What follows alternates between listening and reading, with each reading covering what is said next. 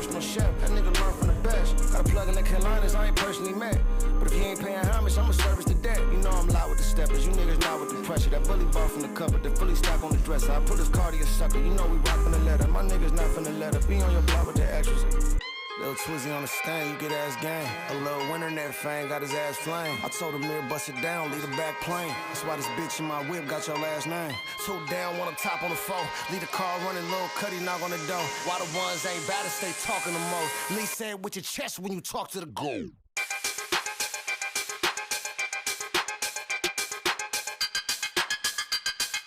Codes to the shit, you gotta learn to respect.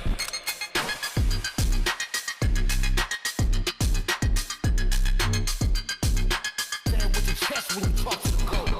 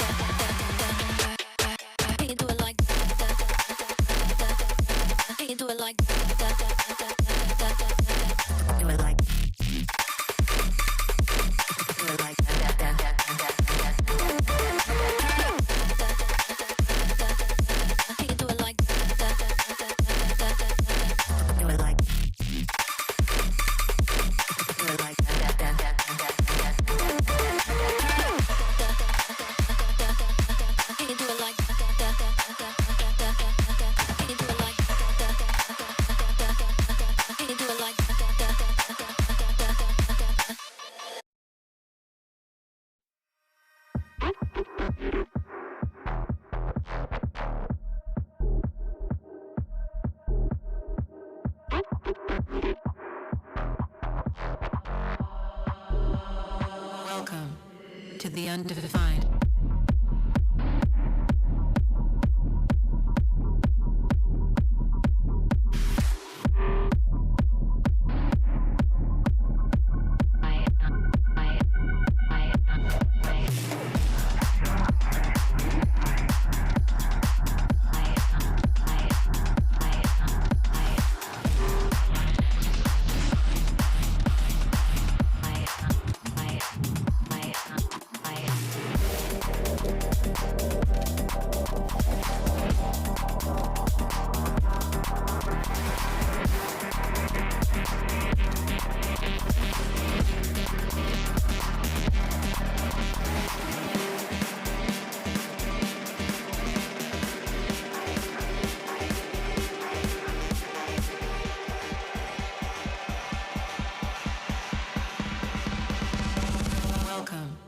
To the undefined.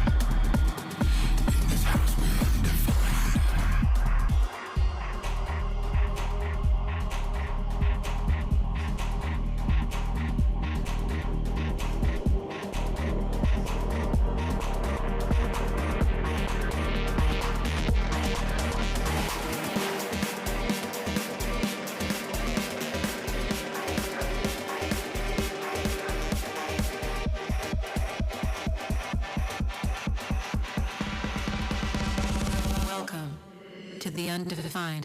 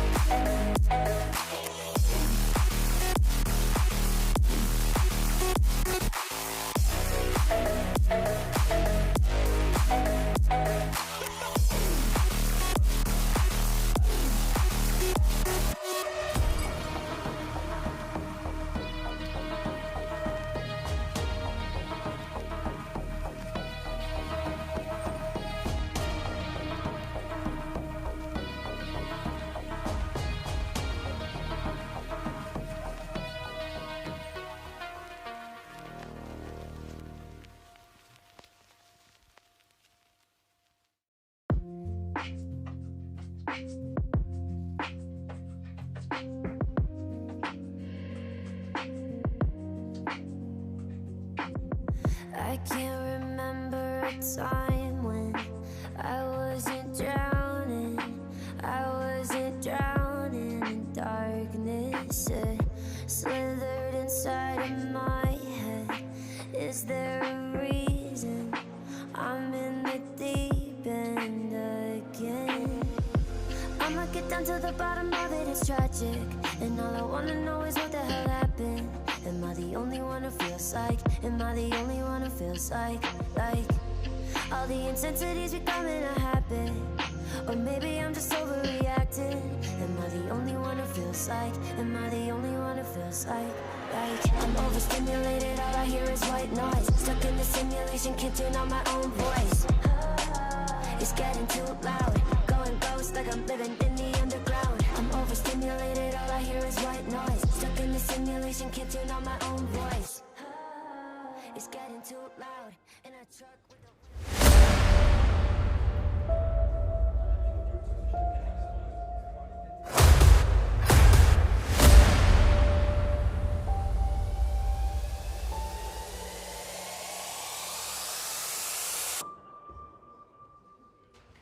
We're here.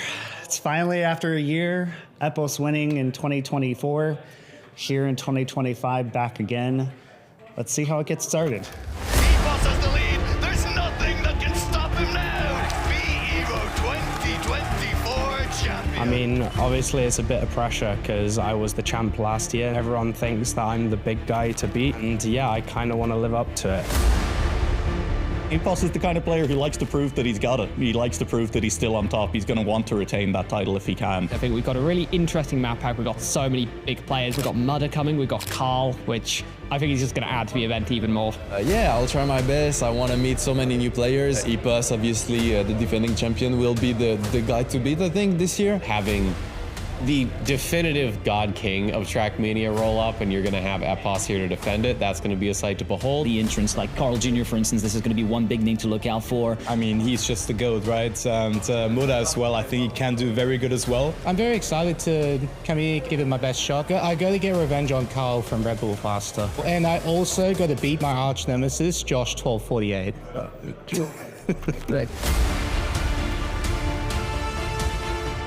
I'm going to look at Jadon. He's also coming off a really strong year. Letzter, because he did really good at Comic-Con Baltics together with Elcon, where he won. I don't know why I have this in my head, but I think this year that Alcon's going to be very, very good. Not sure if you could call them an underdog, but I do believe that there is New Prime. Obviously, last year, grand finalist. This New Prime has one hill left to conquer, one hole. Let him go!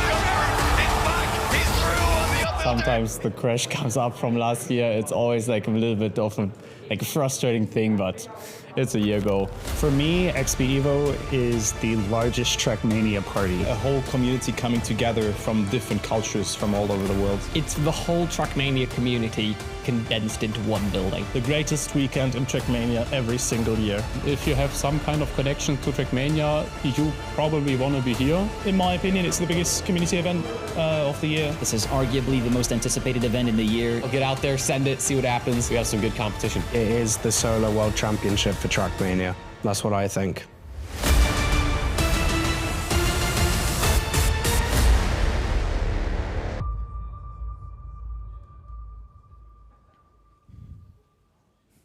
We've made it. We are here. It is XPEvo 2025. Finally, the year of waiting is over. We're finally back. We're about to get into some crazy action this weekend, and I hope you're ready just as much as I am.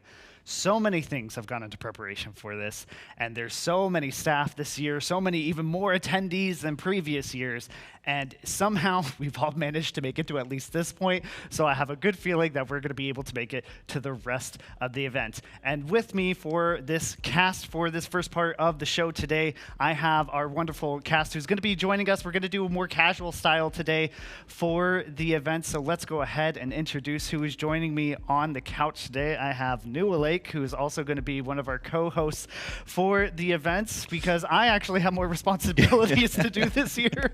So I have some couple people helping me out as well. We have Shorty, a returning analyst, third year in a row, also with us, and Boney, one of our casters who will be joining us not only here sometimes, but also on B-Stream as well. By the way, there is a B-Stream stream, and you should also check that out when that's happening. Right now, they're having a little technical difficulty, so I believe they're restreaming us right now, but eventually they will be covering other matches, I promise. And then also, for our German fans, if I may very quickly, hallo zusammen, ihr Deutschen, wir haben einen Stream für euch, also hier für XPEvo. Wir haben Trilux, unser Partner, der streamt momentan auf Deutsch, auf jeden Fall. Und der ist gerade unten von uns im Streamer-Booth und der hat seinen selber Podcast und Leute, der wird interviewen und so weiter. So, also, wenn du Deutsch bist, du kannst gerne bei Trilux, unser Freund, schauen. Also, Dankeschön. Okay, back to English now. I think we got that through. And yeah, happy XPEvo, everybody. Happy XPEvo. So, we have a lot of matches to go through today, and we are going through 8 qualifier waves right now. Well, 8 matches of qualifier waves, 4 qualifier waves, and then we also start our top 128 today, which is going to be a lot. Yes. We are going through about 235 registered players today. Yep. So TO's gonna have their hands full for today. And most stacked. We say this every year. Yes. But yeah. This year is like I think we can't get any more stacked than previous years. I feel like we almost have everybody. Bren, if you're watching, we miss you. But like outside, everybody here and their mothers and fathers are actually here. So I think we're doing a good job this year as far as talent is concerned. Absolutely. I mean, I think in some ways the qualitative step up it feels like that's been taken is that Carl Jr. is here, right? Like, I mean, there is other good players who didn't attend previous XPEvos who are here as well, but the fact that Carl is here all of a sudden makes everything feel that much more daunting. I think for every top player who feels like they're in with a shot, who's come close in previous years, now you got to go through Carl as well. Yeah. I think it's just insane. You know, like at the entrance earlier, you just looked into the crowd and you see so many people that you recognize. Obviously, a lot of old faces that you know from the last couple of years. But also just someone like Carl, for example, and you just see like, that's a top player. There's another top player. I know that guy. Oh, bam, this is so stacked. And yeah, we do say it every single year, but I think this is definitely even more stacked than last year. Yeah, I think for me the only notable exception in this, and this is more going through the lines that we've had, Feed. I mean, for those who were in the Tracadia days, they should know who that is. But yeah, one of the absent ones. I could only imagine like a finale where we could have, you know, our Tracadia champion, we could have our 2023 champion Otak, 2024 champion Epos, and then who knows comes in for 2025. Would be an amazing finals, but even then, we've got a lot of amazing players and a lot of communities coming for this as well. I mean, not just players, but also just people coming in, having a great time. Very much coming here with the intention of seeing everyone really making it that Trackmania event of the year. Speaking of community, we did have our community day, our first ever community day yesterday.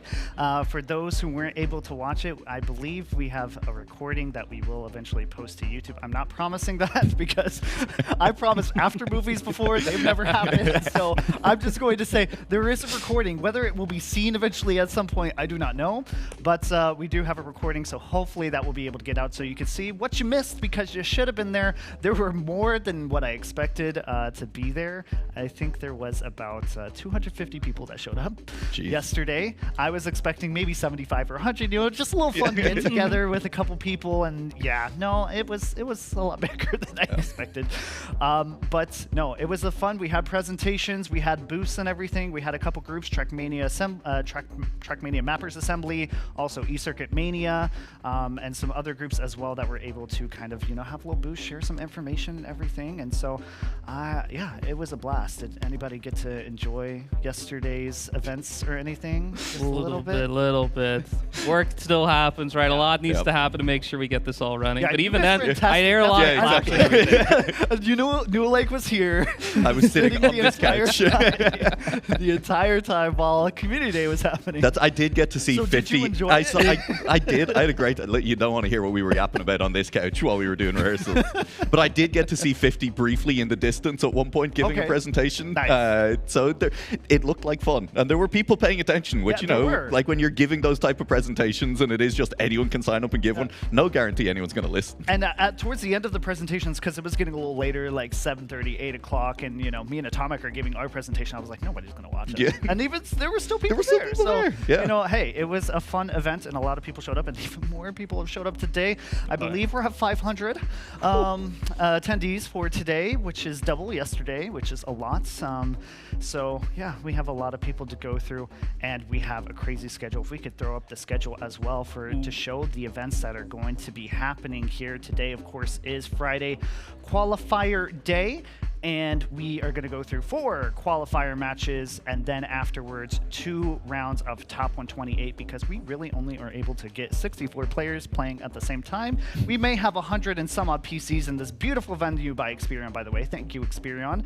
And also MediaMarkt, our main sponsor, the parent company of XPERION, for this wonderful venue and all the PCs. But yeah, even with all the PCs, realistically, it's only good to have 64 players so we can track things, and servers aren't that happy when you have that many players. Yes. So we split into 32 lobbies of 32. And just to explain how the qualifier format works, all players will be playing against each other regardless of what lobby they're in, regardless of what wave they're in. And it is about points. Whoever gets the most rounds points at the end of their match will be seeded accordingly. And so you may be in wave 8, but you may be seed 1. So who knows how that will turn out at the end.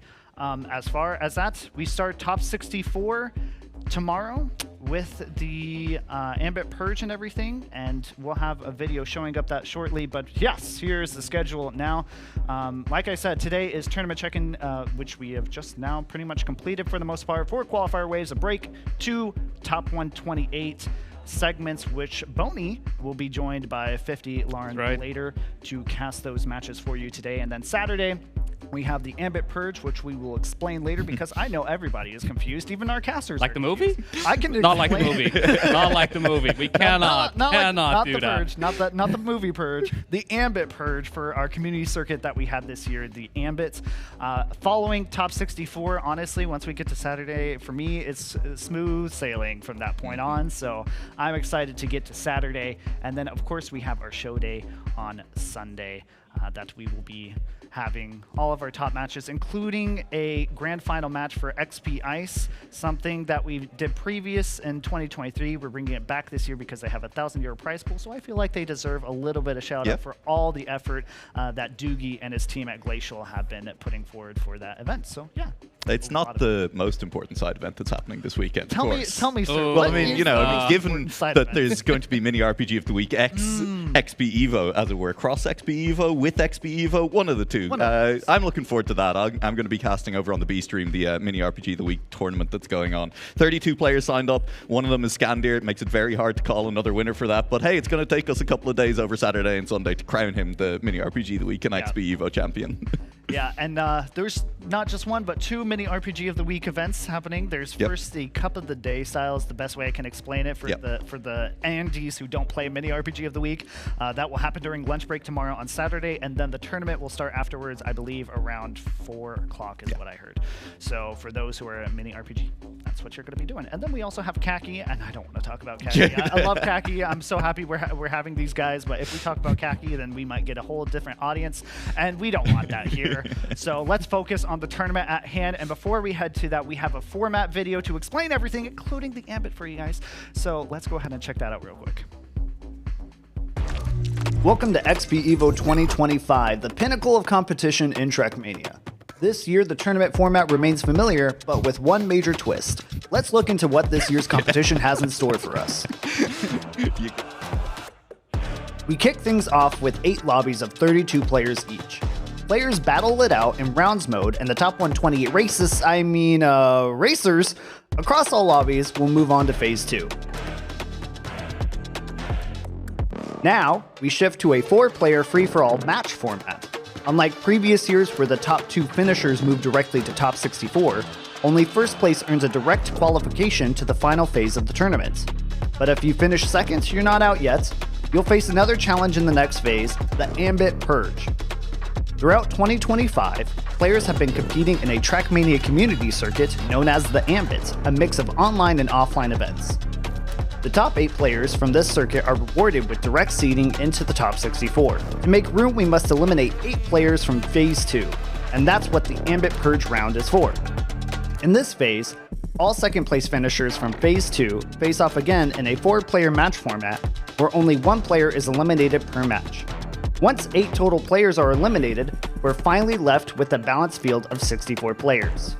Now your regularly scheduled Classic format has returned to a top 64 double elimination bracket. Only the most consistent and composed will make it through to the grand final, and one will rise above the rest to become the XPEvo 2025 champion.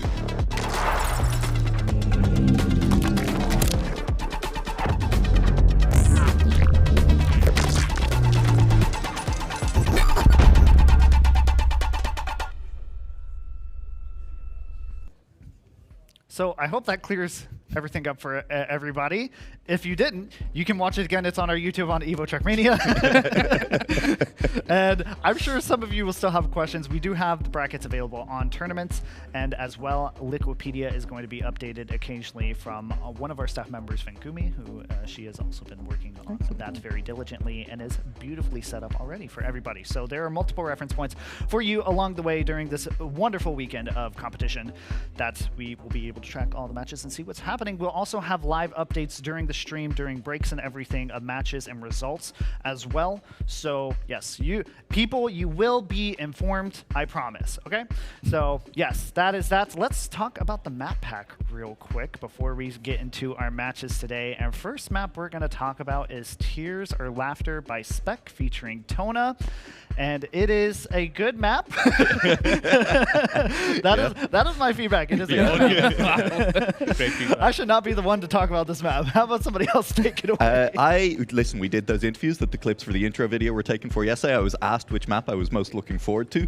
I think my answer was Tears or Laughter, because it feels out there a little bit compared to a lot of the kind of mixed comp style maps that we've seen. It starts with that really slow, not precision, but really slow, awkward dirt section. You know, you do have to be quite precise, as you do on all of these maps. It's just awkward. And then it completely leaves that style behind. You have a fast middle section, and then you have ice turns towards the end. And I think as a whole, that's a weird combination, and it's a map that as a result is going to catch some people off guard.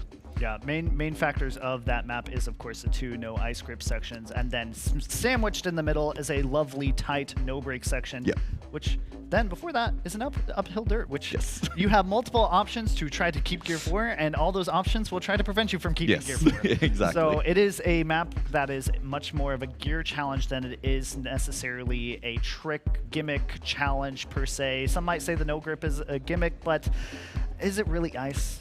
Can anybody say that no-grip is really ice? Like, I wouldn't even call it. I'm pretty sure you're going to make enemies in the ice community. Like, this isn't ice. Yeah, no, you will make enemies. No-grip ice is basically, just spitting in their face, really. Yeah, considering that we do have like an ice tournament here as well, and a lot of ice players are here, I think I'm not going to call it ice, but at least you can say it's similar. Like the gameplay aspect of it is similar. The gameplay feel of it is obviously very different. Yeah. Just brings in a bit, because of the no grip, the thought about, okay, what do I care about gears? How am I entering into it? It's a bit less important. But even then, with the first one, the no grip, you've got that checkpoint going into the booster. I think that may catch some people off guard, depending on how they exit out. It's not necessarily about the ice slide. It's about the exit. The exit of it. Correct. Yeah. A fun fact for testing portion of that ice slide, there was no dirt to help the snap. So it was just pure tarmac. And I could only imagine the feedback that we would have gotten had we left it that way. And the mappers were like, oh, we should keep it. We're like, no, we shouldn't keep it. Because I can already see it. But yeah, it's a tough map. I won't say it's easy. Some might say it's a little bit easier as far as the other maps are compared to, but it is the longest map, so it's more endurance, and keeping you focused the entire time is going to be the challenge for those players, I believe. And yeah, there was a lot of feedback for this map too. I have to be honest, there was a lot of feedback for this map. I won't say what the feedback was. Shorty has been with us the entire time for map testing. So if anybody hates the maps, blame Shorty. No, you can come to me. We can talk about it. Yeah. So me me and Roxy were actually the map pack managers for this year. Of course, Shorty I bring almost every year to do map testing and everything. And yeah, this was the map that we definitely struggled on a lot. Had a lot of feedback for. Had a lot of confusion at some points. And we had a lot of discussions, like not only with the mappers but also within the map testers. We had a lot of discussions about that map. So yeah, well. It's here, and it's a good map. I like it the way it turned out. Let's check out the intro video.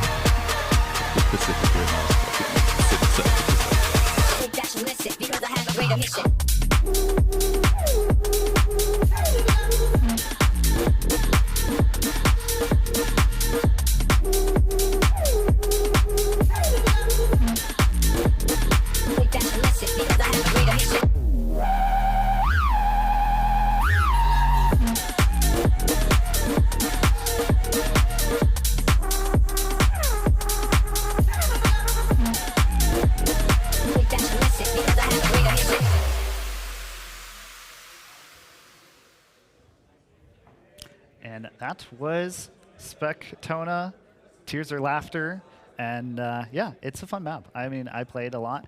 My biggest gripe is maybe that first dirt section. It feels so random to me. I don't know. Maybe I'm just skill checked. I am not the best player. It is very difficult. But I feel like I can get decent times on some of our maps. I have had at least 3 months of training on them. So at this point, there's no excuse for me not to have this amount of training. But yeah, no, it's a pretty good map. So yeah, let's talk about our next map. That is going to be, I believe, Trace, if I'm correct, production. That is the next map we'll be going into. And that map, now this map we can say, this is probably our first identity map that we have. So preface to the map pack, we did have a request this year that we had themes, not identities, themes. And the theme is basically you have a trick or something or a quality or surface of the map that has a general theme to it. It may be overarching, like for example with Roxy's map where it's a very precision, fast, transitional, like Roxy does as tradition. Or it could be something more like Bubblegum, which has more jump transitions, drifts and whatnot with the sausage included. That's more general arching. Then you have certain maps that have more specific theme, such as KC's map and Trace, where it has the wet wheels for the tech drifts, essentially, or wet wheel slide, whichever you would prefer to call that. And in between that, you have a lot of tight sections, reactor, kind of doing a lot of different things all at once. And it is probably one of the more difficult maps from what I at least have heard from the rest of the players, is that is probably the map that's going to trip people up the most, because there's a lot of things to catch on to and mess up on, especially with that second wet wheels section there. Yeah. Well, I mean, look, if we're agreeing that no grip isn't the same as ice, is wet wheels on tarmac. It's wet, like water is just ice. So like wet wheels on tarmac, if you think about it, right? It's kind of like ice. No. But back me up here. Back me up here. Okay? I don't know if there's water-style players out there as much as there's ice-style players out there. So I'm not sure if there is an audience to offend with this per se. There's one for underwater driving. But True. But that's different. That is way different. Yeah. But especially with the water, because it's not just the watery wheels. As you say, right, having to take those slides around. It's also a lot of surfaces in general that means you will have to slide around. I think most specifically, definitely an area to look out for is that after the second slide, you have the plastic sector, and you have to go around with reactor on that. And there's a lot of tight entries on that you have to control, while at the same time having to deal with this pumpy plastic with the reactor. I would not be surprised if that is the place where, you may see most players fumble a bit. I think there's going to be so many places. Like, I agree, but I also feel like it's just going to be everywhere. I think it's just going to be everywhere. The ending there's as well. There's the reactor on the upper elevation portion, the reactor plastic that you have to jump over a tiny gap and not clip that ramp. There's just so many sections. And fun fact, people, they are in warm-up, and we're about to get into game here pretty soon. Hey, guess what? There's no casters, by the way. But, eventually, we will be having one of our casters who are currently on this couch here. I have been working on my cloning technique. So far, inconclusive. We'll let you know how the science will pan out on that. So just for everybody to understand what the situation is going to be here, we're just going to talk through while these matches are happening. We decided, I think everybody can understand, that casting a match of 32 players is not something that is very economically feasible, especially for our poor casters who have to pretend like they know exactly what's going on. I've done it too often. It's so difficult. I was doing the out of the blue qualifiers, which were matches of 100 players, like a week ago, and that's brutal. It's tough. I mean, we have more maps that we'll go through. We'll go through the intros, and so maybe as the maps are playing, we can talk more about the maps while the players are playing through those. But for our qualifier 1 wave, we have some notable players here. You may have seen him on stage already, but our last year's champion, Epos, is sitting on stage right now. We won't be focusing too much on necessarily the players sitting on stage. You'll get some cool camera shots of them while they're playing, but our focus here is to talk about who is in these matches as far as notable players. If we missed somebody, we are so sorry. Hope you prove us wrong. Outside of that, I think we have some really good players to focus on here. We have Mutta, Neil, Epos, Aris, and then we have a couple other extras, Intax, Sake, Rakakax, and Nico.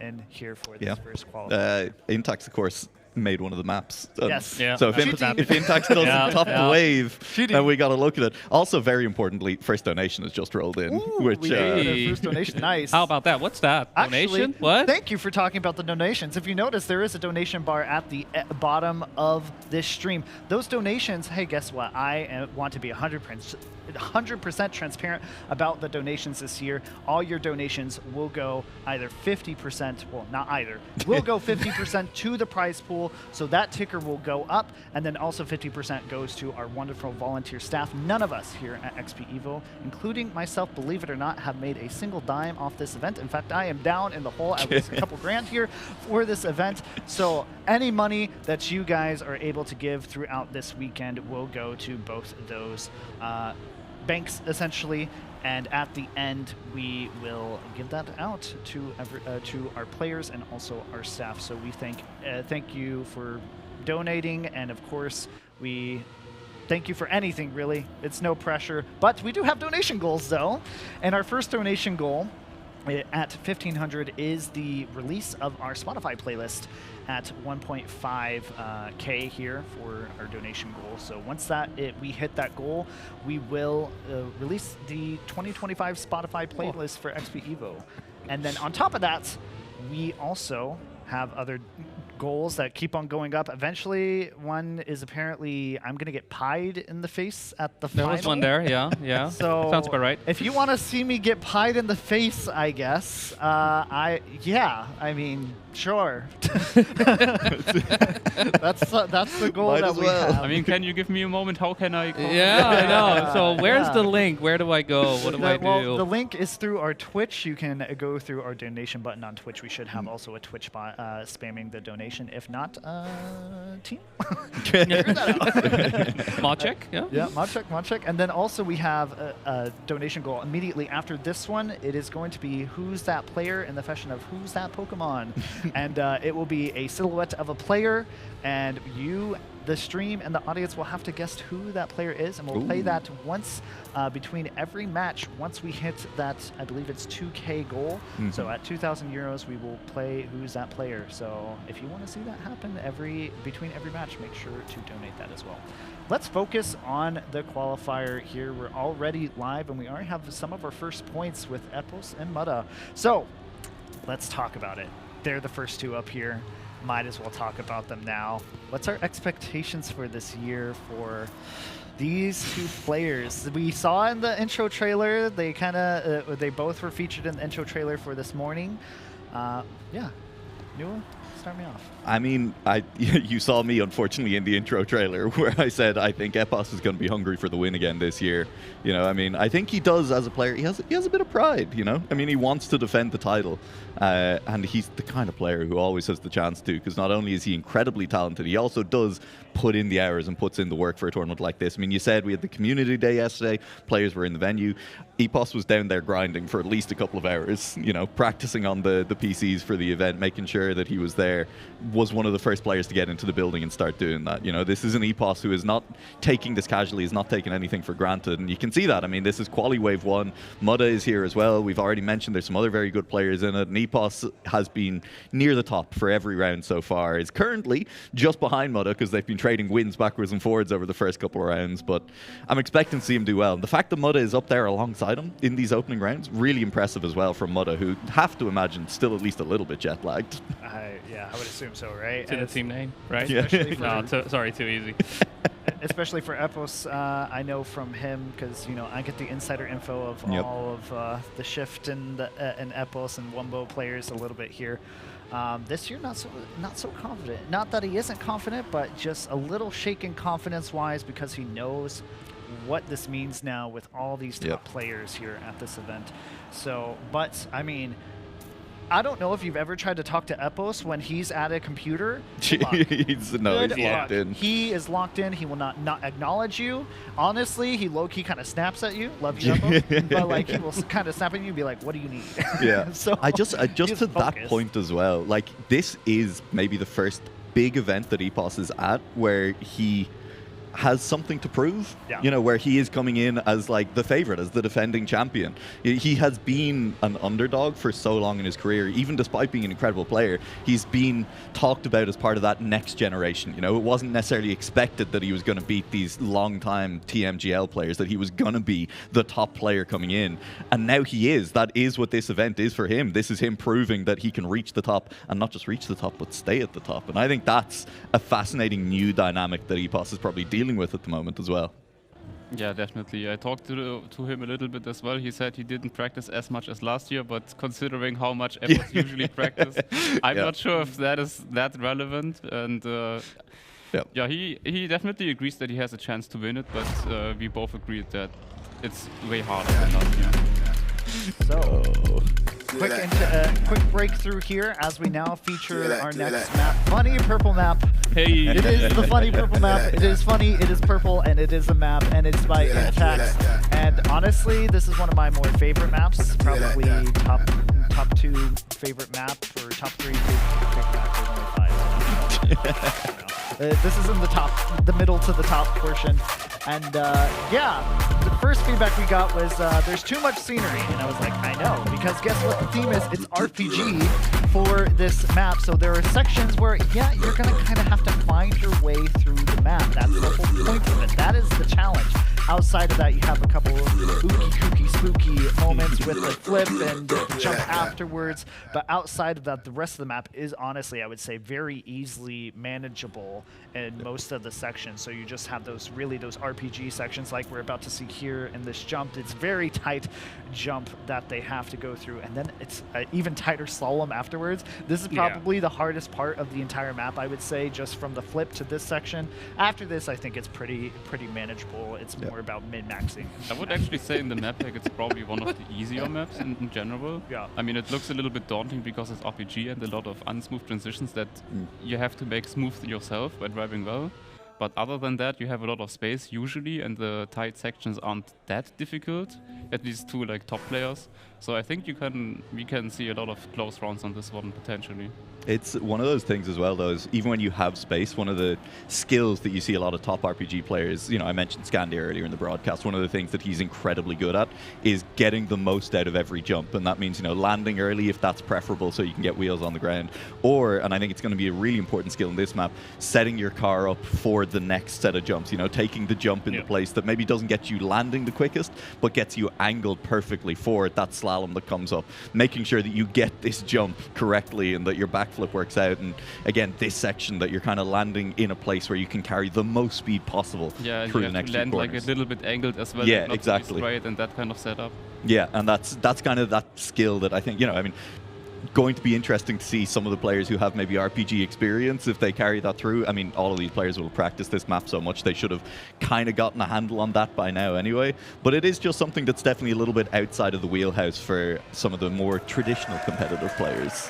It's, of course, still not really an RPG map. No, of course. It has some RPG elements, yes, like the flip, but overall, you could still say it's just a normal map. Yeah. But a bit special. A normal map, but it's it's the small bits. I mean, that's for all of these mixed comp maps. It is you can't go too far from just pure standard mixed comp maps, or the players start to go like, well, this isn't a comp map anymore. But it will probably be the favorite map of Scandia. Yes, absolutely. Yeah.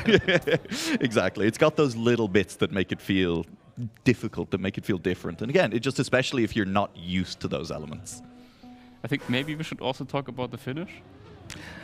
I mean, yeah, I guess we do need to address that. Bonnie, would you like to address the finish real quick? I mean, the finish in general. I mean, I myself, for some reason, don't struggle with it too much, but there are definitely a lot of positions where you can slide out if you want, if you can.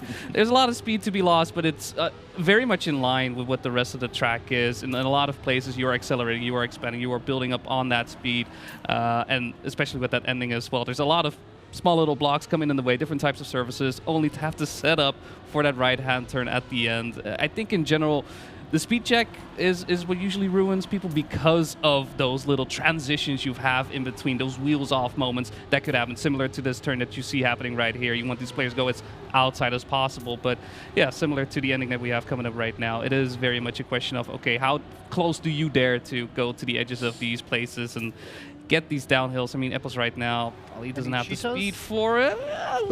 Barely. No cheetahs. No cheetahs. No cheetahs in this lobby. So I believe what Shorty is referencing is there is a slight little reroutes on the finish. We'll call it a reroute here. Where hey, look. Now what's going on here? Hey, that's what we like here. That's what we celebrate. Good job, Shagon. Yeah. Finally, someone driving the correct. There's somebody else in this event that also does the backwards thing. I cannot remember his name for the life of me. Yeah, there was someone did it last year. There's You're somebody right, who does there? it, and he asked us. He's like, "Are they all backwardsable?" And I was like, "Sure, maybe, entirely possible." I guess. But no, at the end there is a little bit of a cut or reroute on the right side of the pole at the finish over the penalty grass. Thank you, Masa, for making my life harder. As far as that's concerned, we have ruled that we're not going to change anything on it. It is a very risky option to take for a 0.05 advantage. So we think that is negligible enough to really not do anything for that. But just so you're aware, nobody can be surprised by this because it will eventually happen. What was the World Tour map a few years back? Was Valleys? Does anyone remember Valleys? And it had the ending where the identity on that track was you kind of went up and down through a series of valleys, kind of the switchbacks at the end.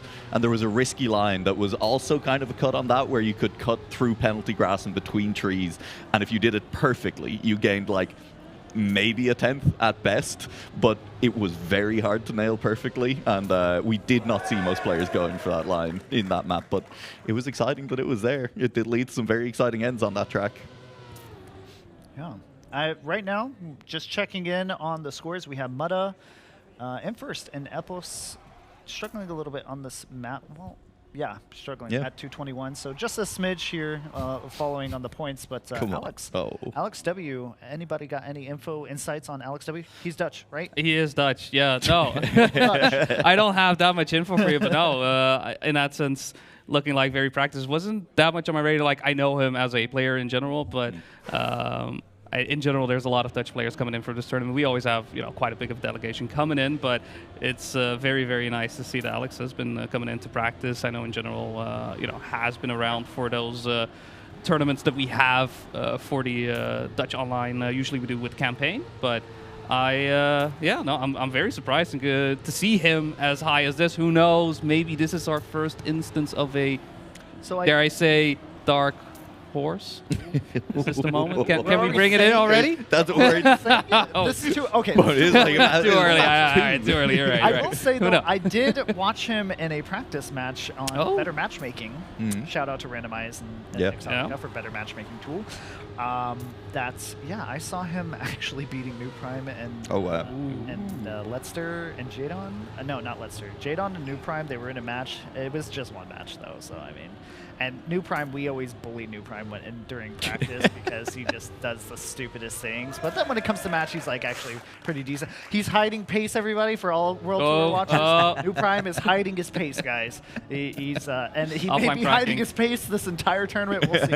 Actually, speaking of New Prime, we'll eventually get to him, but one thing I noticed about New Prime for this year, he is definitely not as confident as previous years. He is definitely feeling like he's not even going to go very far, like to grand final or anything like that, top 8. He's like, if I just get top 16, bro, I'm happy. I'm like, okay, well, we'll see. But I think he could do it. I think he's still on the same form as he was last year.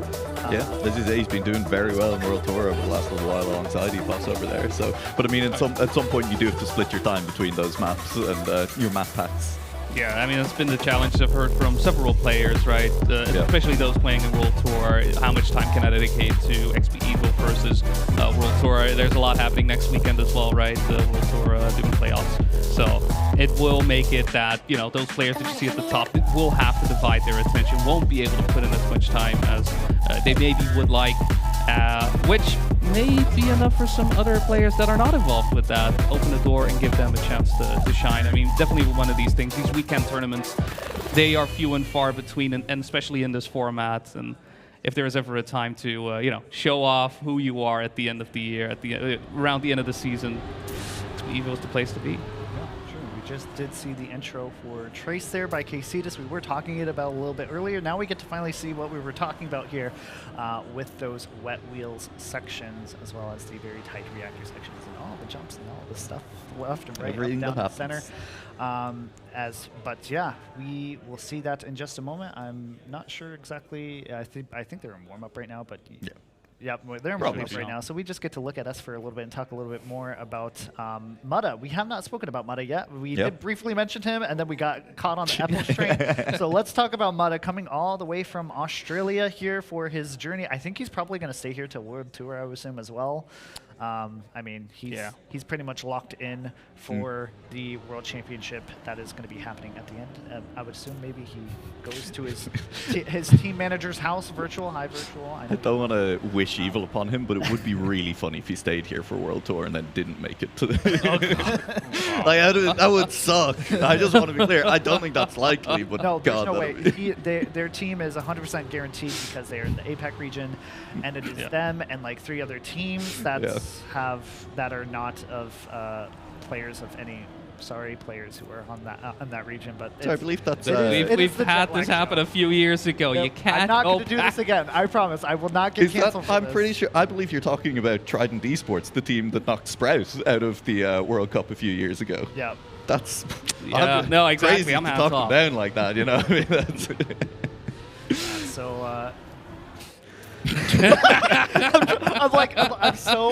So how about Mutta? How about Mutta? How about Mutta? Good to see him here this year. I was very surprised to get his message just randomly out of nowhere. And by the way, folks, we have a new donation for XPEvo from XPEvo. This is from our Eventbrite donations that we've had throughout this year. So we are sitting at 820 euros right now for our donations. So everybody who has donated up to this point, thank you so much for your donations. Again, it goes 50% to our players for the prize pool, and as well as 50% to our staff to kind of pay them back for all the sacrifices they have made throughout this year, because guess what? I had to pay for my hotel. So some of us paid for our hotel, some of us were luckily able to have it covered. Some of us had to rebook multiple flights to get here. So it is not easy for us to be able to make this great show for you guys. A lot of planning throughout the year goes through that, but enough about that. Let's focus on what this map is going to have Mutta. for us. Mutta first. Back to the Mutta conversation. How do we feel like he's going to do? Because I will say he was very rough with his critique. When he first played this map pack, he was not too happy about the scenery of a lot of the maps. He said the 2 maps he liked the most were Tears of Laughter and Bubblegum because they had the least amount of scenery, and then all the other maps had too much scenery. So I'd like to see what you guys think about that type of feedback.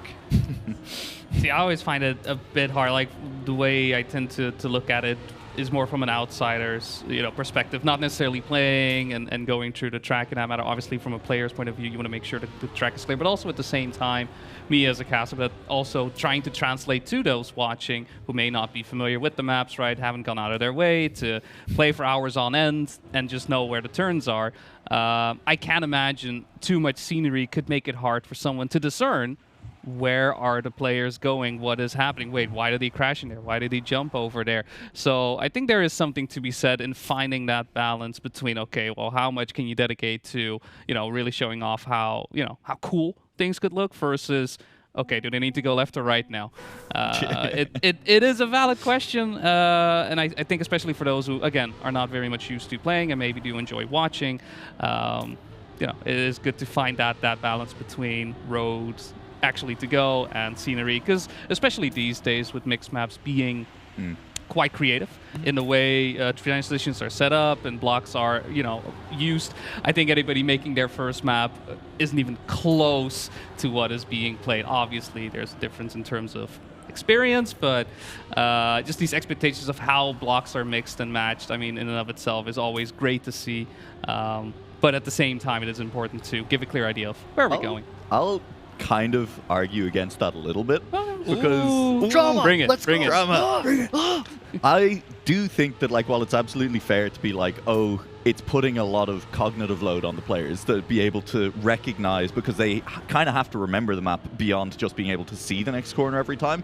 I also think players have gotten really, really, really good at Trackmania, especially over the last few years. The level of competition has gotten incredibly high, and I think we've struggled sometimes in seeing mappers find ways to really challenge players, to make corners, individual corners, more difficult for them, and as a result making maps difficult. And if the maps are too easy, every round looks very close but isn't actually very interesting in a lot of ways. And by making the maps a little bit more cluttered, sure, it's higher cognitive load, it's harder for the players to process, but being able to process what the map is doing and remembering where you need to go, that is a skill in competitive play.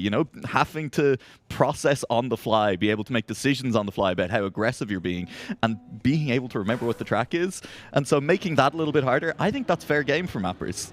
I think it is too, and I'll even bring the analogy, one of our casters here loves to talk about Formula One. I'm sure a couple of casters casters love to talk about Formula One. I would have to say, because people like to compare, training and mental sometimes in Formula One, even though obviously we're not dealing with gravity and driving and whatnot. Formula One drivers can drive almost any track blindfolded. Yeah, they really wanted to. Obviously, that's insanely dangerous. Please don't. Please don't. But they can. And so, same thing goes to an extent mentally with Trackmania. The track doesn't change.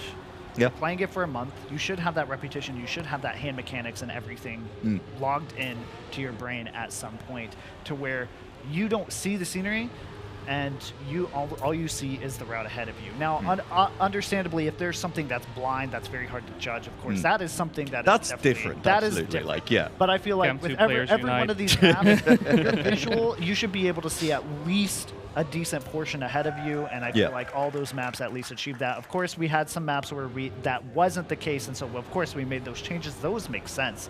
But as far as what you said, I feel like it is a required skill at this level for competitive players to have to deal with that. I think it's something that if you want to say you're a good player, I'm sorry. If you just want to play a route and route only and that's it, I don't think competitive mapping or competitive matches are for you at that point. I feel like it's more you're just wanting an easy win at that point. I feel like that is my personal opinion. You can disagree, and I'm sure, and I know there are many disagree. But also, I think it's important to distinguish. You said there was a skill of players, right? That Trackmania, the players have gotten better, and I feel like we also have this diaspora of we have the Cup of the Day players, and they don't necessarily get into every niche community and competition and everything. Trackmania is way more than just what happens in the game. Most of the content that happens for Trackmania happens outside of the game in Discord and through streams and everything. And most people who even watch streams, they're only getting a small fraction of what actual content there is for Trackmania. And I feel like if you're a comp player who's really deep ingrained into Trackmania, we call them sweaty and tryhard, whatever you want to call them, but they are... That's a crazy week. I say we as... Hey, there's a lot of community people who are like, oh, they're sweaty and tryhard because, you know, they're in every community and blah, blah, blah. They play all these comps. I don't think so. I think that's just a normal thing you do when you're really interested into a game. Absolutely. But no, they are going to be the ones that have more critiques about maps because they think they should be harder. And then you have the opposite critiques, which may come from streamers, which may come from their viewers, that say it's too much scenery, there's too much going on, I have no idea what's going on.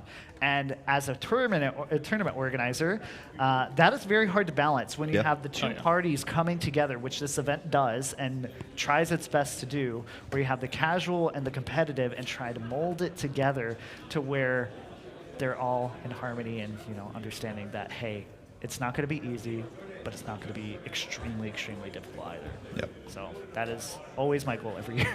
Import, I have a problem with the scenery on Bubblegum. Oh, no. I know what I have it a is, serious and I problem agree. with the scenery on Bubblegum. Boney's on board with me, okay? We may need to hotfix the map. Yeah. Okay? The issue is you've got a map named Bubblegum, and it's hot pink, and there are no hot pink bubbles anywhere on the track. No, you don't need the bubbles. Okay, It's called Bubble Gum. Where are the bubbles? No, sir. I have the theme for this. So, you know what Hubba Bubba is? Yeah. It is the tape, bubblegum, and the arches from on the map are the tape bubble. The man wants an orb. Give the man an orb. I just want an orb. I just want an orb somewhere on my bubblegum map. I'm not always on import side, but with this one, I'm on his side.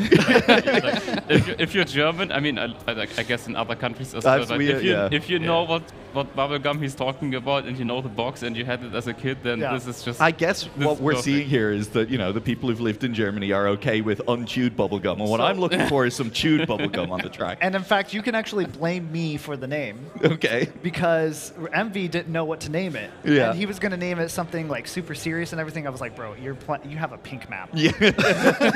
I don't think there's really anything serious about this. Which is also, to be clear, something that you made him do. Yes, I did make him do it. So if you hate the name and it doesn't match the theme, you can blame me because I told him to call it bubblegum. And he was like, that's a really lighthearted, but you know what? I guess it makes sense. And I was like, yeah, it does. I just love that. You were like, please make your map bright pink. And then he's like, I still want to name it serious. I put serious effort into this. And you're like, dude, your map is pink. That's so crazy. Well, each of the mappers had a color to go by. So whenever we're describing maps and you don't know what the name is or the map or anything, you can call them by their colors. We have a blue map, a pink map, a white map, a black map, and of course the final map purple. Yep. A funny purple The funny map. purple It's map. funny. You got to remember. Yeah. So So that it fits the theme of XPEvo, our branding and everything with those colors. I think everybody who has been to XPEvo, I think we all have finally covered that. I think everybody understands at this point. But that's the easiest way to reference them. I want to talk about bubblegum really quickly here. That drift that everybody just went over here. It's a little tricky drift. Probably kind of not, I wouldn't say do or die, but it can decide rounds because that gear, it used to be way harder, by the way. We made it slightly easier to make it more consistent, but it used to be you could only get it like what, once in every 10 tries or something like that. I've tried in the editor, and I specifically just started at a checkpoint before it, and I played it, and it was really weird because sometimes I had like 3 or 4 times in a row, and I thought like, yeah, now I understand the line. But then I played again, and I had like 5 or 6 or more tries in a row where I didn't get it a single time. And it's just so much on the edge because if you want to try to use as much space as possible to the left because you have a little bit of a small beam that is not plastic, so you have more grip there. And you want to go over that beam obviously to like preserve more speed, have the better angle for the drift to keep the gear. And if you're just a little bit too far to the left, then you fall off and you have to respawn. You don't want to do that in rounds, especially. And yeah, if you're too far to the right, then you're fully on the plastic and you have no way of ever keeping the gear. So yeah, we made it a little bit easier. We extended everything a little bit further to the left, like made the beam a little bit bigger. And I think it's still very challenging to keep the gear. I don't think it's free, and I think we will see even top players occasionally like miss it. But it's at least, in my opinion, a lot more consistent and a lot more. Like, it just makes sense now. Before, it just didn't make sense to me. I just couldn't understand when I keep it and when I don't. I believe, if I'm correct, and maybe you just said it and I was not paying attention, but I believe the original intention for that drift was Gear 3, just to stay in Gear 3. I don't believe Gear 4 was intended at all. And then when we realized that, oh, you can get Gear 4 and you can kind of get it, not consistently, but you can get it quite often, it was like, oh, well, we know one person is going to train that gear and get it consistently, so might as well make it consistent, a little bit more available to others as well to kind of balance that. That's things you have to do in a map hack. You just have to wait for the people to play, and like they love to break your maps, and you're just like, I mean, this is one of the turns where we actually had a little bit of miscommunication, because Loso was complaining about that turn, and I always said, like, he wasn't complaining about the gear specifically, he was always saying, yeah, he has too much exit speed, he can't make the narrow passage afterwards. And I never really pushed the gear for Gear 4 because I didn't expect it. I didn't necessarily hunt the map, I tested it, right? It's not exactly the same as hunting the map. Yep. So I was like, yeah, but I don't see the issue. Like, you can easily make that turn.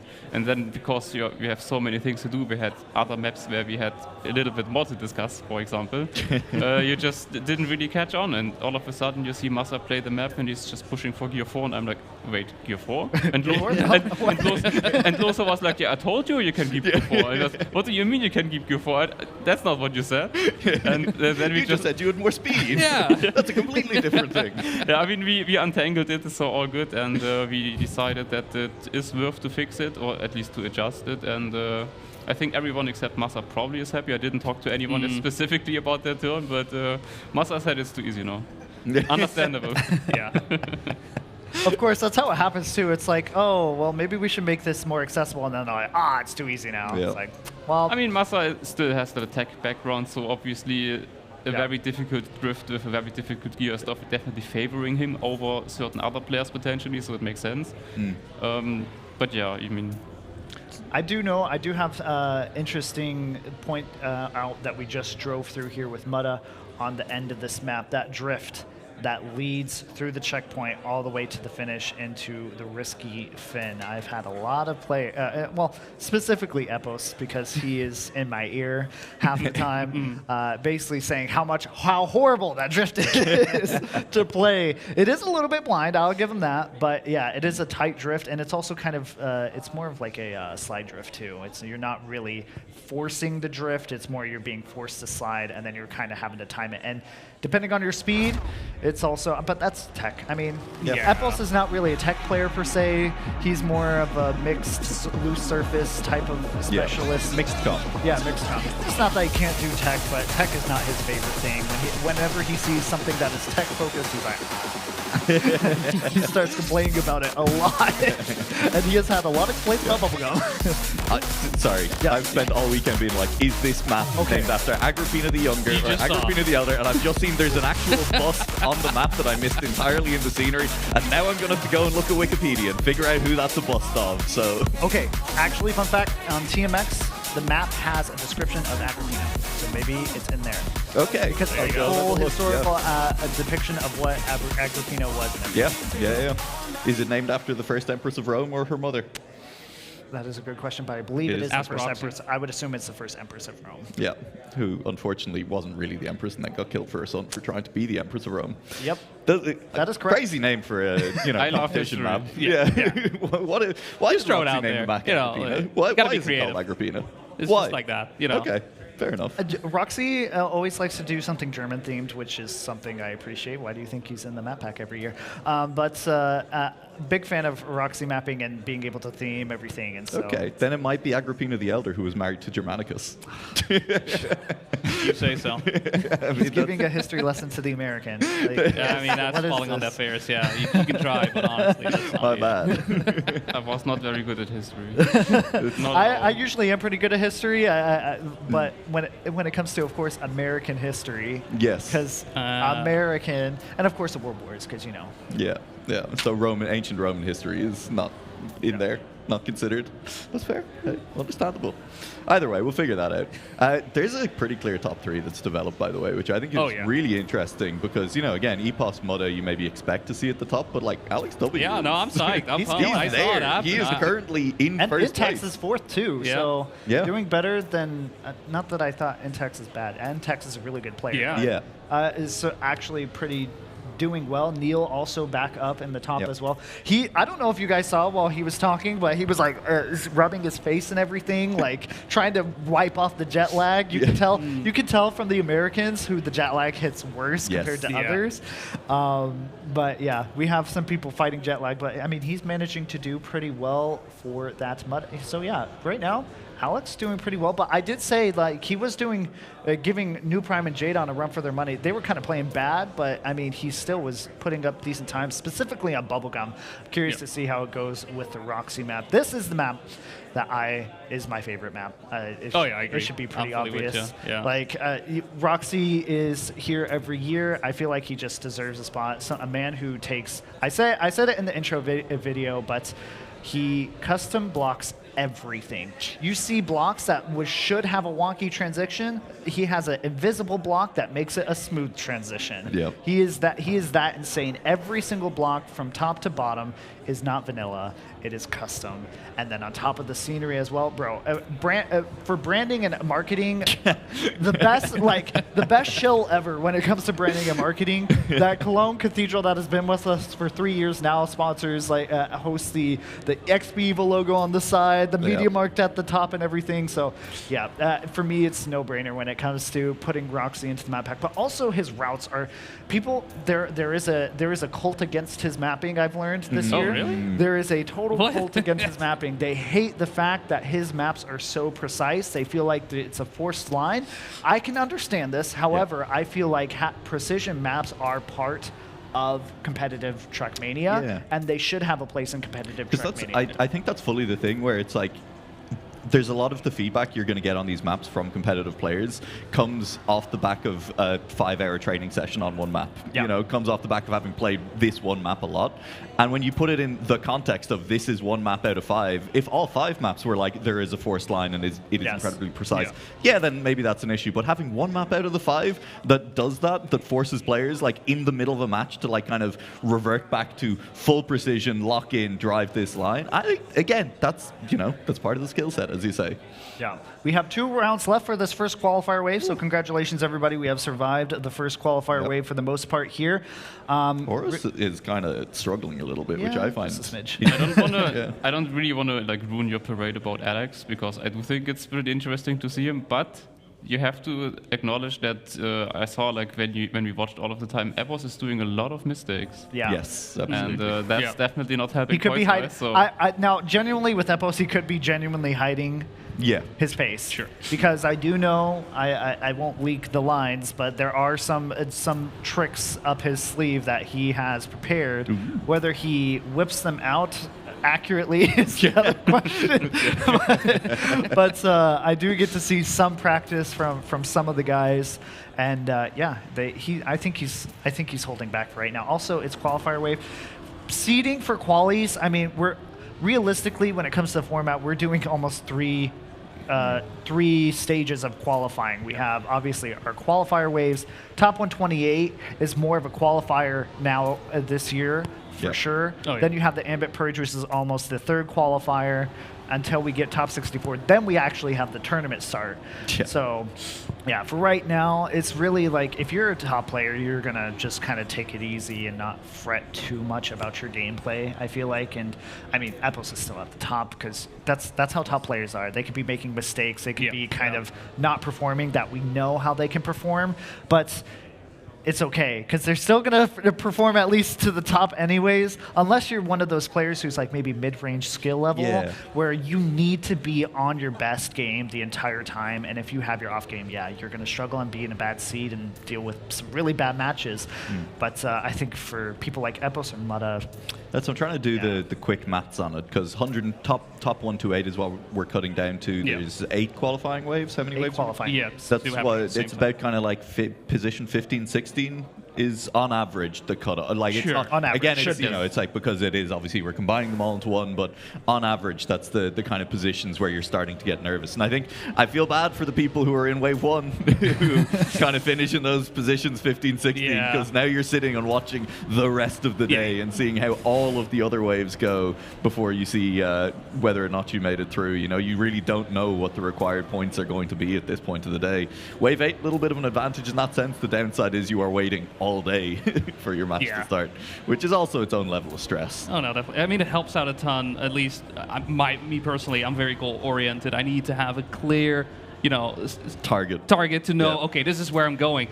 This wave, you have no clue. Yeah. You just if you're top 10, it. okay, I guess I'm good. Yeah. But 7, 8, it could definitely help out, and that's what you usually see as well with these types of qualifier waves. There is something to be said about getting a bit of advantage because you are starting later, because you have seen what players have been doing, and maybe even get a little bit inspired along the way. But just knowing, okay, this is what I need to do, can do a lot in this setting. But also just coming back on that whole. Players, not necessarily going as hard as they necessarily need to go because they're at the top versus those middle players.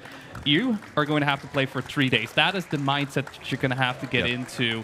And it's really a question of... You're going to have to stay awake. Do you know Can how you many do that? players during online cups, they're like, man, I'm so tired after today. I'm like, brother, you are about to go through 3 days. Yeah. Yep. There is no being tired. There is only go. Yeah. So, that is going to be... Especially in the lower bracket. Especially in the lower bracket where, it's do or die at that point. And... Yeah, it's not easy. It's not. Never. Nobody said it was ever easy. No, We're gonna be easy. promised, And it's always fun when you have those players who are like, "What do you mean I have to play more?" And you're like, "Have you been to a LAN before?" But so we're here to play Trackmania. Just we have to play Trackmania. I have to try. That's weird.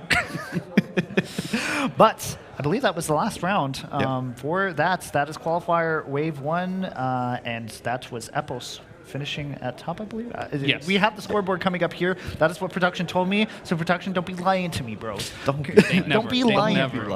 But after this, we'll probably we'll just go over the results, discuss about it a little bit, and then I believe we'll have a short break, or maybe an interview and then a short break. We'll see. We'll have an interview after this. Yes. And then we're staging a coup, kicking import off. You're kicking me off. I get to be free. I get to be so free early this year. It's crazy. So I will be. Of course, I am your host. Nua is going to be one of your co-hosts along with Legion and Randomized. They're going to be taking care of you guys while I am not going to be here because guess what? This event has been way bigger than I planned, and so I have to take care of more responsibilities this year. So I told everybody, I got to be a little bit more available. So the other guys will definitely have your back for that, and of course we'll have a rotating cast. Probably the most consistent individual this entire cast will be Shorty. He is here for every segment, so we will have our fantastic analysis from Shorty throughout the weekend. But yeah, that is pretty much it. I believe production, are we going to see the results here pretty soon? I can't believe that Import found the one person with glasses who's going to be on the analyst desk who it interferes with their mic a little bit, and he was like, you stay here the entire time. He asked for it. He asked it's my own fault. Like he was, you can take breaks, Shorty, you can I offered him B stream even, but and he was like, don't really want to be in the B stream, I'll be honest. B stream, best stream. No, I think B stream is a lot of fun, but I don't think it's for me, if you know. Okay, like sure. I've talked to Lars, and if Lars wants to, then maybe we can hop in, like have him here instead of me, for a couple of sections. But other than that, I think the plan is that I'm going to be consistent. And maybe I'll take a break here or there. Look, I just think it's very fun to dunk on Import and be like, look, he's physically torturing all these couches. I'm torturing all these casters. Not only am I not allowed to leave this room, very comfortable here. Shorty actually sleeps behind one of these couches. It's crazy. But it'll be fun for the rest of the stream. We have a couple of extra minutes to talk about the discussion and everything. So I do not have the results. We will not have the results on screen, unfortunately. Sorry, folks. But I believe it was Epos who finished first, with Alex coming second, and then Mutta third. Yep. So that should. So much about him crashing, huh? Yeah. So they should automatically go through. I feel like if you're top 10, you're going to automatically go through. You're pretty much safe. Yeah. Top 10 is top 80 in points. as far as I'm aware. So should be good to go for all those folks. It's more for the people from 11 to 16 is where they kind of have to worry about everybody else. But as far as that is concerned, good first qualifier wave. Also in second qualifier wave that happened just now, we had Skander, Beta Toast, Charles, Magorian, Satel, Samifying, and Nitro Faint in that second half of the qualifier. They just played. We do not have the information on that either, but I'm assuming all those names have probably made it through, at least for the qualifier. Yep. After this, we will have a short interview, and we'll go into quali wave 2, but we can go, or we're going to go into highlights. See, things change, and I have the thing, but you know what? It happens every year, and it's okay, because our production team is amazing. Yes. They do a fantastic job, and honestly, whenever you get to see who the production team is, if you're here at the venue or you're on stream, send a DM to them, after the event, please. But send a DM to them, thank them for the work that they've done, because they have worked so hard to get everything set up and make it as smooth as possible, and of course, things come up. That is how... Hey, listen, for Trackmania production, this is pretty good, I feel like. So I think we do a pretty good job despite everything. But we can go now to the highlights, I believe, and we'll go ahead and be back after that. So we'll see you guys soon in a bit.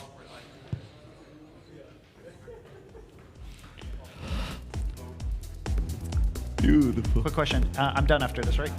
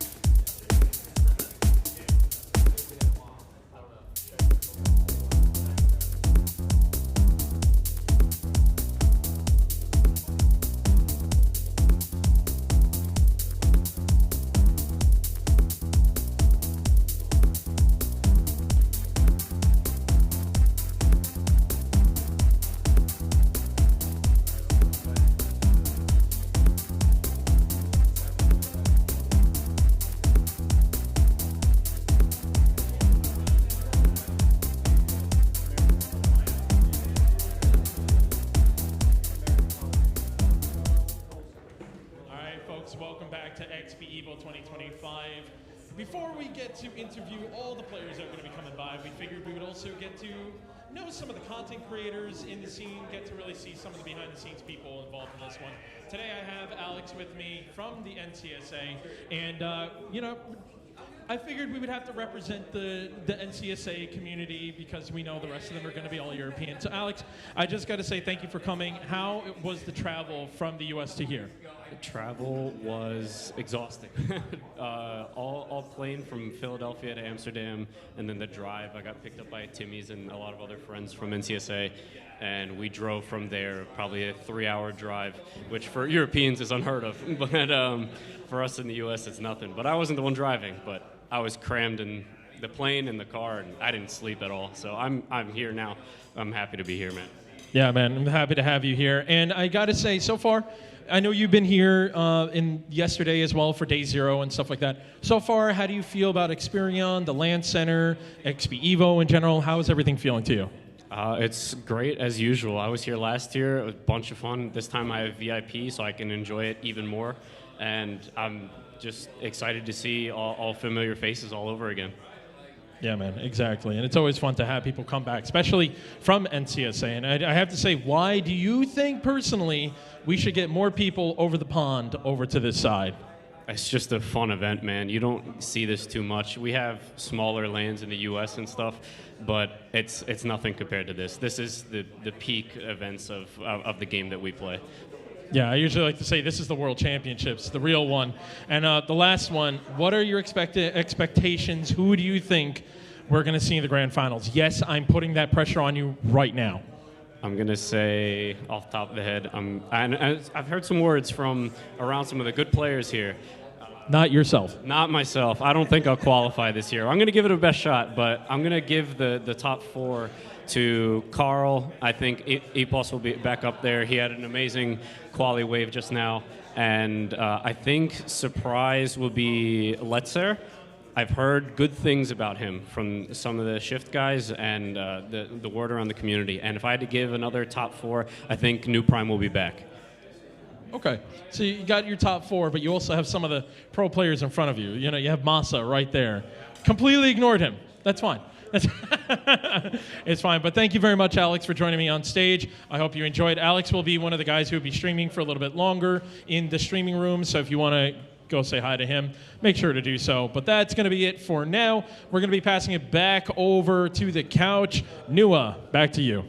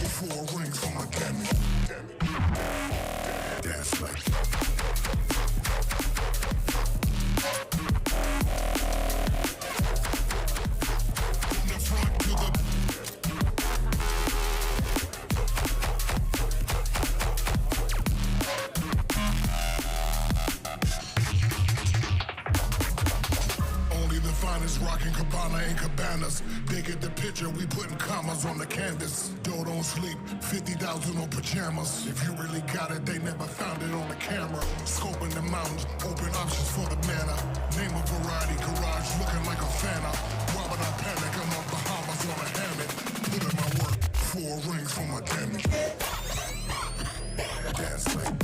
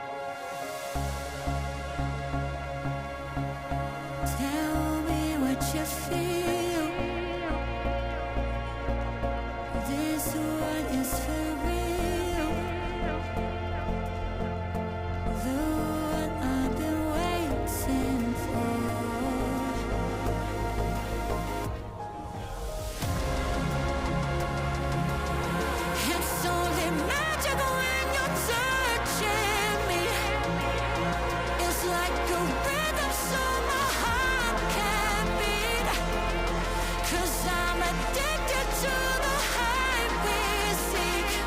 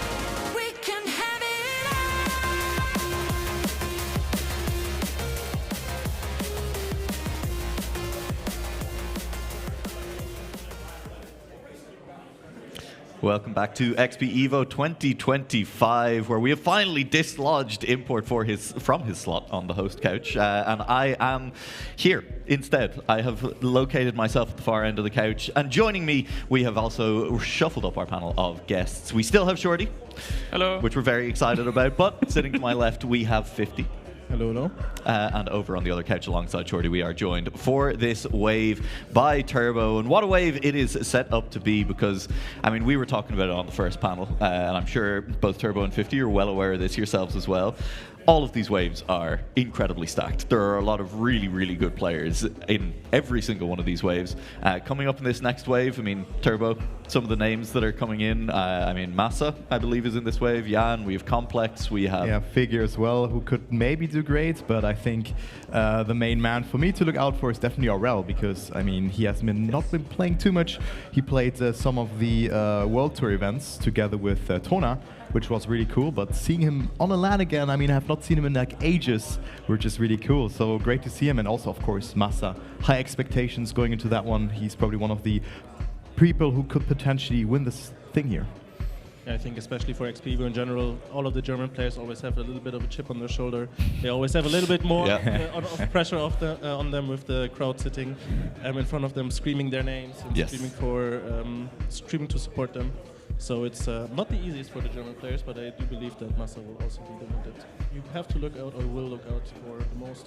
For most people watching Olivia. Yeah, absolutely. Shorty, is there anyone that kind of, as we get ready for this wave, you're keeping your eyes on? Yeah, actually I'm more keeping my eyes on Vizzy, except because Massa and Granadi are obviously still in the Grand League. Yes. And so they didn't have that much time to practice. In fact, Granadi is not even participating this year. And Massa, although of course he is a great player, and of course we know what he's capable of, I think Massa is the type of player that is not as capable without like being full practiced, at least not compared like to a Granadi. Like Granadi you can throw into a tournament without a lot of practice, and I think because of his insane consistency, just purely always consistent, he can do fine. But I feel like Massa might need that practice a little bit more to like get to the like highest bit of his level. I mean, it'll be interesting to see. I do think, based on what we saw in Wave 1, we're not going to jump to conclusions about any players from this wave as well. Even if Massa does fall a little bit down the standings, this one doesn't tell us anything. As long as he's still kind of, I think we were talking about it in the last panel there, saying that it's probably top 15 is where you start to get nervous about where the cutoff is going to be by the end of the day. But as long as Massa is top 10, top 8, like he's almost definitely fine, right? He's going to make it into the top 128. He's going to have the chance to advance. I think the reason why we point out this top 16 benchmark basically is because obviously from all of the qualifying waves, they all will go into the round 128, and if you are in the top 16 players in the qualifiers, you will get top seed in your group, if I'm not mistaken. I mean, if you're top 16, you're barely in. Yes, you're barely in. Or you mean like in. top 16 in terms of... I mean, if you have to be in top 16, you need to be first or second on your server, because there's 8 servers. And I mean, the Ambit purge is not taking place, or like the Ambit players will not play in there. They will just join in the top 64. Yeah. So yeah, I know what you mean, and I think we all meant the same, but just said in a different way. No, exactly. Yeah. 50, we're going to get you to talk directly into your microphone when you're looking at it. Then. No, so you're turning your head. What you did there was you turned your head. Is it better That's now? better. Absolutely. I'm really sorry. No, it's totally fine. It's hey, we've bullied you by being you're the only one with a handheld mic.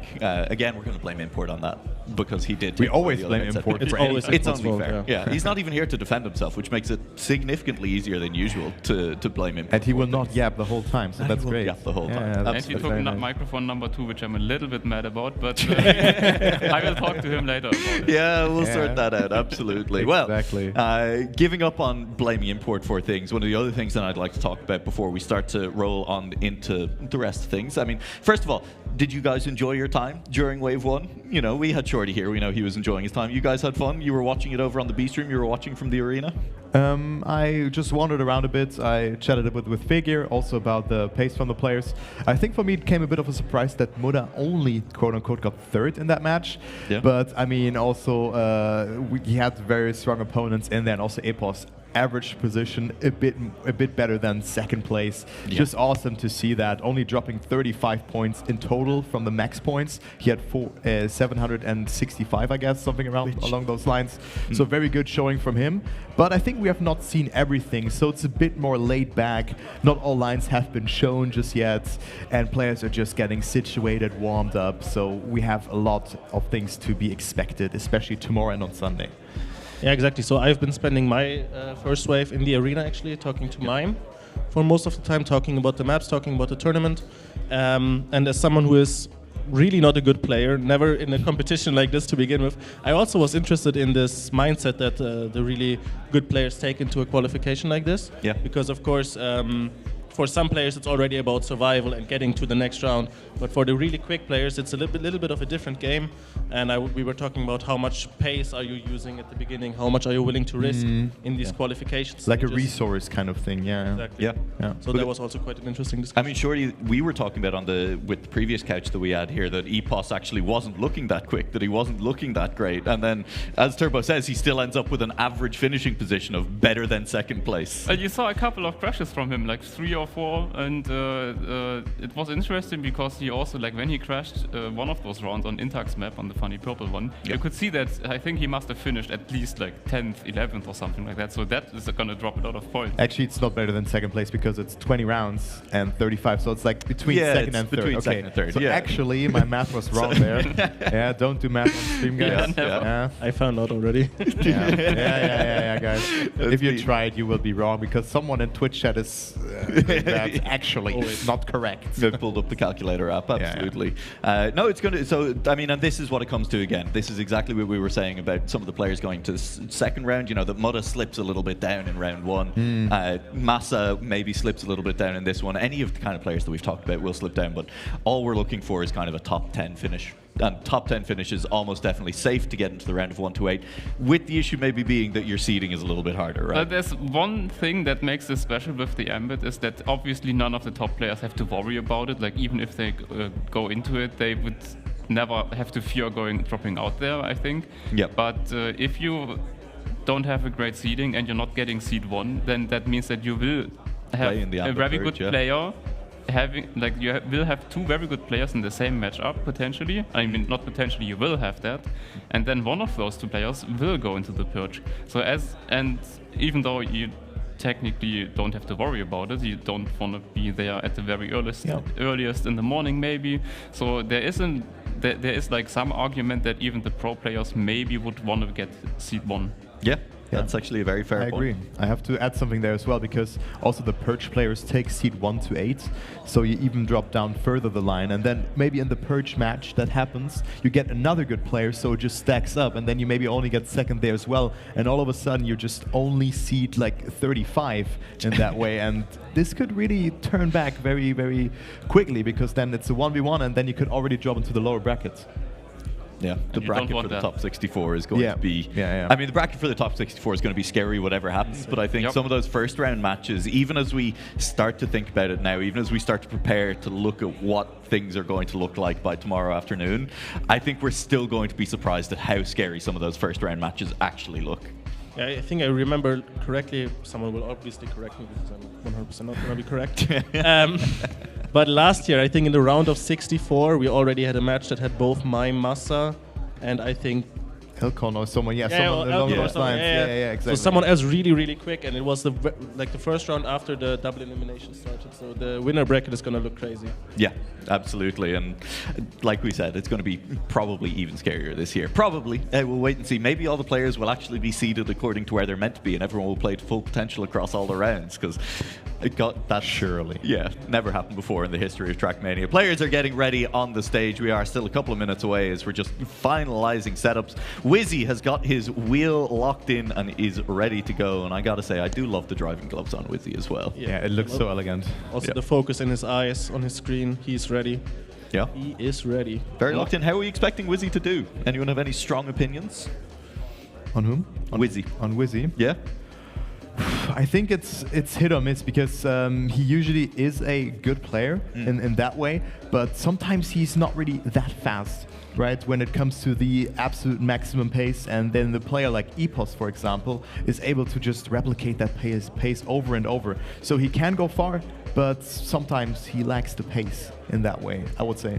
Do you think that they are having, or that he is having a bit of an advantage with his wheel in terms of consistency, which maybe balances out the fact that he isn't, like you said, at the top level, maybe not the fastest in every round? Oh, I mean, it's a good approach, but I think you can have the muscle memory around when you're on control as well, but with wheel you can be much more precise. I think one problem that could occur is that he has to play on stage, has to like set it up every time, and maybe he's not getting used to it that quickly because sometimes you also play downstairs. Counterpoint to that, I actually wonder sometimes if the wheel players have the advantage in setup for that, because it takes longer to set up, but you're surrounded by more of your regular setup compared to your home setup. Whereas, you know, I mean, the mouse and keyboard players, or, you know, the controller players, like the whole desk changes, you know, if you're on mouse and keyboard.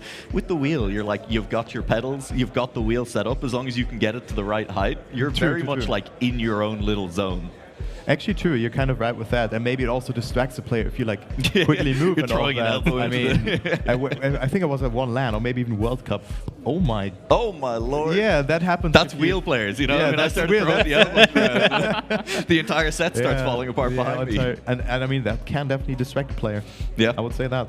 Yeah, I'm not sure about like the setting up and if that's really like an advantage or disadvantage. But I do think I've talked with Mada yesterday actually about like his, since he used to be a gamepad player, but now he transitioned to wheel, and I think pretty successfully at that. We talked a little bit about it, and I also tried wheel a little bit myself for like a month or so. And I definitely would say it's easier to be consistent with wheel. I think just the fact that you can be so much more precise just helps you also being that precise, you know? Like a lot of the times with gamepad and with keyboard, especially with gamepad for me myself, you know what to adjust, but actually making that adjustment is the actual like difficulty. Like we have such a high level, we know what we're doing, we know the line we want to take, but replicating that over and over again is the hard part, especially when you're nervous, your fingers start to shake a little bit. With a wheel, you have both hands there, and you have so much control over it, and you have such a wide, like you can make micro adjustments that are basically impossible with gamepad, even if you would want to make that adjustment. So that definitely helps a lot. Of course, there are disadvantages, like quick direction changes and stuff like that. Neo sliding is technically possible, but good luck. No, but I think it's definitely helping for the consistency, for the pace, not so much obviously, but I mean, everything is a fair game, but I would say definitely the wheel can be better. Yeah. And I will just say, in case anyone was wondering why we're still yapping on here, we are just seeing some small tech issues with a couple of the players who are playing in this wave, so we are delaying for a couple of minutes. You will get to hear our voices and watch these beautiful crowd and player shots for a little bit longer. To return to the discussion about the wheel then, you know, we obviously had Mudda with the wheel in the last round. We're seeing Wizzy with the wheel in this round as well. Are there any maps that anyone on my couches feels like kind of favor or disadvantage our wheel players specifically in this tournament? I mean, the easy answer, obviously, when it comes to disadvantage, would probably be the spec map, the Tears or Laughter, due to the ice. We talked about the direction change being an issue, and obviously ice. You always want to steer one direction and then hook up the ice in the other direction. So I guess that would probably be the one that these players would. When I say struggle, it sounds way too harsh. No, exactly.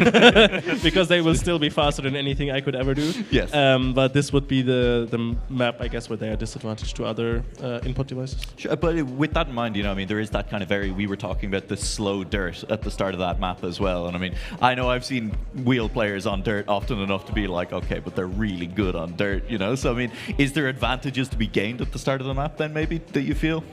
I guess it's very difficult. I think that you can gain more time on slower sections in general. So if you manage to do a no slide or cut the slide just a little bit shorter, which you might be able to do with wheel in comparison to a gamepad, that could be an advantage. I'm not sure how much time you lose on the ice slides. as well. So I'm not sure if it would be offset, but it definitely is a possibility that it at least offsets it a little bit. Yeah, I mean, one of those things that, I mean, a lot of it is still definitely very theoretical at the moment, right? That we're waiting to see how players play over the course of the weekend. We're not going to get good answers during these waves to most of these questions, because it's going to be very hard in a field of 32 players on the server to make like direct comparisons between some of the top wheel players, between some of the top kind of controller or keyboard players.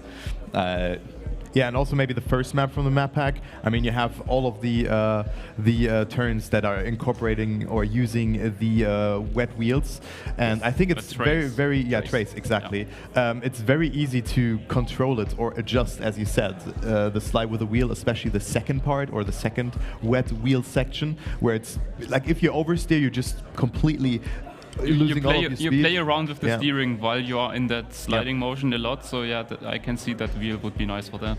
Yeah, and also the map is very tight in general. And something that we didn't mention yet, which we will definitely see later, especially like after the qualification where it's like only 4 players, there is a no slide, a dirt no slide on that map.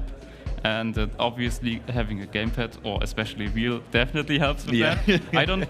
I never checked the angle, so maybe for a keyboard with action key it's also doable. I don't know yet. We will have to see. But for no slides, obviously wheel is superior. Yeah, it'll be definitely very interesting to watch. My mind goes back to XPEvo 2023, and there was the end of one of those tracks had the dirt no slide on that, and watching Grenady just consistently nail that outside dirt no slide. It was, I think, also the map where it was Otak winning it, right? That was the map that we ended the tournament on, absolutely, yeah. But it was always entertaining to watch, and you could just see Grenady find his grip, like a lot earlier than all of the other players. The great thing about this was it was the very last turn, which was this outside dirt turn, and then it wasn't immediately the finish. You had like maybe you had 2-3 time seconds for the speed to so make then a you difference. Had different lines always converging, which was quite cool. Absolutely, yeah. It was very entertaining to watch. We're being informed the tech issues continue to roll in, but we will persevere. We will continue. We will find topics to talk about. I can't guarantee they're all going to be Trackmania related, okay? We may end up off topic at some point here, but that'll be fine. For the moment, I think we've still got some Trackmania topics left to get through. We probably do, okay. Hang on, hold, let me think. We haven't talked about your favorite map in the map pack, Turbo. It's nice that you're nailing me down on that, because for me I always mix up with the names. It's like I always say it's the Well, okay, before we go there, no, I'm gonna need you to name all 5 maps in the map pack. Pop quiz. You gotta get them. I can at least confirm he played all of them. I played all of them. That's I played them for 1.5 hours. I don't know. I'm gonna give you a helper. I'll let 50 join in. Okay. Between the two of you. we have Trace. Yeah. Tears or Laughter? Yeah. Then what was the? I always say it's the map, the spec map, for example. I always say like that instead of the map. That was mine. Yeah, you had that one already. Yeah, exactly. That's Tears or Laughter. Bubblegum. Yeah, it's true. Shorty, I'm going to need you to fact check as well. Which one did you say first? Was it Trace? Trace. Yep. Okay. So there's the funny purple map. Purple map. Yeah, and then there is I know because of you. Yeah. Yeah. The last one, Roman Empress. That's you true. told me something about this. Yeah. The last one is called Agrippina. The last one is called Agrippina. So I mean, hey, between the couch, good news, everyone. Our analysts can at least name all 5 of the maps that are in the map pool. Things are going great on the couches at the moment. Not gonna lie, I think if you would have asked me that question like last year or like 2 years ago, I would not have been able to. And you was the analyst. No, the problem is I'm map testing, right? So I'm playing those maps for a lot of time, and I have so many maps that I'm testing, and I have so many names of those maps, and all of those names, once we release the maps, change, because obviously we use randomized names, like anonymized. Yeah. So we don't know the mapper, we don't know the. Usually we don't, unless a mapper forgets to remove the sign with their name on it. that can happen, obviously, but otherwise that's difficult, right? All of the names all of a sudden change, and I might remember the name, but maybe it's the wrong one, and I'm not gonna use the map testing name to get it. Yeah. Even though some of them are very good. Yeah. Can you maybe give a bit of an insight into how the map testing works? Maybe if we still need to... Hey, brother, we can still fill time. If need be, we can induce more tech issues as well, okay? Perfect. All right, sure, yeah. I mean, we change things, obviously, from year to year a little bit, but I'm just going to run down, tell you how it worked this year. So everyone could just submit maps. On the Evo Maps website, there was a map site to submit the maps. And the system in the background automatically changes the map name and changes the map owner. And then we get those maps. So we get it in the Discord. We even get like a ping, a new map is there. We can download the map, then we play it.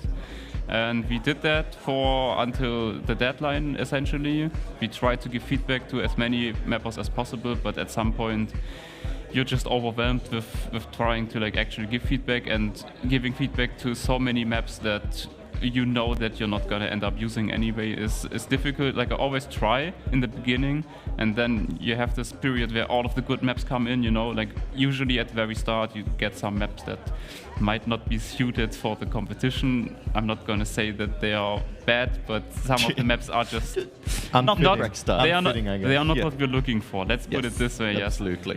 So once we have the deadline, or we are close to the deadline, we sorted through the maps. We looked, okay, what kind of maps do we even consider, and then we did a voting on it. So we locked on 10 maps or so, and then we gave feedback to all of those mappers from those maps, and we gave them a list of what we want to change, and they had the chance to adjust.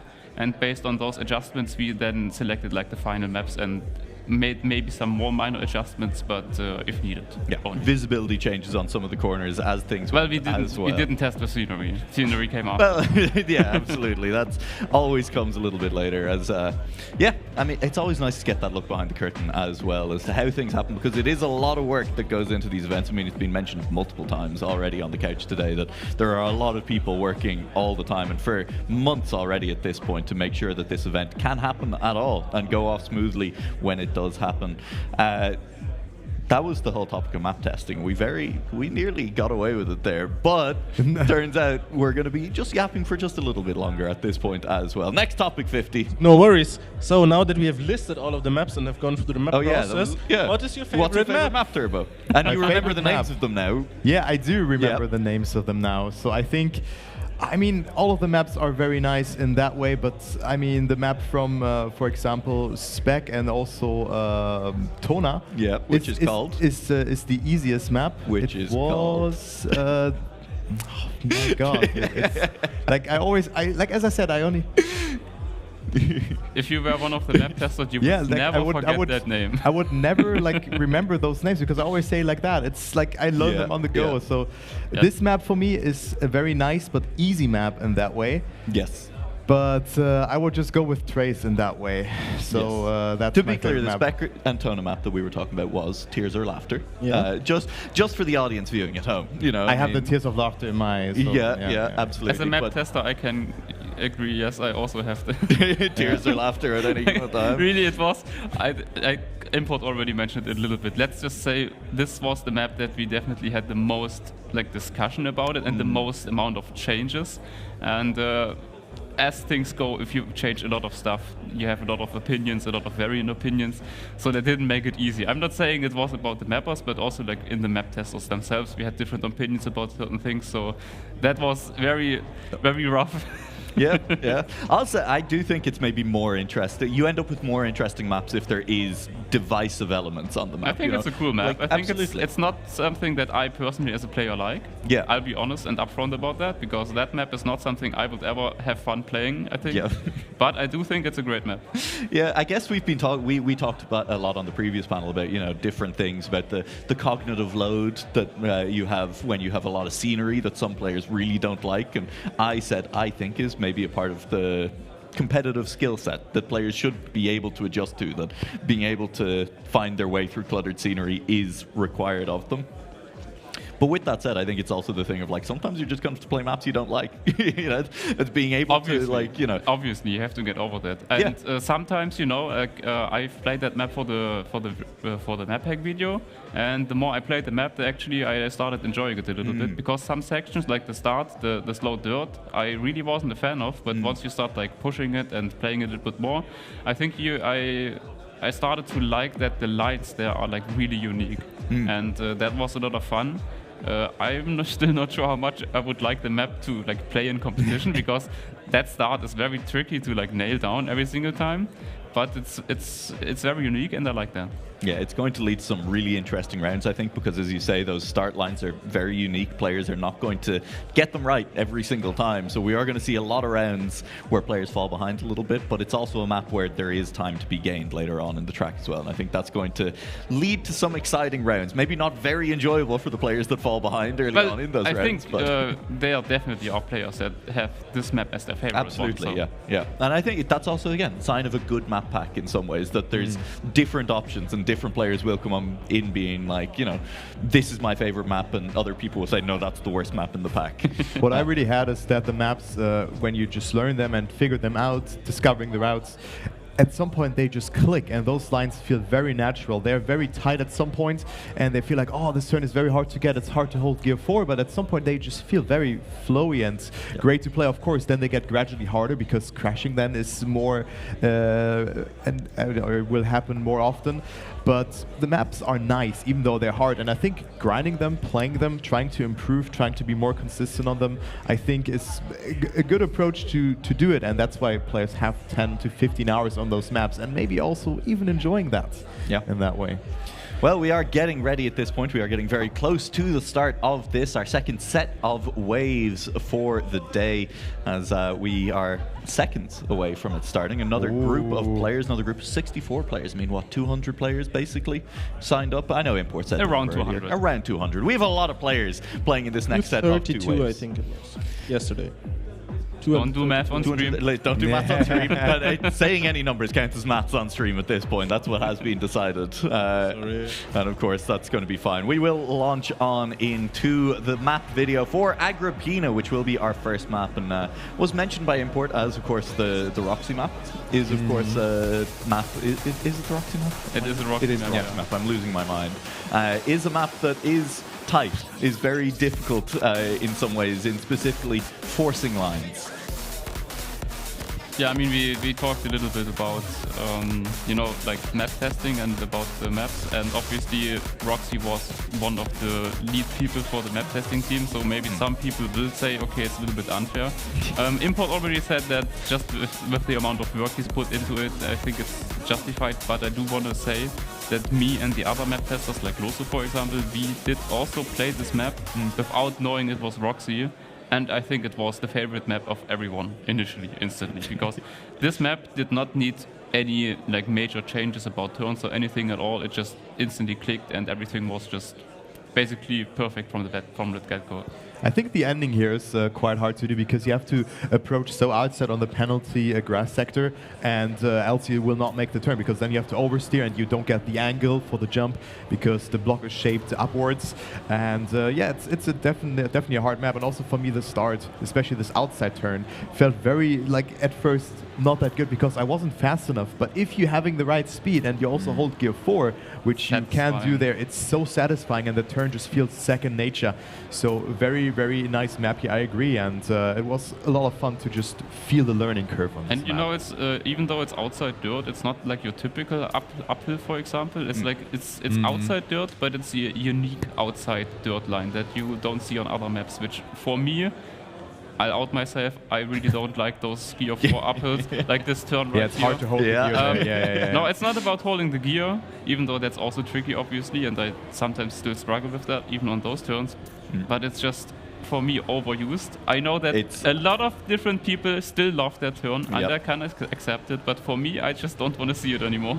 It's that specific turn has become a mainstay of Trackmania competition. It has a place in myself that I don't want to give it to it, but I can't get it out of me. Let's give it a couple of years of it not being used in every competitive map pack, and then you can feel nostalgic for it. Yeah, I would like that. Yeah.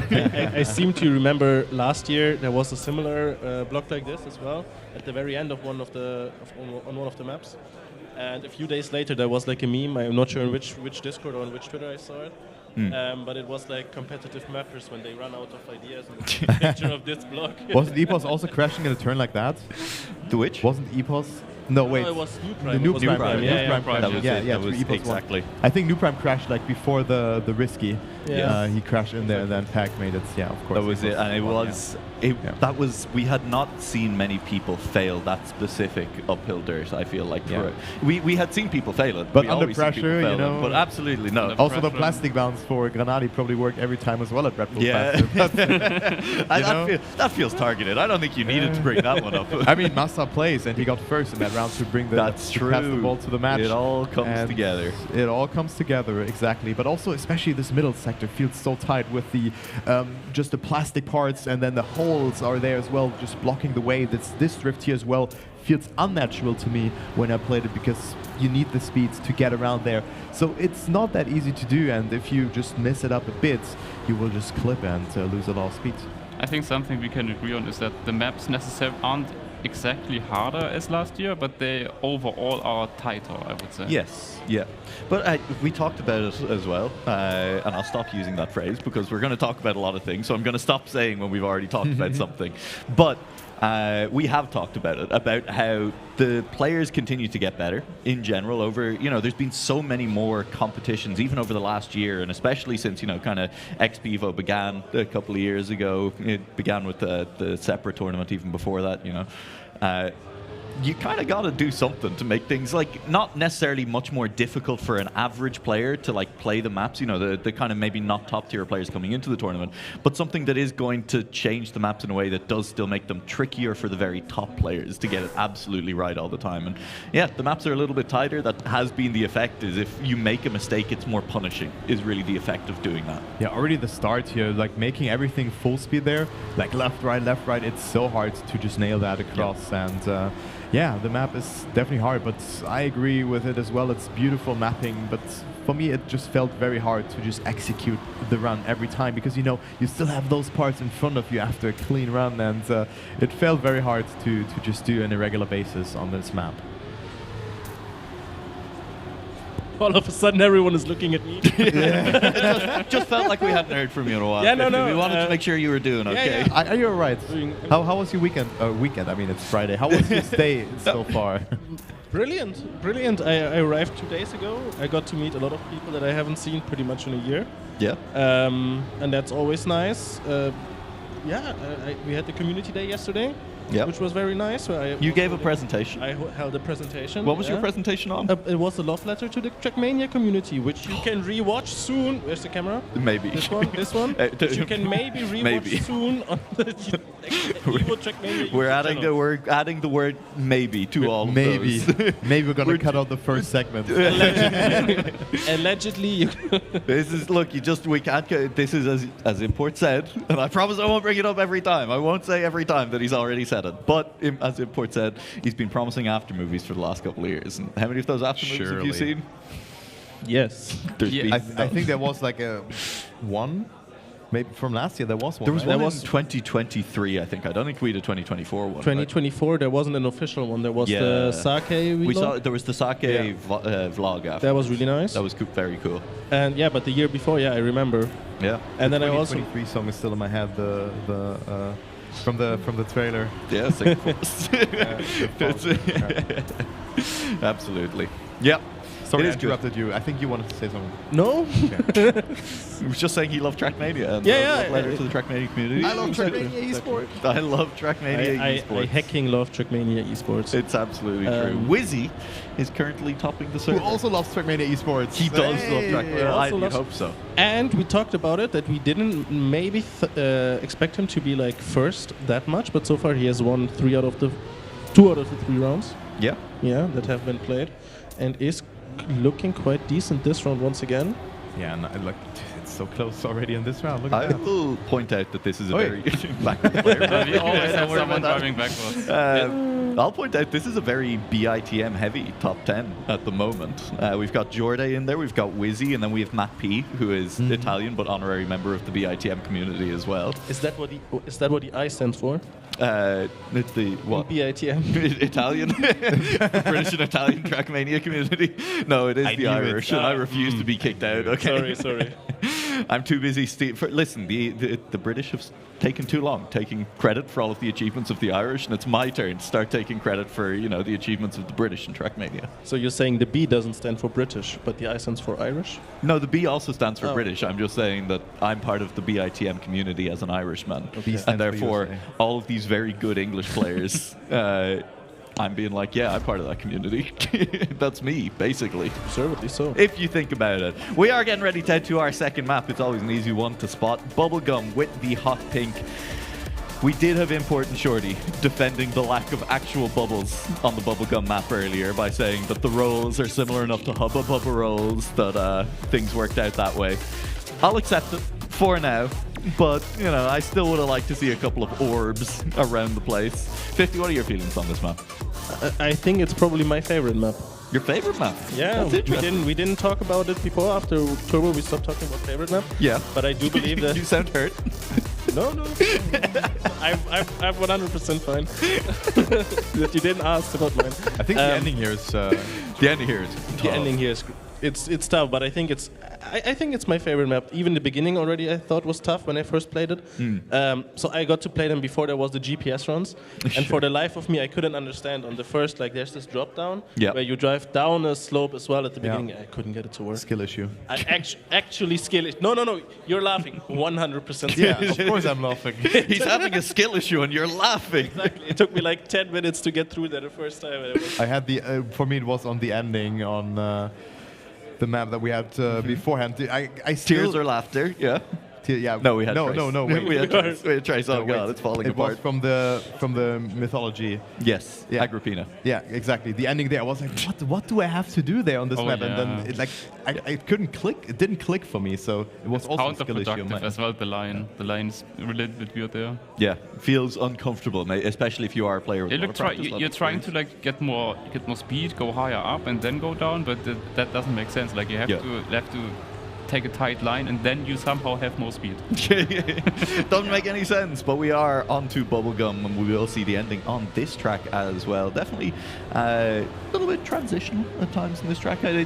Shorty, how would you describe this map? How was it described maybe in testing? What were the words being used to... Well, as Import said, that we wanted to have a theme for every single map, and the theme on this map obviously is taking the reactors at the edge of the block, with the black side thing still in the way, and also here the short gap. I think you can see that throughout the full map all of the time.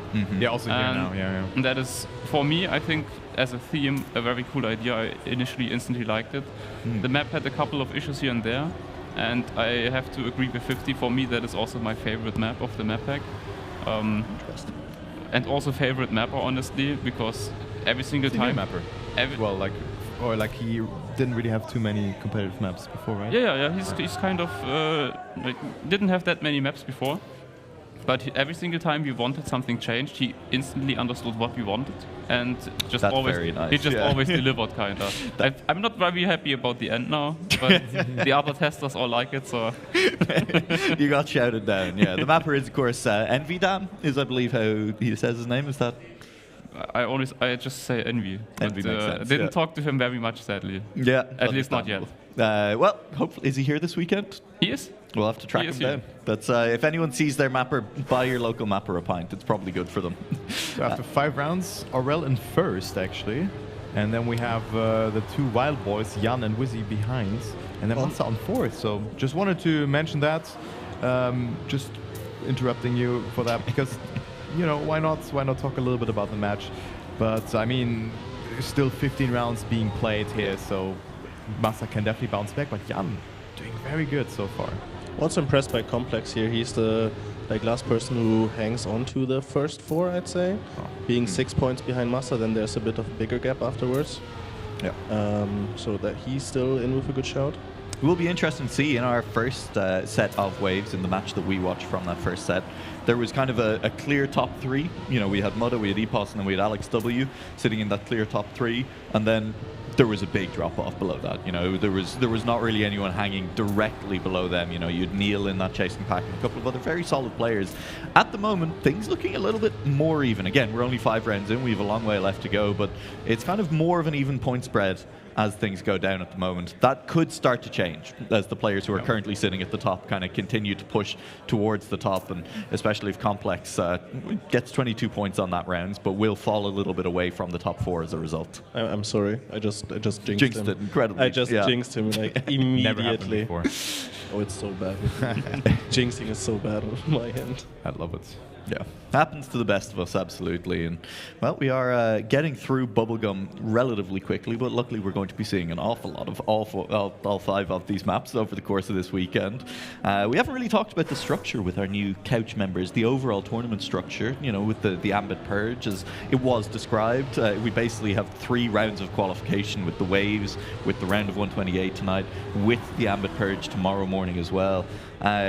There's a lot of Trackmania to be played, and for some players, you know, someone could end up making that deep run where they go round of 128, they go through the Ambit Purge, they drop to lower bracket early on, and they fight their way through the tournament. There is the chance that somebody plays just an obscene amount of Trackmania this weekend. At that point, you also have to then start to think about like I'm not sure what the word is. When you're just exhausted. Just fatigue. Just fatigue, fatigue. Like after so much time playing in that short amount of time. Yeah. And it's not even just that you're playing. Like sometimes you can play something for hours, but you're just like half playing it, maybe half doing something on the side. But this is like, exactly. And there you have to be full focus, like on a level of concentration that is like difficult to understand.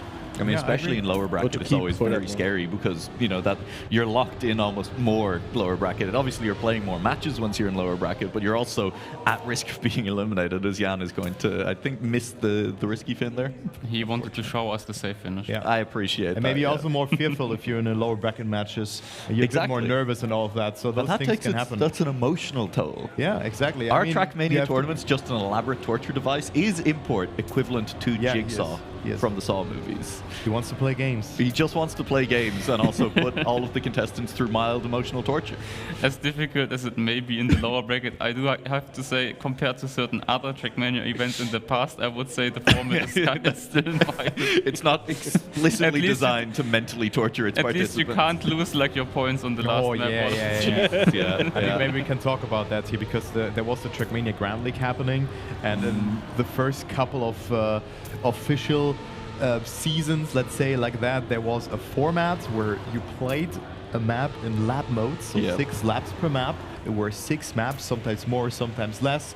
But if you didn't finish in top 8, there were 16 players, you lose all of your points. That was crazy. Like, I remember you lose that, all of them, and then if you're on the 6th map and maybe you got 9th or 10th and you collected like a ridiculous amount of points, well, you are screwed. You lose all of your points, and that really messed with people. I still remember the Kappa stream at 2 a.m. in the morning after a step where he was just, not feeling so good about losing over 100 points. I remember there was the format that was it the format that directly followed that was the multiplier format, or was there was a gap between those? I think it was directly multiplier. Yeah, and then there was Swiss system. I think. So this was before I joined Trackmania. All of this, what you were just discussing. Yeah. I joined, my first season of TMGL was the 2v2. That was the first that I watched it. It's a great time to join. You missed a lot of very interesting things. Like before that, I was part of the Trackmania community already, but I wasn't watching esport that much. Yeah. And then when I tried to watch, I just remember the format where it was like, you have to DNF sometimes to win or get more. Yeah, that is the multiplayer format. That one was just too confusing for me. You need to have a degree in math there or whatever. The problem with those formats was that it was exciting, yes, and I think I watched almost every single time, but it was kind of hate watching. Yeah, the hate watching. Yes, like, it wasn't like, oh, hopefully my favorite player is getting a lot of points. It was kind of like, hopefully it's that guy that I'm maybe not the biggest fan, even though he's a nice guy. Hopefully he's losing the points so we can finally change the format. You know, you want like those really big upsets to happen just to like have a final like justification to say, hey, can we just please have a different format maybe? Exactly. Yeah. And there was always an identity on those maps back then. I mean, also we have. I mean, they still have that. We still have footprints on the maps or blueprints, how the maps are shaped, and some similarities. But there was like, I don't know, balancing over a beam, for example, or rock or roll, for example. Maybe you remember that map that was in the beta season where it just dropped down. It felt like an AO8 map, and everybody just kept clipping and flipping there. Yeah. And then you have to do that at the end, lap 6. Well, good luck. Yeah, it was ridiculous. So some of the maps were mostly a different time, but there's been some interesting identities. It was the a World show. Tour, exactly, over the last couple of years. And talking of identities, I mean, Aero Pipes was brilliant. Aero Pipes was just the best. But talking of identities, I mean, the next map we are going to is Trace, right? And it's the one that is coming closest to this sort of identity, which we see right here. Okay, apparently there is no slide line by Master. That is probably one of the hidden lines that Import mentioned, and other players already like said a little bit. We will see that like in the first quality. Hmm? See that in the first quality? I don't think we didn't really pay that much attention to it, to be fair. But I think it's also too early. Like, you can't really tell that because you have so many different players of different calibers right now playing at the same time. Trying to figure out if Massa may have just not had the best line like this round, or if maybe that no slide line is actually slower. In fact, we just can't tell right now, I think. Or even if Massa genuinely just saw another player practicing it 20 minutes ago and is using qualifiers to practice it. Or it's just a safe line, you know? Could also just be safe line. It's very hard to tell at this point of competition. Even round of 128 is still going to be quite hard to actually tell, because we still expect a lot of the top players to make it through that, hopefully without too much difficulty, at least those players who really are in with the shot, as that was a fantastic ending from Complex as well. Picking up a round win will pull back a little bit towards the top of the leaderboard. I'd say again, compared to our first match, there is still a gap, obviously, kind of between first down to kind of 7th or 8th place, but there's no big jumps in the middle of it. It is still much more of a gradient all the way down. It still feels like some positions could change. For sure. Yeah, I think this match is like higher stakes than the other one. Like, you have more like actual pro players, I would say, compared to the other one. Like, you had obviously very good players in the other match as well, but maybe a couple of less. So they just traded the points between those three, kinda. And here you have like 4 or 6 players that are trading the points between each other. One thing, aren't the points merged together? So they will be, exactly. So I think here, then the players will actually finish lower because they steal points from each other. That's exactly. It's going to be interesting to see how it does play out at the end of the day. It does possibly mean, you know, the very top players will finish a little bit lower, but maybe those players in the kind of 6, 7, 8 finish a little bit higher because they're managing to steal those points way better. Of course, the big question becomes, what is the impact further down the table of this happening? Are some of the players in kind of 15th, 16th place, which we, again, kind of, you know, that maybe 12th to 18th place is likely to be the scary positions for whether or not you make it through into the top 128. Does kind of different upper halves of your wave make a difference to you in that sense of the word? I don't have answers for it, and I don't think we will have any answers for it until we get to the end of the day and see. Yeah, you are right with that. So what I like, but also dislike on this map, is that everything here feels very much connected, especially the ending. It feels like if you mess up one turn, well, you set up poorly for the other turn, then the speed differs, the angle differs, you have to jump further to the right or to the left, especially for the ending part. So this map felt very nice in terms of how the lines are tailored towards the players, but also punishing in that way. So grinding this map is a lot of fun, but also like the ending, I think it's the best example. You have to jump so far to the right, but if you risk it too much, well, you either crash too early into the part just before the win. I think there's a small light pole in there onto the right side, or you just clip. This can all happen. Yeah, I think the ending on this map is extremely difficult. I mean, we already talked about the bubblegum ending a little bit, that it is not the easiest, but I think this one is probably more difficult, and I think also maybe a little bit more punishing if you don't manage to get the jump. because the respawn is long, and if you drop down, I think you drop a little bit further as well. But what I also like about this map is how this wet wheels mechanic is actually implemented. It's not just, oh, you have wet wheels, now you have to be careful for a bit, but it's deliberately breaking the grip of the car with the wet wheels. Also differently every time, right? That's correct, yeah. I think it's a very fun map and a very fun concept. I think it's very interesting because at the very first time you play it, you don't see the water, obviously, because the water has to be hidden for the mechanic to work. So the first time you play it, you're like, oh. You have seen me playing it the first time. I saw you. Yeah. No, it was similar with me, obviously, but I understood what's happening. I just had to. You need time to figure out, okay, where exactly is the water, and it's well indicated in my opinion, but it takes a little bit of time. And one thing that I think is very interesting and also a good thing is even though you have like these water sections and wet wheel sections, and they are kind of the like the theme of the map. It's not the hardest parts of the map. I do agree that the plastic sections usually are the harder parts, and that just, I think, is a good example of having a theme for the maps without making the theme dominate.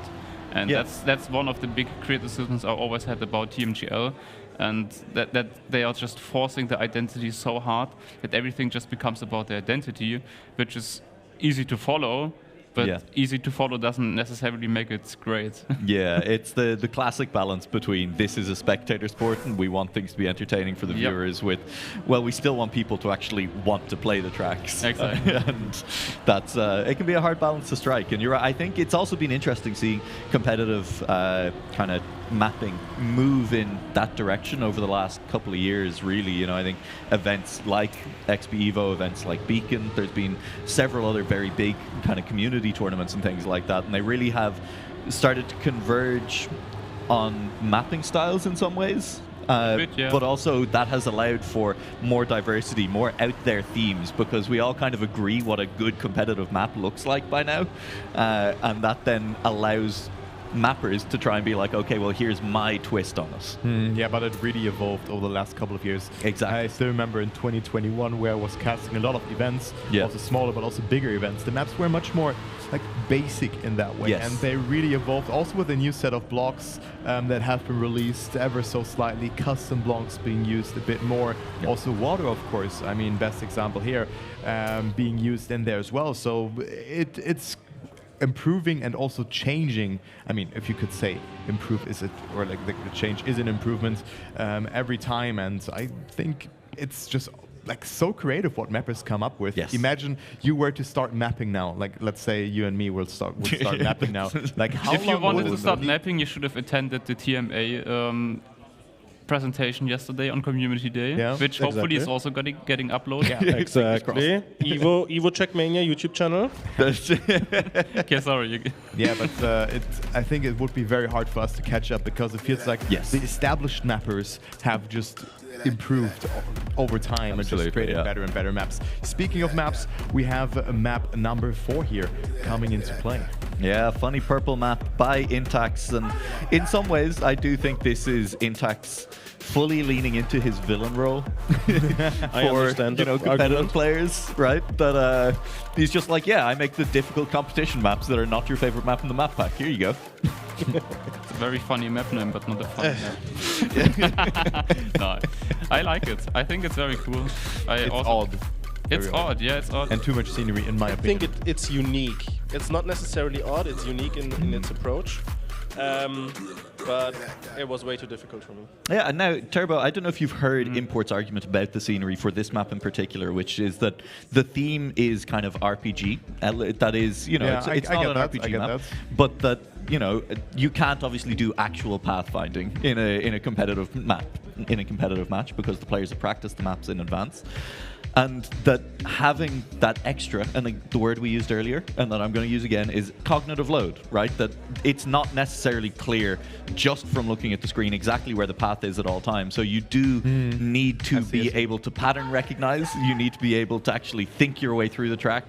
You need to also be able to remember the track as well. It's a different challenge, but it's maybe not an unfair challenge to place on competitive players. Yeah, I mean, sometimes if you're maybe off the line, that's why particularly had on the before the flip section, when I was not maybe having to adjust or oversteer, whatever, it felt very hard for me to just get around, and that's the section that I'm talking about here. Yeah. So if you don't have the nose set there and you have to adjust, you end up somewhere else, and then also it made this part hard then as well, because you have to go so close there to the block there to the right in order to get that jump across, right? And it's hard, but definitely not undoable. You just need to put in some more hours to just figure out the whole route and memorize it. Yeah. To what obstacle is there. So I think that the issue that I had was I didn't play. I think the issue that I had was that I didn't play it enough. Thanks for pointing out the microphone. Also, Massa has a line here that we have seen. We've talked about that earlier. What do you think about it? I mean, we tested it yesterday. It's 0.05 of a second if done correctly. Yeah. Was it the one that was posted to the Discord? Yes. The jump in the end? Yep. I want to see if he does it actually, because he's I don't not think he's gonna do it in the quali, and he's not gonna do. I think we will see it maybe once or twice in the whole event. It would be cool to see it live, especially in a situation that matters. Especially successful. Yes, especially if it's successful. Like That's if you always crash, exciting. it's not very interesting. Yeah, no, exactly. Could be fun to watch. We'll keep an eye out for it. I mean, I would doubt we see it before top 64. Frankly, like I just think that maybe in this round. Maybe in this round. Apparently, Twitch chat thinks that I should be talking about sailing physics right now. I can probably guess at who exactly sent that message in, and I'm not going to do it. I won't. No, do it. Them. Do it. No, I simply won't. We were having a long discussion about in British and Irish Trackmania a little while ago about the cargo ships, and they've been experimenting with putting sailing sails on those cargo ships. It was very interesting. You know, really. Weird things happen in the British and Irish Trackmania Sounds like server. Yeah. Sounds like. Maybe Massa's gonna do the line. That'd be really exciting. Do the line, Massa. Come on. Do the line. Say the line, Massa. Say the line, Massa. Oh. Hey, spectate, Massa. We're getting there. Observer is working. Mein Gott, ey. Good morning. I think he did it. We just didn't see it. Yeah, it looks like he did it. I see the time. I think every time the line happens, it's going to be off stream all event long. We will make sure that nobody gets to see the line. Okay, we're nervous that we're actually. If nervous. You know, you know. Yeah, we're nervous that Import is going to call it a cut, so we're making sure that it never appears on stream. I mean, that's actually a good plan. Yeah. Speaking about cuts, maybe random fact: I found 3 cuts on that map before we released it. This really is the issue with large scenery amounts as well, right? One of them was not really possible at all. Let's be fair. Okay. But it was like, in theory, if you really try to and hunt the map, it might be possible. But would there have been something with the very first grass, with the very first penalty grass section? There was also something there. Yeah, because I felt like I was even looking there with the full scenery to find something, but it was. You could just not go over there and just go to the left and just directly. But yeah. That's what I tried. And you could also skip the flip. Yeah, but that wasn't fast as well. I tried that as well. Well, it's not faster anymore. Oh, okay. Because there's a freewheel gate there. The freewheel gate, yeah, I mean not the freewheel itself, but the tunnel block before, it wasn't blocked off, so you could just go into the tunnel. It was very difficult. That I tried as well, but it was blocked off once I got the map. Yeah, you're welcome. At first I thought it was the line. Oh, Massa not going for it. No. Close round actually, look at that. Very close round, yeah. 0.2 between the 1st and 5th place. And Wild still doing very nice here. I mean, good to see that. And Massa still in 1st, but Wizzy coming closer. So we slowly but surely getting to the last couple of rounds here in this 4th match that we have. The 3rd match is being played at the same time right now, and then we still have 2 more qualifying waves happening after that. We're getting those crowd shots in as well. It is always so fun. I mean, that's part of the one of the most fun things about XPEvo is seeing everyone. Maybe it's a kiss cam as well. Kiss cam. Maybe next year.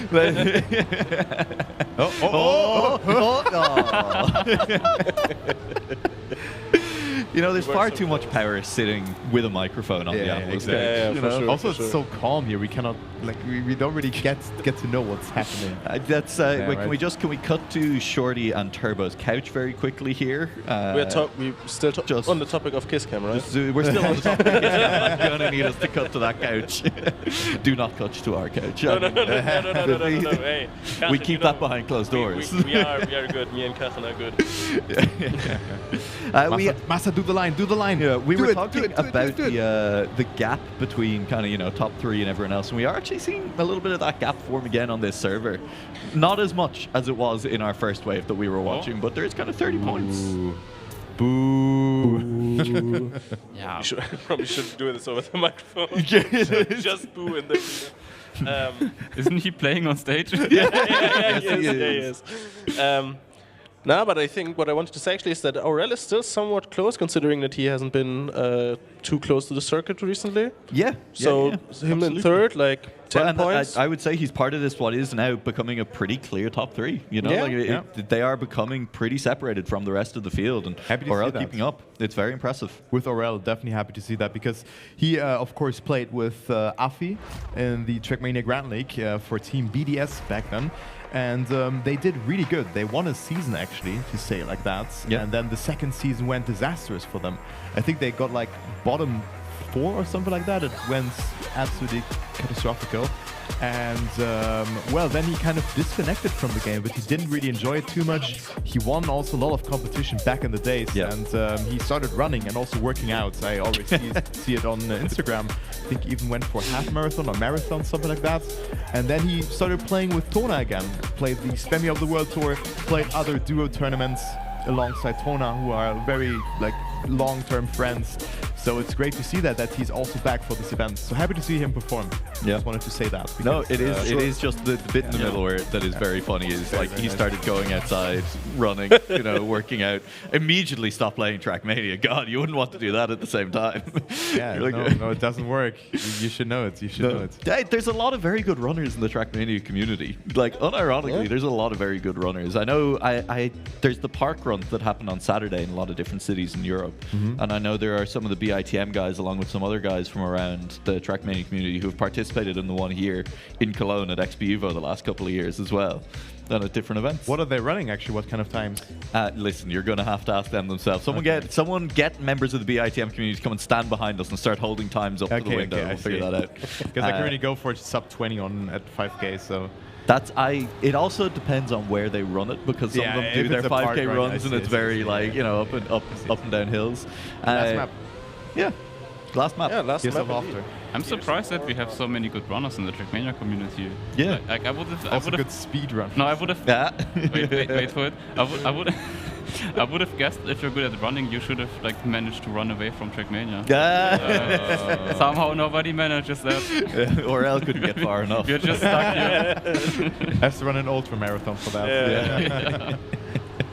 But so far, he looks good in this round, so he doesn't have to run away here as he is on... And Timmy's out of completely nowhere also beating so far. Now this, of course, no grip.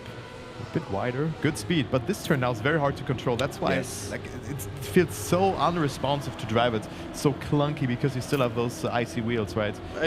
I like it though, because it's the complete contrast to Trace, where you want to then break the slide. Yeah, true. To do pretty much the same similar section of the map. Yeah, man. I think it's one of the. We'll come back to that corner again on the next time around the track, so that it's highlighted. It's, I think, really interesting to watch as well, because it's one of those rare corners. It feels like sometimes that really test the twitch reactions, like how quickly can someone catch something going wrong. Because we kind of saw it for Wizzy in that round in particular. I'm sure we'll see it from another player in the next round. Wizzy was going to slide into the wall. He did not have the line exactly right, but he managed to save it. The quick release, managing to straighten out, did lose speed and lost position from it, but it's a corner that you can get wrong and survive. You won't survive in great shape, but you can survive if you're quick on your reaction time. I agree. Some maps punish you much harder for mistakes. Yeah. So that's a good thing to mention. So that's why I also think it's the easiest map from the map pack. Sure. Yeah. I think it's going to be a super. I've said it so many times. It is the map I'm most looking forward to watching as we go along as well, though. I think it's going to produce very exciting rounds over the course of this weekend. And we're kind of seeing that already over the first couple of waves here. We're seeing interesting mistakes as well from some of the players, you know, and bits of the map where you're like, oh, I wasn't sure that was going to be an issue. I guess I was just wrong. Pray and, yeah, you know. just send it. And we are coming up then to that corner shortly that we were kind of talking about previously as having a particularly interesting exit on the way out as well. It's a very awkward one actually, because you have to keep gear 4 obviously through the no brake section, but interestingly enough the dirt section afterwards you have to get rid of the gear, but there is no clear point where that happens, so the map is not built in a way where you automatically lose the gear somewhere, and it's not really planned out. Yeah. So depending on what line you take, sometimes you lose the gear a little bit earlier, sometimes you lose it a little bit later. That's something that you as a player have to manage, and that's a little bit awkward but also difficult. Yeah, exactly. It's that what we were talking about was that it's all about reactions. It's about adapting on the fly, and it's very difficult to build a map to actually test that, because players are really good and they will practice something until they have the exact line absolutely nailed in and can execute it 99 times out of 100. So a map that makes that a little bit harder to do, I always love to see it. Yeah, I wanted to ask, which one is better in that instance? Is it better to get the gear down earlier or later? It's definitely faster to gear down later, but if you want to drive it consistently, I would recommend losing it early. Okay. I mean, the later you gear down, the more you run into the risk that you gear down while steering, right? But I mean, you still do that, but then you lose speed on the exit. Yeah, that's not really an issue actually. Somehow it's just if you enter that second bend of the dirt there, then if gear 4 still, you're just kind of too fast for the turn. So you can survive it obviously, but it makes it super difficult not just getting airtime from the bump somewhere, because you have to go super tight. So it's definitely more consistent to lose the gear earlier, but it's also not like super consistent. Like I didn't really find a line for it. Obviously I also didn't hunt the maps that much, only for the map pack video and to some degree. But both lines are possible, and it's not a big difference. Okay. Yeah. All right. Super interesting to watch as well. We head into that corner one more time, and you can definitely see, I mean, different speed exits on the way through, and you can carry, you know, even with the gear down, you're carrying some of that speed into the dirt section following. It's going to affect players' lines on the way through as well. It all adds up to, again, make this maybe not my favorite map to drive, but definitely the one I'm most looking forward to watching throughout the course of this weekend. And we are heading into what will be our final round of the wave. Sitting on top at the moment, Massa, having won that round, is definitely going to be holding on first heading into that final round. Wizzy just behind, and then Aurel as well. But Wizzy might actually drop behind Aurel just here. Hang on. That's 2 points. That's actually 2 points between them. It kind of reminds me of what we talked about before when we talked about wheel players and Wizzy specifically, because they were extremely close heading into this map, and now Massa already has a more than 20 point lead. 24, yeah. So he needs to like kind of mess up completely to not get that first position. So let's see what he does. So it's also 3 points for between second and third position here. So it could be close between Wizzy and Aurel, of course, but both still catching some good points. It's just that individual battle, of course, here that you maybe want to win for the momentum. But very happy to see Aurel's performance, and also Jan, for me, the just players who are really sticking out to me, could accumulate a lot of points in those in this match over 20 rounds. And it's good to see that. It's very nice. It's interesting as well. You mentioned Aurel like getting back into Trackmania a little bit together with Tona, who was obviously one of the mappers of this map, but also here as a player. And he was performing last year very interestingly, because he used to he basically just now just started playing competitive Trackmania again after a lot of years without it. And I think we all were we were expecting him to be good, but we didn't expect him to be as good as he was last year. So Tona, for example, is also going to be one of the players we will definitely watch out for and see how he's doing this year.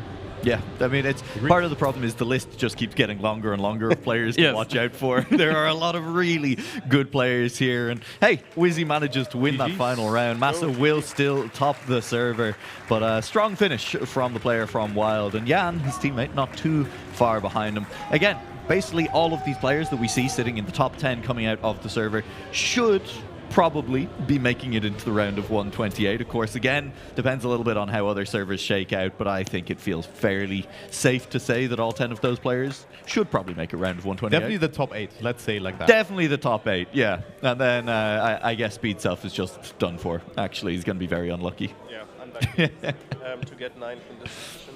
But also losing the 8th position just in the last round because he only scored 22 points there. Yeah, exactly. Okay, that could be bad in just this one round making a difference. He should be fine. We should be fine. I saw one of the messages in chat there at the end. I think probably we need to remind everyone that we are playing the rounds of 128 tonight as well. Now is not the you're not done for the day if you did okay. You need to lock in and play more Trackmania later tonight. Should have played the Ember then and then get through it. That's true. So yeah, should have just guaranteed yourself a top 64 through the Ambit circuit. Do we know who the players who guaranteed their way through I are? know one. Let's start. You know one. Let's I know one. Elcon. Mime. That's more than the one you knew. What was it? I think Nasty. Yeah. Yes. Josh. Yeah. Ratchet. But we have an overlay for it. And two more. I sometimes initially was Marcy, but he's not coming due to surgery. Who else? There's 2 more players. Waiting for the overlay. Yeah, hey, at least I know the players. Right?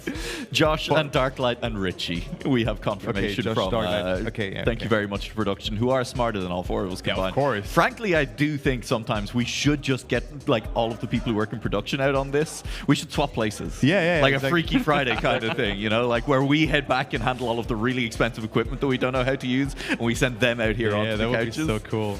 That would be very fun. I think we will be bringing up a scoreboard in just a little while here. Not quite yet, but we are going to confirm. It is right now. I lied to you. We are going to bring up the scoreboard, at least from this wave, just to remind you of how things shook out in that one. And looking maybe a little bit further down the scoreboard to the positions of where the players were in that one as well. This is the furthest we can go down, I'm being informed. We'll find out when we actually get to the top 128 who's made it there.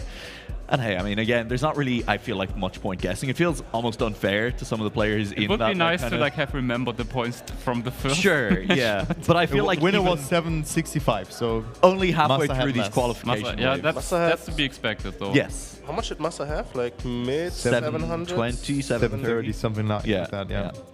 Was it with the 40 points from the last round? He was on 716, 720. He might not have been far off then, I think. Yeah, would have been 750-ish, I think. Yeah, with the 40 points he nearly got last round. 740, 750. It was close, which is to be expected as well. Yeah, arguably had a more difficult server. Yeah, absolutely. There was a lot of players playing very well on that server as well. And again, we'll find out once we get a little bit later in the evening exactly who has made it through to the next one. Any players that you guys are still looking forward to over the course of the rest of the day, yet to play in the qualifiers? Of course, Carl Jr., right, to see how he's doing. Absolutely. Really looking forward to that. But also Tween, who will be playing later as well. I mean, he has gotten married a couple of months ago. He's got the wife buff. Yeah, so congrats on that, of course. And always happy to see him. He's always smiling. He's always so positive. I love it. Yeah. I love it. So it's just very, very nice to see that. So definitely one of the highlights for me to see. But also, I think Semifying is playing in Wave 3, I guess. I don't think he's playing. You don't think he's playing? I think we wrote him down. Okay. He said he registered, but I don't think he's playing. Okay, yeah, well, I mean, he just arrived today, so it would have been cool to see him playing because last year I think he was tryharding and also came quite far for a person who has just picked up the game, right? For sure. One more thing I wanted to say. Once again, I forgot. Yeah. As always. They was specifically, we were asking just, are there any players that you're looking forward to directly later on today? Not specifically player, but you mentioned Carl already. Yes. And I just want to point out to every single one that is in Carl's lobby, just enjoy the fact that you get to play against one of, if not the greatest Trackmania players in the history of the game. Absolutely. I remember right when I was starting up, I was playing TM2 Stadium, and at some point I was just, playing in one of the servers that there were so many more of back with TM2 Stadium as well, and Carl just joined the server randomly, and I didn't know who he was. Everyone in chat was like losing their minds, like, oh, Carl is here, and I was like, what? There's some guy named Carl? We're losing our minds over a guy named Carl. Come on, guys. And you know, first time I've also met him like offline now.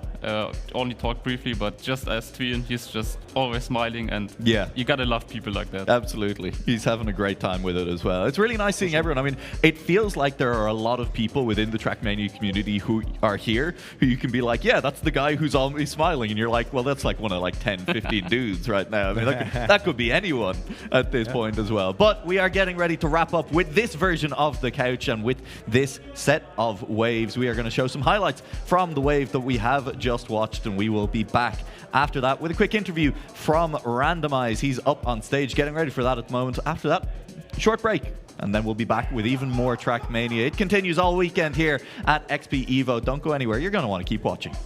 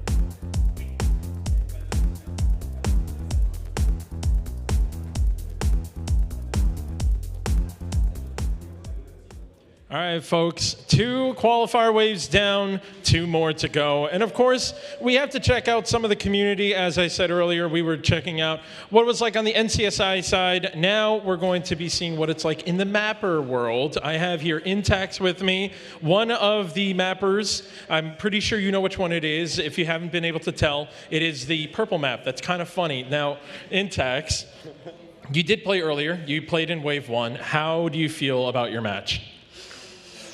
I'm overall very happy. Like, it went well. Obviously, some rounds went to hell, but overall, pretty happy with the placement. Good, good. Now I'm happy to hear it. Now I'm questioning now, as one of the mappers, do you feel that you had an advantage on your own map? No. I would like to say yes, but after the match today, playing on my own map felt the worst. Like, you go in expecting to do well on it. Too much pressure, I guess. Yeah, no, I feel that. I honestly, one of the things I always say, whenever I play in a competition with my map on it, I say, skip, I don't want to play it, because the last thing is I hate getting, SH word on my own map. So I definitely feel your pain on that one. But I'm actually kind of curious, what was the mapping process like going in for XPEvo? I mean, I have the army on the side, so it's kind of hectic, but it's kind of freeing to sit down and map whatever you like, especially when you add flips and shit. It's kind of funny. Funny purple, I guess. Yeah. So I don't know, it's kind of freeing in a way. Okay, I like that. And out of curiosity, do you have any plans for any future maps? I've got some plans. Don't want to tell them to the camera, to the public yet, but I got some plans. You know, Carl Jr., who's sitting here on stage, had some tasteful words for both yours and my maps. Do you have anything you have to say to him right here? Try mapping yourself.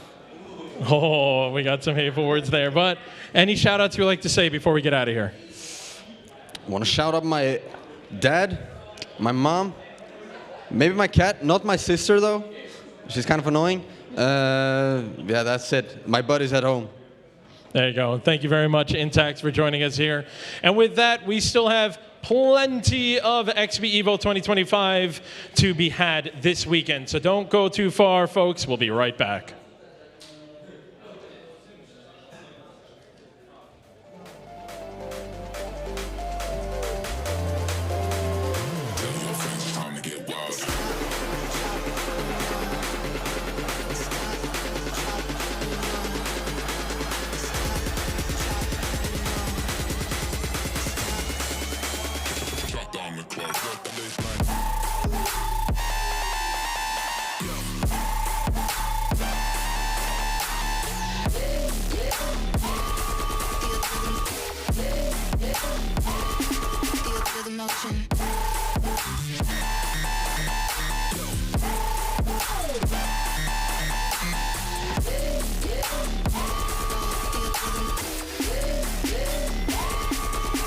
Motion.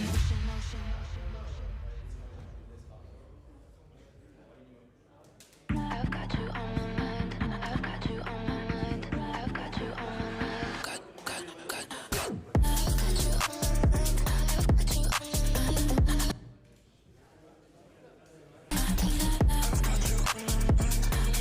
my mind. I've got you on my mind.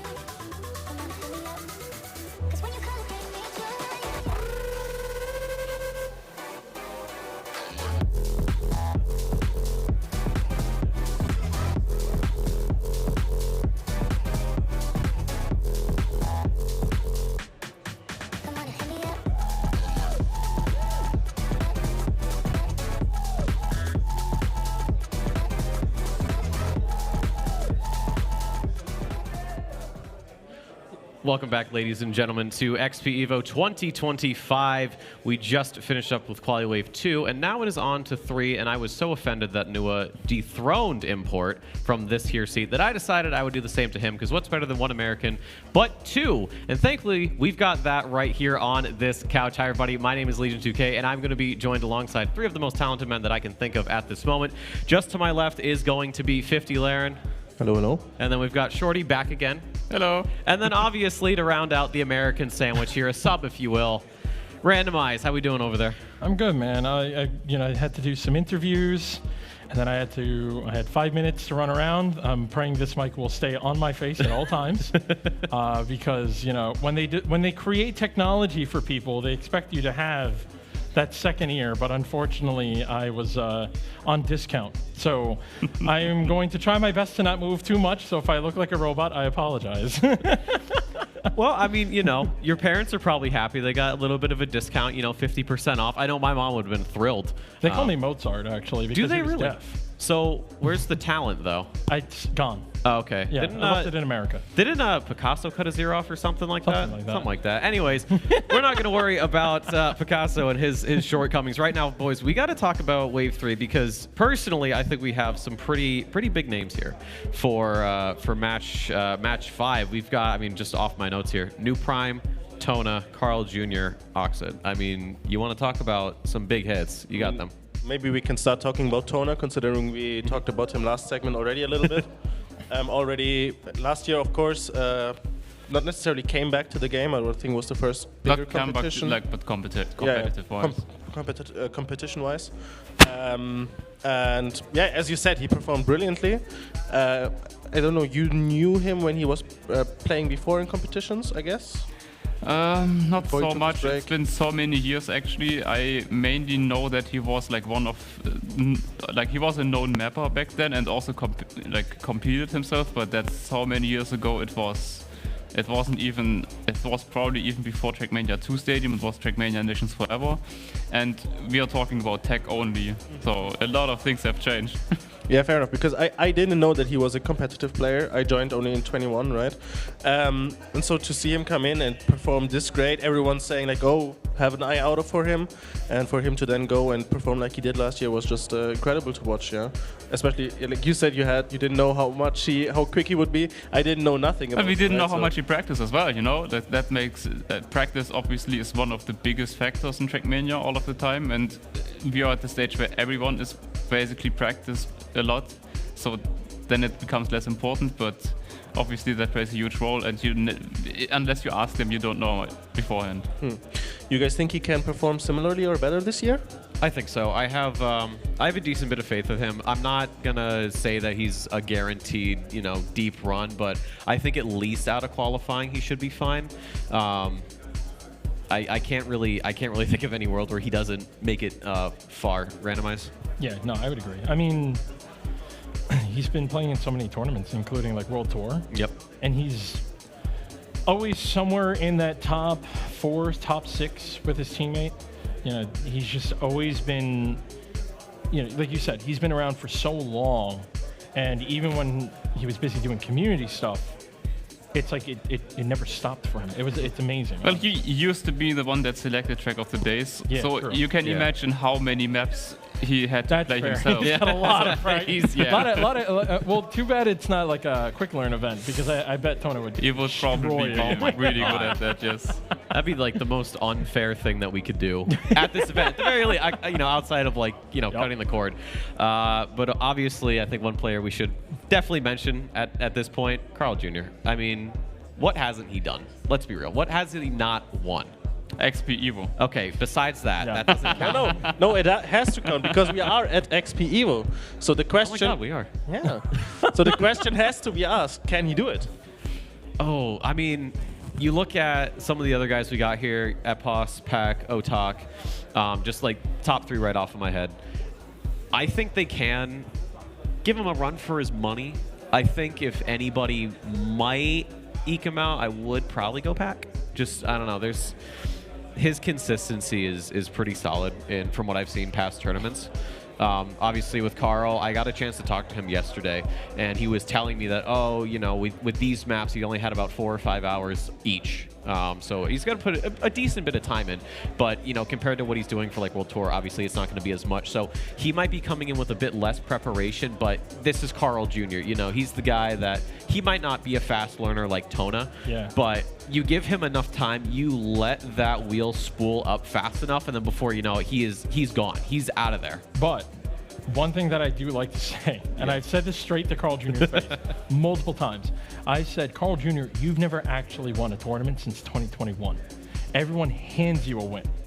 Because I looked back, I found clips I've shown him. Like, if we look back to like I think it was 2021 World Champions, that was when World Tour was like the red maps. Right? Oh, yes. Yep.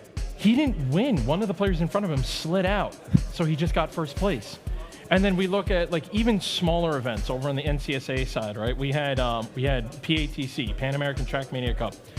He was in 3rd place in his finalist round, and he had 2 people that we know that are at this event. He had Charles, and he had Neil in front of him. Charles goes flying off the map, Neil clips corner, Carl Jr. wins. And then we look at Red Bull. Sorry, Granati. You're really sorry. He was in 2nd place, and then a little glitch happened, and he won. So, like, it really just comes to show you that in reality, since 2021, he hasn't really won a tournament. I'm genuinely curious if, like, Carl Jr. has, like, this witchery jinx on people. We call Caster curse. What about Carl Jr. curse? I have a counterpoint. Okay. America's Masters. He was with Neil. That was not a win that was handed to him. So you are wrong. Yeah, he that has was my won. own bet. You organized that. How do you forget? I did. Like, well, actually, if you really think about it, if we really look at America's Masters as well, he kind of was given the win because there were plenty of rounds where he was that had Cackney and Noisia. Yeah. Yep. They were like the real big competitors, and they were the ones who kind of threw some rounds and let Carl Jr. and Neil walk away with it, especially because Carl Jr. had to carry Neil. Sorry. Right. I mean, but here's the thing. It's Trackmania. It's about consistency. True. And that's, you know, sure, you might not be in first, but if the guy ahead of you screws up, but you're not, that's consistency. And that's where I think Carl is you know, obviously making his money. So he's consistently putting himself in that position. Right. And then he's consistently winning. So, like, I mean, we can argue that he hasn't won since 21, even though he has. I mean, but it's a joke. Yeah, I know. But I think for he's washed. You're right. Yeah. I think for XPEvo it's gonna be interesting though, because again, it's a new environment for him, a new set of maps, a new batch of competitions. So I think he'll manage, especially as we get deeper. He'll get more practice on these maps, and then at that point, I think it is really looking like, hey, you've got to be careful. Carl Jr. is here. He's not taking any prisoners, and unfortunately, he's not stuck in here with you. You're stuck in here with him. Yeah, very true. Yeah, and it's not only like Carl Jr. that is going to play in the next round, right? There's also players like New Prime, last year nearly getting 2nd, who would have gone to the World Tour. We all remember, we talked about it in the Wave 2 already. The outside dirt hit with just meters to go for his World Cup qualification spot last year. He's also in the next quality wave, so it will be interesting to see what he can do. I talked with him yesterday already a little bit. He seemed more or less confident in his ability, not for the qualification, but to make a deep run as well. So we'll see how he will perform. Yeah, I mean, all of the top players nobody's practicing and preparing for the qualification wave. Everyone is practicing for cup mode and having that in mind. So it is to be expected that they, of course, still perform very well on rounds mode, but it's not exactly the same. Yeah, it's always going to hit you a little differently when you actually get to the elimination. Obviously, after this, we have top 128. We go right into single elimination, and then that double elimination doesn't come until later. So we'll see who can kind of survive, who can sink, who swims, and just from there, you know, start just cutting the field down little by little. But we have just a little bit of time here, and we are going to be getting into our first map of 5 here, 4 rounds each. So if my math is correct, that's going to be just about 20 rounds. That sounds about right. And I'm a communications major, and I did that without a calculator. Wow. I know. Flying. Do you see what's on his lap? That's a giant calculator. That's not his notes. That's a calculator. No, it is my note. It's just I'll show it to the camera. I'll show my notes to the camera. If it's after not. you close the calculator. Yes, after I close the calculator. But enough of that. We're getting into Trace. First map 4 rounds, excuse me, for the players to get sorted. This has been a map that I have been surprised by. The water, the inclusion of the water in the block itself has certainly thrown me for a loop, and especially at the start there, you sort of bottom the car out in order to get that slide in, and if you don't get it right, you're not gonna slide, obviously. How have you guys felt about Trace? Weird. It's wet. It's wet. Yeah. For me, the answer is weird because I played them before they had any times or any GPS times were out, and the skin didn't load for me.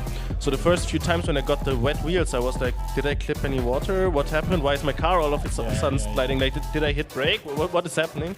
So that made it a little bit weird in the first moment, but I think the map actually has come together quite nicely. Shorty? Yeah, I mean, I think very first impression was like, why do you have to use water? Out of all the things you could have used at the theme, why does it have to be water? But Why then not? Because do we need to do we need to do another debate? First it was ice with you and me, and now do we have to start debating water? I have nothing against water. I have time for this. Yeah, hold on. Let me. I'm a member of the underwater community. Okay. Well, at least this Keep goes going. on. No, but underwater, that's the problem. Yeah, no, but the problem with water is, and we all know it, it can be very inconsistent at times, and that's something that you don't want in competitions, obviously. So my first thought never came, like I would have never thought about water. But obviously I think the theme is very well executed, and after a couple of tries, I really like this map. I think it's cool. Yeah, I've enjoyed it. Double me. Randomize is having a slight stroke over there. How are you feeling, bud? Why? Let me laugh for a little bit. You're on the feed. You're on the feed. Don't get mad at me. I was watching you guys on the camera. I was cracking up. You know, production is just on point, man. They saw it. They were like, "Ooh, zoom in, zoom in." They were ready. They zoom were in, so enhance. But we've got a round down already. Who got first? I don't know. Carl, though, that's surprising. Down 15th. Looks like. Ooh. Oh, Sebi. De Sebi was Luna. my teammate for World De Tour. Luna. Yeah. New Prime, not surprised. Same with Tona up third. Hoat were. I mean, Jan top 8 as well. It's a very familiar name, I'd say, for a position like that. So, 3 players off Team B2 in a row. To be fair, though, there's like 50 of them here. I know. I saw them. I was chilling on B stream couch as like things were getting set up, and I just looked out the window, and it's just a stream of them. It's cool, though. Dude, there was like 10 of them sitting right behind. I know. And it was just like really funny because I remember even on B stream, I was like, I was listening to you guys for a second, and you were like, "Oh, that's so unfortunate that someone crashed," but the next person was a B2 player. Yeah. So you hear everyone behind just kind of like, "Yeah." I felt so evil. That's the one thing I like. I mean, obviously, you know, being a part of Split, you know, when we have our boys out there, you know, we're all watching, and you know, if one of our guys crash, you're like, wow, that's, I don't know, the mapper just hit and block, we don't know. But if someone ahead of our boys, like, that's what we need, that's our man. Yeah. It's, I love the community you get, obviously, with everyone here, but then just within the team, it's just like any other sport. You've got everybody rooting on the same guys, so, you know, and then everyone else kind of just goes with the flow, or they do their own thing. You know, we actually haven't even talked about Key. Key's a really good Oh, player. yeah, And Key, look at the gap that he has here. Half a second. I was just about to say, like, I honestly, I was looking at our notes the entire time. I didn't even check to see who the rest of the players were. Well, Key is on there. Key is on that Yeah. list as well. But Yep. I mean, he is. I mean, if you're in a caliber of group with Carl Jr., New Prime, and then we talked about Tona for ages, it's difficult to find screen time. Yeah, Yep. I mean, it's Tona. There's Exactly. We can never finish talking about the guy. Exactly. He's done No. so much for Trackmania. He's done so much for me, even with World Tour and everything that's been going on, all the shenanigans that's been happening. Tona has sent like this huge essay over to like Tournament and Nadeo, and I was like, hey, I didn't get that. Can I get it? He was like, of course, and he sent me it. And he was some good notes. He is an absolute sweetheart. Yeah. Like, I met him last year the first time. We had one of the seconds here as well, and we were told, like, oh, another 10-minute delay, another 10-minute delay, and he was just sitting there probably wanting to leave as well. I was in the other room. No, but it was a blast to have him on, and it's great to see him still doing well. I'm happy to see him here. I'm always happy. I mean, I'm just generally, I love how every year so far since 2023, like almost every number doubled. We look at like the prize pool, then we look at who came here, we even look at the talent, you know, all behind the scenes. Everything has doubled. And it's amazing. Like if this is what 2025 looks like, I can't wait for 2026, 27. I'm not announcing anything. I'm just saying if it were to happen, I would be ecstatic, honestly. Good save. Yeah, Good save. Production. I don't have the thing. I don't hear it. I got production in my ear. They're not saying anything to me yet. No, but talking about the whole stuff, thinking back to 23 when we had the tech issues, to how big the tech team is now, how big the people in production are, the number of people in production are, what kind of job they are doing with the things. Sorry, we just got knock on wood. Knock on wood. Yeah, Shorty, knock on wood. There we go. I have to say though, funny enough, I will openly admit, for the tech team, thank you for the tech issues, because also we're in North America, we're able to actually watch the matches. I didn't have to wake up at the brink of dawn just so that I can watch the matches. So, and I'm not complaining. You know? I had to play that year. My goal was to make it to day you 2. Playing? Yeah, I was in that wave as well. That got delayed the entire time. Yeah, I was like, I want to make it to tomorrow. I want to make top 128, and you know, it's eventually tech issues. They're like, hey, we got to push your quali wave back to tomorrow. I'm like, well, technically, to Saturday. Yeah, and then I went out, had a bit too much, had to play not at my best, and I still made top 128. And I just went out. I'm like, you know what? Mission accomplished. And then in I did what I needed 2024, you had your cast. Oh, yeah. God, you were not yeah. at your best, but honestly, that was probably one of your best casts. Which one? The first one or the second one I did on Sunday? When you guys destroyed it. It was yeah. I was listen when I told Import, I'm like, hey, you know, I did the first one, and then I said, listen, I'm gonna go up back to my hotel room. I'm gonna chill. You know, just ping me when grand finals happens because I want to see it. And then at some point he just goes, hey, we need somebody for consolidation finals. And I went, that's crazy. How soon do you need me? Now. I got dressed so fast. The fastest I had ever gotten dressed, like that entire outfit on, and then sprinting down the stairs because I was too impatient to wait for the elevator. Oh, I know. And then all the way down around the street. And I was talking to G-Geek about it earlier, and he's like, dude, looking out and watching you full sprint was a sight to behold. And I was like, yeah, I hated every single step because I hate running. But I'm not gonna do it again this year. Don't worry. I'm gonna be a well-behaved man this time and wait till Sunday after we're done to do all that. And for now, I would say maybe choose some bubble gum. That was. I think I have some in the other room. I'm sorry. What flavor is it? Is it bubblegum flavor or is it bubblegum? Yes. That's a really stupid question on my part. It's mint. I think. Bubblegum flavor. I think it's mint. But there was some kind of something somewhere that has like the flavor was bubblegum flavor. I don't know what it was. Yeah, there's ice cream with bubblegum flavor. Yeah. What? Yeah. Or is it like when you go to the dentist and they're like, oh, here's your bubblegum flavored toothpaste and it just tastes like a brick? Yeah. That's terrible. I mean, it doesn't taste like bubblegum, let's be honest, but it's okay. It's like because we all know what a brick tastes like. I don't know.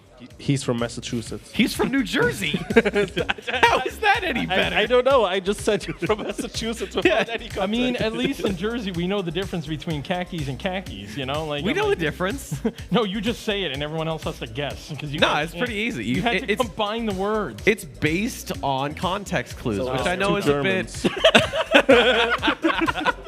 Yeah, how about that? Hi, Two we're still in Americans. Europe. Yeah, that's right. We are still in Europe. I blame you, 50. You're the reason why this started. I'm Always not my blaming fault. you, Shorty. I love you. No, Shorty has he's I'm done innocent. nothing. Yeah, he's the innocent bystander in the crossfire. You started this war. I mean, we keep it going, though. I firmly apologize to everyone watching at home. I don't. I mean, if you want to, I mean, Who I'm made not the schedule. I didn't make the schedule. I know. I'm saying who made the schedule? Probably import. And you see, it's again import's fault. No, It's an American. That's fair. I mean, he was the one who put us together on B Stream last year. That was a great stream. And then, I mean, when we were testing things out last year, and Yeah, then having you him got burst yelled in at. and tell 'Cause we were us. too loud. Yeah. I mean, to be fair, Massachusetts and New Jersey, we're pretty loud. We're probably The loudest states. Like, include New York into it. Oh yeah, God, the unholy trifecta. But we'll head to get some bubble gum here. This is a map that I personally I think is my favorite. There's a certain, I don't know, the flow to it feels nice. The way that the plastic is utilized, I've really enjoyed. The ending as well. I don't know. I'm kind of a sucker for those. I'd say a bit more unorthodox finishes of riskiness. You know, the sausage loop. I mean, how often do we actually see that block in any capacity get used outside of like, here's my first map, or Shengar going, hey, here's a Bonk Cup map. You know, we don't see it that often. No. There might be a good reason for that usually. Yeah, it's the best block ever, and if you use it too much, then it loses its sparkle. That has to be it. Yeah, obviously. What else would it be? Hence the here's my first map. Into a sausage. You know, Forget to put the camera on. Oh. You don't know how to put the camera on. That's wizardry. That took me so long. And then you don't know how to put the camera off afterwards. Yeah. No, they know. I mean, they don't know, but they just force camera too. Yeah, no. Oh my God. No, you just put another trigger at the end of it. Yeah, But yeah, that's how you would have. That's how you do it. But I just force camera one. Oh, oh my God. I've had maps where people do that. I think there's been probably some Cup of the Day maps where that's happening. And I'm like, why? Just let me have my camera. The people who use this camera, they don't realize while driving, and you don't test your map in a different camera. Well, I actually used to be exclusively Cam 2, and then when Khaki came around, shut up. when Khaki came around, I switched to Cam 1 because that's what all the like replay clips were in, and then I would go back to Cam 2, but then at some point I just fully switched to Cam 1, and honestly I prefer it a bit more. You just see a little bit more, but I do enjoy, I guess, the intimacy of Cam 2. I know I think it's an NA player, I believe, that has alt Cam 2, so it's like right on the wing. It's the What do you mean alt Cam 2?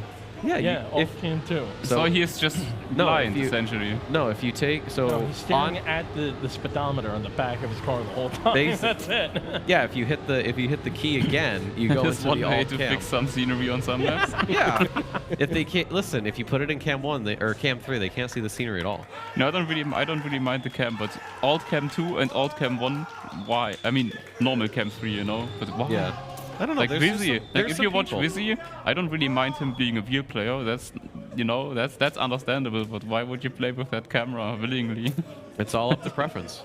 You know, why do some people prefer full speed over ice over dirt? They just have bad taste. Well, yeah. That's why Speed Tech is the best. I was waiting for something like that. Yeah. I was waiting to hear something Just like start a that. flame war in chat over what the best discipline is in this I game. mean, the real question is which one is better, because we have players that play in both of these cameras, camera 3 or camera 3 alt. Because we do have camera 3 players like Carl Jr. who's playing right now, and then if I remember correctly, you have players like Wizzy who plays in camera 3 alt. I feel like only works because no, started playing in the new game. I feel like the Cam 3 has the smallest difference between normal and alt camera. Well, you have the cockpit. Yeah. It just, I think it puts the camera up. I don't think so. I think you just don't see your car. Oh, I don't see my No, car. it actually moves it forward a little bit too. Does it really? It gets rid of it and it moves your camera up a little bit. Okay, then I didn't know. I would know because there was one time in the middle of the tournament I accidentally clicked my camera 3 button in panic in the middle of the drift, clicked it 3 more times, and watched my camera go. Also, alt Cam 3 is essentially at the beginning of the front wheels, but a little bit higher. So I think it's probably the same height as normal Cam 3, like where you see the cockpit now, but you're in front of the car, like cockpit cam, or like hood cam, or what you call it. I guess we'll have to ask the pros. Yeah, that's a good point. Have to ask Carl Jr. or Granadi. Wasn't there a clip of Carl Jr. why they asked? I think it was like Spam or somebody asked him why he plays in Cam 3, and he's like, "Oh, I didn't realize there were any other cams, so I thought that was just the game for the longest time." I thought the funniest thing was after that when he switched his camera, he goes, "Oh, we're driving cars." Oh, that's what the car looks like. No, we're actually running. Oh no, it's a you know those hamster balls? Depends on the Shoot Mania. Man, Shoot Mania 2 when? Actually, sorry, hold on. Quest Mania when? Oh my god. Is that ever coming to Deo? Actually, what's the other game they have? Virtual Skipper? Can we get an update on that? Half-Life 3 while you're at it. It's probably yeah, okay, let's be a little realistic here, randomize. To be honest, we did get 2v2 matchmaking before GTA 6, so we should maybe be happy with that. Honestly, that was a miracle. Thank you, Kem. Yep. Thank you, Cam. I don't even play comp, so I don't really care. I don't play ranked either. I used to a few years ago, but yeah, now I just do stuff like this. And I honestly, seeing every player, all different skills, you know, coming and playing in this tournament, the general sentiment is, ooh, that's an unfortunate uphill dirt touch from New Prime. As soon as they switched to the camera, too. Yep. But I think it was Key. Oh, I think so, yeah. Yeah, so There you go. yeah, that was Key. Key is unfortunately gone. But I mean, the people I've been talking to, you know, everybody, there's people who have been playing the maps nonstop. Oh, and Jan. But there are people who have been playing nonstop since the map's released. There's people who have been kind of on and off, and then there's people that are like, yeah, so I actually haven't played the maps at all. It's the first time I'm seeing about to go play. And it's like, what? Why? Yeah, why? That's a good question. Yeah, and then, you know, and obviously the pros seem to be all over the place. Some of them, like I said earlier with Carl, it's like 4 or 5 hours on each map. Some are like, yep, just like 10 plus. But what is also important to say is that when I was here first year, I actually wanted just to grab a spectator ticket, but they were sold out, so I bought a player ticket, and I had, I think, a total of 2 hours practice on all 5 maps combined. Okay. And it went about as you would have expected. But because we're just talking about like the best players and how well they are driving and how much they are practicing, if you're not willing to put in that amount of time, if you still want to come and play, it's still a hell of a lot of fun to play the qualifiers. Yeah, that's the fun part about especially Discovery is everything's a surprise. You've never seen anything before. It might be the same blocks that you've seen in countless other tracks, but how they've been arranged, especially with, you know, I'm a sucker for these little backflips, so seeing that as well has been pretty nice. I mean, we even had in the first wave Shigoin playing backwards every single round. But backwards is faster, though. I mean, it is faster, but it's not faster. I mean, if you're bad, it's not faster. True. Skill issue. To come back to the wave, to the last wave. 1v1 me, man. 1v1 me. Let's you go. will win. Yeah, because I'm even worse. I'm even worse. Hey, tech production. You know, can we get the 1v1? Can we just make that like? I know we have like the other side events. Can we just give these two the stage for a little bit? Wait, can we make it AI? Let AI decide who wins. Like, oh no. The AI just stops working. I was talking to Rostat on the topic of AI. Yeah. I was talking to Rostat because he's setting something up to have like everybody try and get like the author medals on the Cup of the Day maps, and he went to ChatGPT because he was trying to figure out how to get his I think his phone or his tablet cam to work because obviously there wasn't one on the computer, and it was taking forever. And I'm like, oh, I see your problem. You're typing in French. So if we ask AI to decide the winner of you two, it's never going to get done because it's just going to go into an infinite loop of, well, he's going to crash here and he's going to crash here and this is going to happen and that's going to happen. So there's not going to be a winner. It's just going to be struggle, maybe. I'm not competing. I know I would lose immediately. I can't drive backwards for the life crew. Okay, like so I'm bad. So I would suggest maybe drive forwards. I thought we were doing a 1v1 backwards. I'm down either way. All right. I mean, we could just play my American Masters map, which has your map. Which one? We're just playing your map. Bing Bang? Yeah, that's a not Bing Bang. That was Syntax's map. That's the mapper for this map. Oh, perfect. Actually, guys, I have the perfect map for you because we had a speed mapping competition yesterday, and I've built a backwards map. Oh no. Was it AO8 backwards? No, it was not AO8. Can we just save me, please? Can we just say it's a draw? Or we drive sideways. Ice? Yes. I was waiting to see if you would catch that one. So, because we've just talked about ice, there's also the EVO Ice or the XP Ice tournament happening this weekend. Yes, sir. Grand final is on Sunday. Yep. At some o'clock. At some o'clock. That's my favorite time. It is on stage though this time. Yes, it will be on stage. Yes, the grand finals will be on stage. Yeah, I'm looking forward. Have you seen the ice maps? I have not. You showed me. They generally look like a lot of they look hard. You know, your typical hard ice map, but there's some ice maps there where you see them and it's a lot of those tight tech ice where it's you have to slow down to try to get around. Some of these maps, dude, they look smooth as butter. It's so satisfying watching them go through those maps. I'm actually really looking forward to Sunday and watching those. For sure. So Doogie has said he has put a lot of effort into it this year, and he said a little bit about the map pack that, compared to other ice competitions, he didn't want to have one map gear 2, one map gear 3, one map gear 4 ice, but all of the maps have different gears, so you have to gear manage on those maps as well, which is interesting and something different, and I guess that sounds interesting. I'm looking forward to it. I'm gonna I don't mind ice. I'm gonna spectate it. I'm gonna have fun. I'm just not gonna play it. We're just not fast enough. That's the best way to win. Just don't play. Yeah. That's what I'm doing since a couple of years now. Not playing. You're so good at it too. That's why. But I mean, on the topic of gear management, I found that this risky here is actually one that I've gotten the wrong gear on many a times. I think that is a skill issue. There's another map I know that does have the gear management towards the end.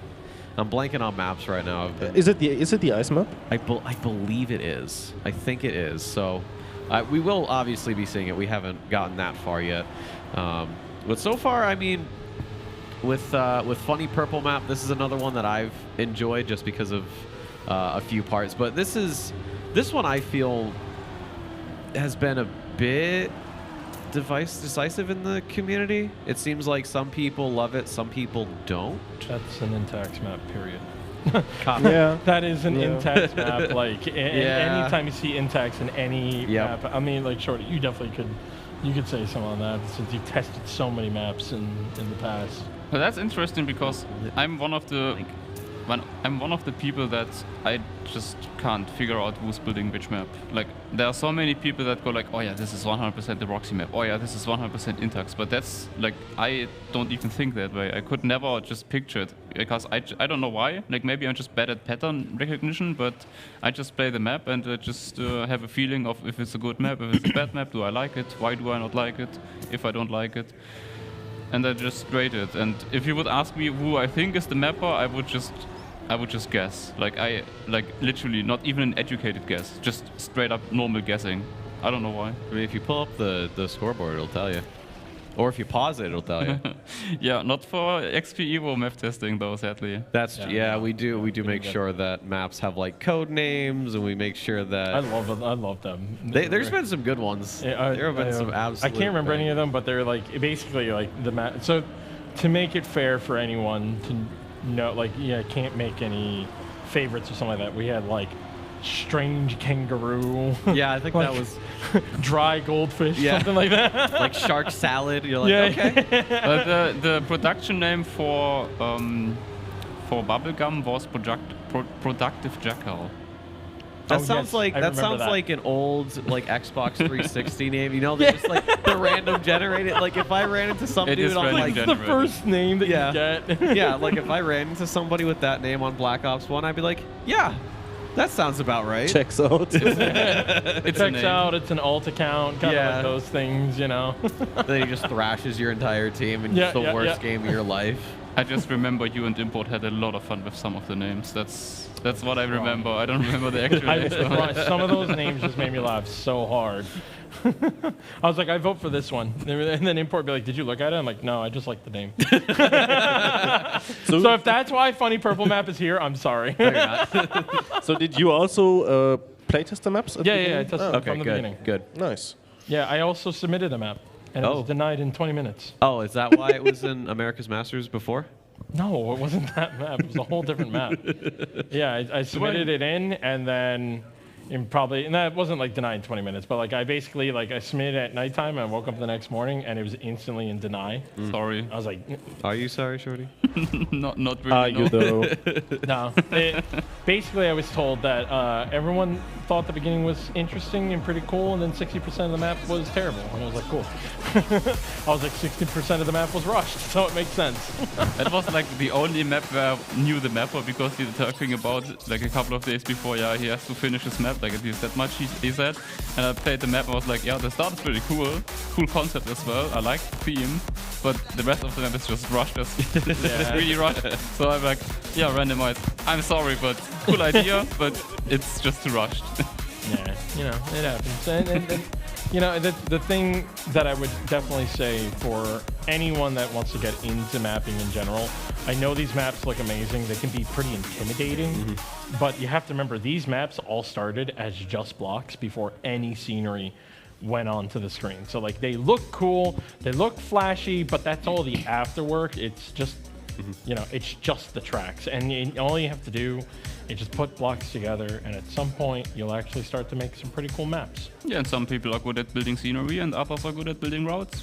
Yeah. You know? And if you want to get a head start on that, there was a mapping community day presentation yesterday, which you can hopefully find on YouTube at some point. True. By Kopla. By Kopla. Yeah.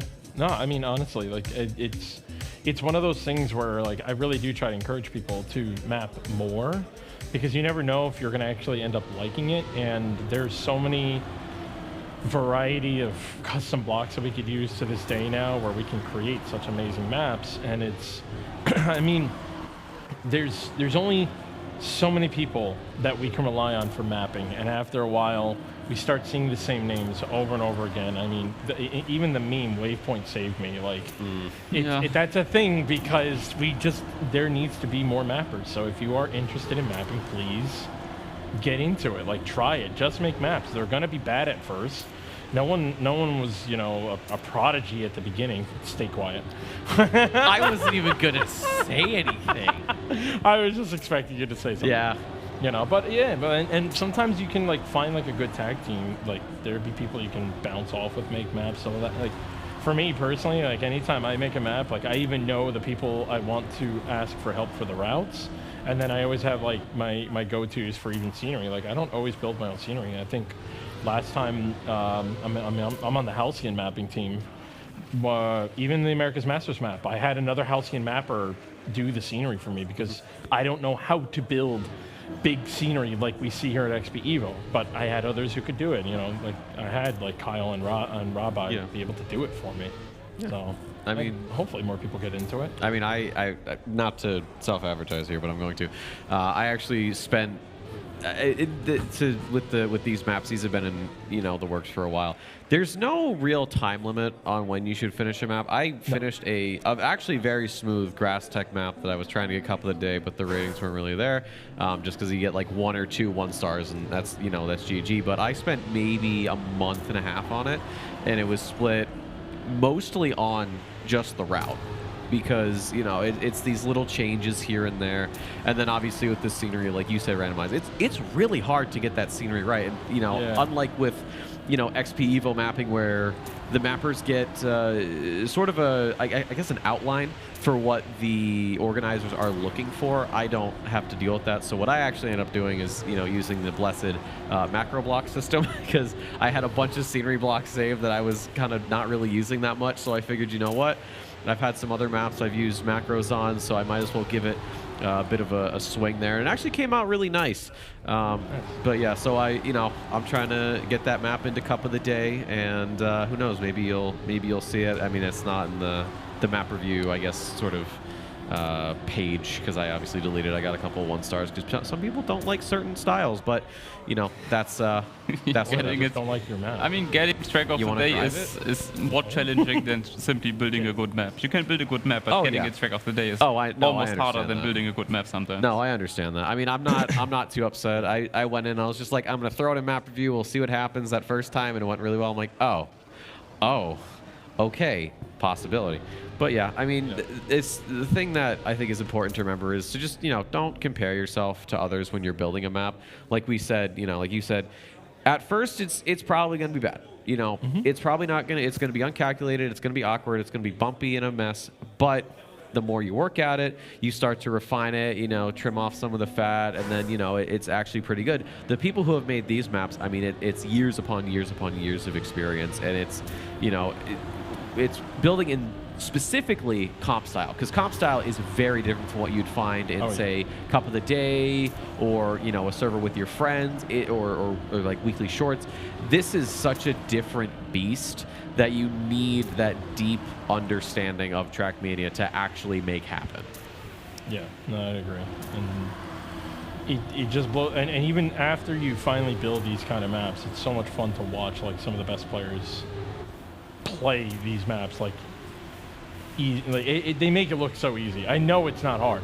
But I mean, it's not easy, but they make it look easy. Just especially because like someone like New Prime, you're just one of the best. Which, if I'm just checking in real quick, is New Prime in second and Tona's in first? Overall? Yes. Yep. And Carl's in third. So, I mean, I can't say I'm too surprised. I think our pre-match discussion. Man, I can't see me over here.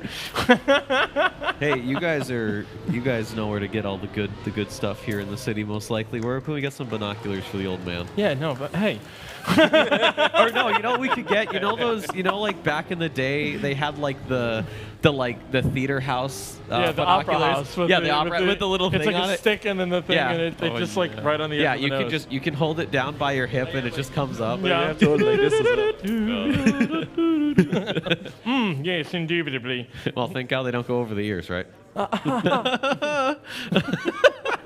But this is normal, 50. This is how we interact. This is normal. See, you're all like polite. Oh, it's fine. We're over here just like, hey, expletive. Like he walked by me and I was just, oh yeah, by the way. Yeah. Just walked away. I'm like, that's my randomize. Again, I don't know why. If Import was the one who put the casting schedule. Oh, I feel like he did. He knew what he was doing. He knew what he had to have known what he was doing. Unfortunately, you guys just kind of got stuck in the middle.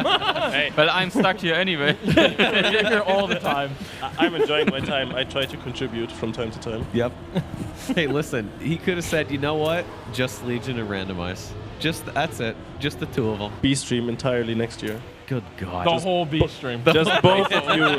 The entire day. The entire day and night. Just B-stream, us two. Hey, are you tired of American accents? Well, boy, howdy, have we got some more for you. Yeehaw. Yeehaw. I said, I was out at the split dinner last night, and I said to Zyrene, I said howdy, and he was so confused. He's like, howdy? I'm like, yeah, howdy. Like, he's like, what does that mean? And I had to go through like the breakdown of how we got to howdy, and he's like, oh, why don't you just say, how do you do? I'm like, because it's howdy. It's easier. It's less syllables. Oh, God. Listen, we all know what's up. Anyways, but Agrippina, we got pretty much gotten through it. This is, out of all the maps, this start on this map is my absolute favorite. It is so, God. It's great that you say that after round 4 of 4. You know what? Listen, I was going to say it at round 1 of 4, but we are busy yapping. So yeah, I mean, now. No. The thing is, what you said is completely correct. Yeah. It's just the timing's off. Yeah. Well, that's okay. You know what? Listen, that's why I do this. I just kind of build upon the timing and, try to make it work. But we're going to be doing something that we've done quite a lot of here, and that's laughter, but it's also going to be some tears. So this map, this is tears. Yes, your tears, our laughter of tears. I don't have any more tears. I was just about to say, after some time, it turns into tears, especially for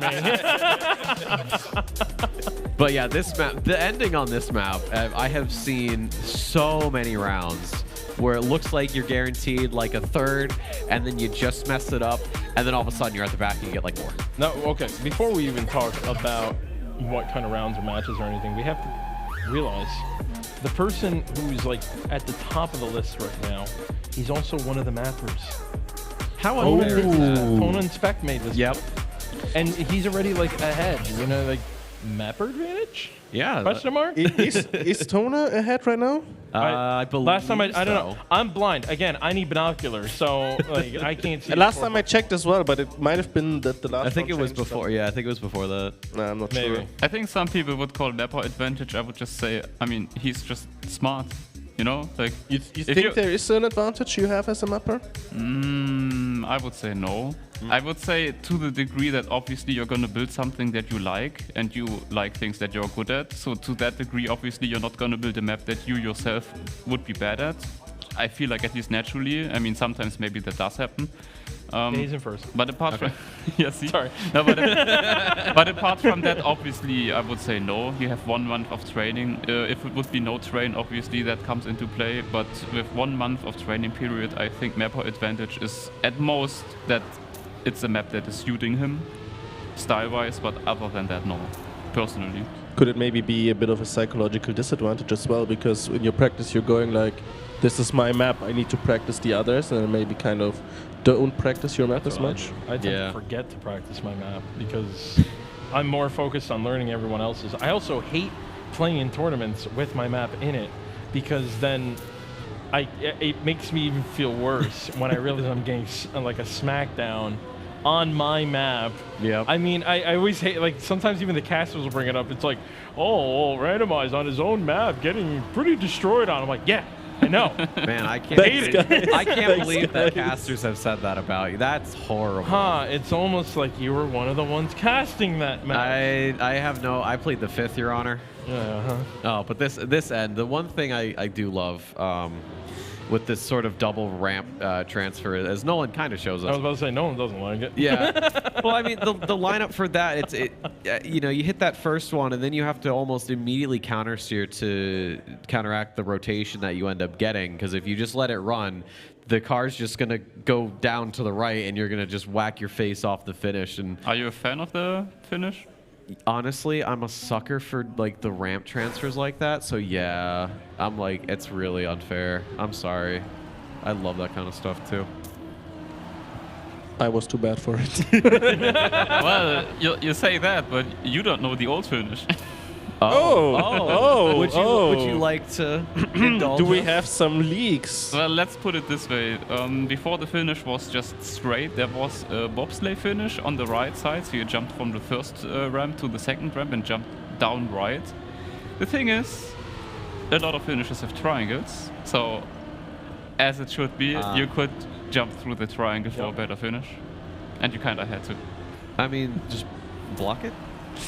Like turn the finish around? It worked in Beacon. That's true, they did, yeah. But like you were also going, I don't know, 100 speed slower. Whereas like this one is you're going at full speed ahead, and now you have to aim at this little speck. Aha, get it, speck, because he's one of the mappers. Boo. No, I'm kidding. I thought it was creative. I would have made the same joke. So Probably. I'm just upset that I didn't make it. I couldn't think of one. I like how Shorty just stays silent. He's like, I don't need to contribute. These three can do it for me. I think Shorty's regretting letting Import have anyone else. But Import's 50 and Shorty now that he had. I'm so sorry. I'm going to put a hand on your shoulder all the way from over. I'm enjoying myself as well. Yeah, he's like, I don't have to talk as much now. Guys, it's fun. Let the Americans talk. It's fine. No, this is fun. We got a fun. I like this. This is good. We should keep doing this. For sure? Oh. Yeah. No? Why not? Well, I'm going to be here. What about you? Because I'm waiting for the moment when one of us slips up and get in trouble.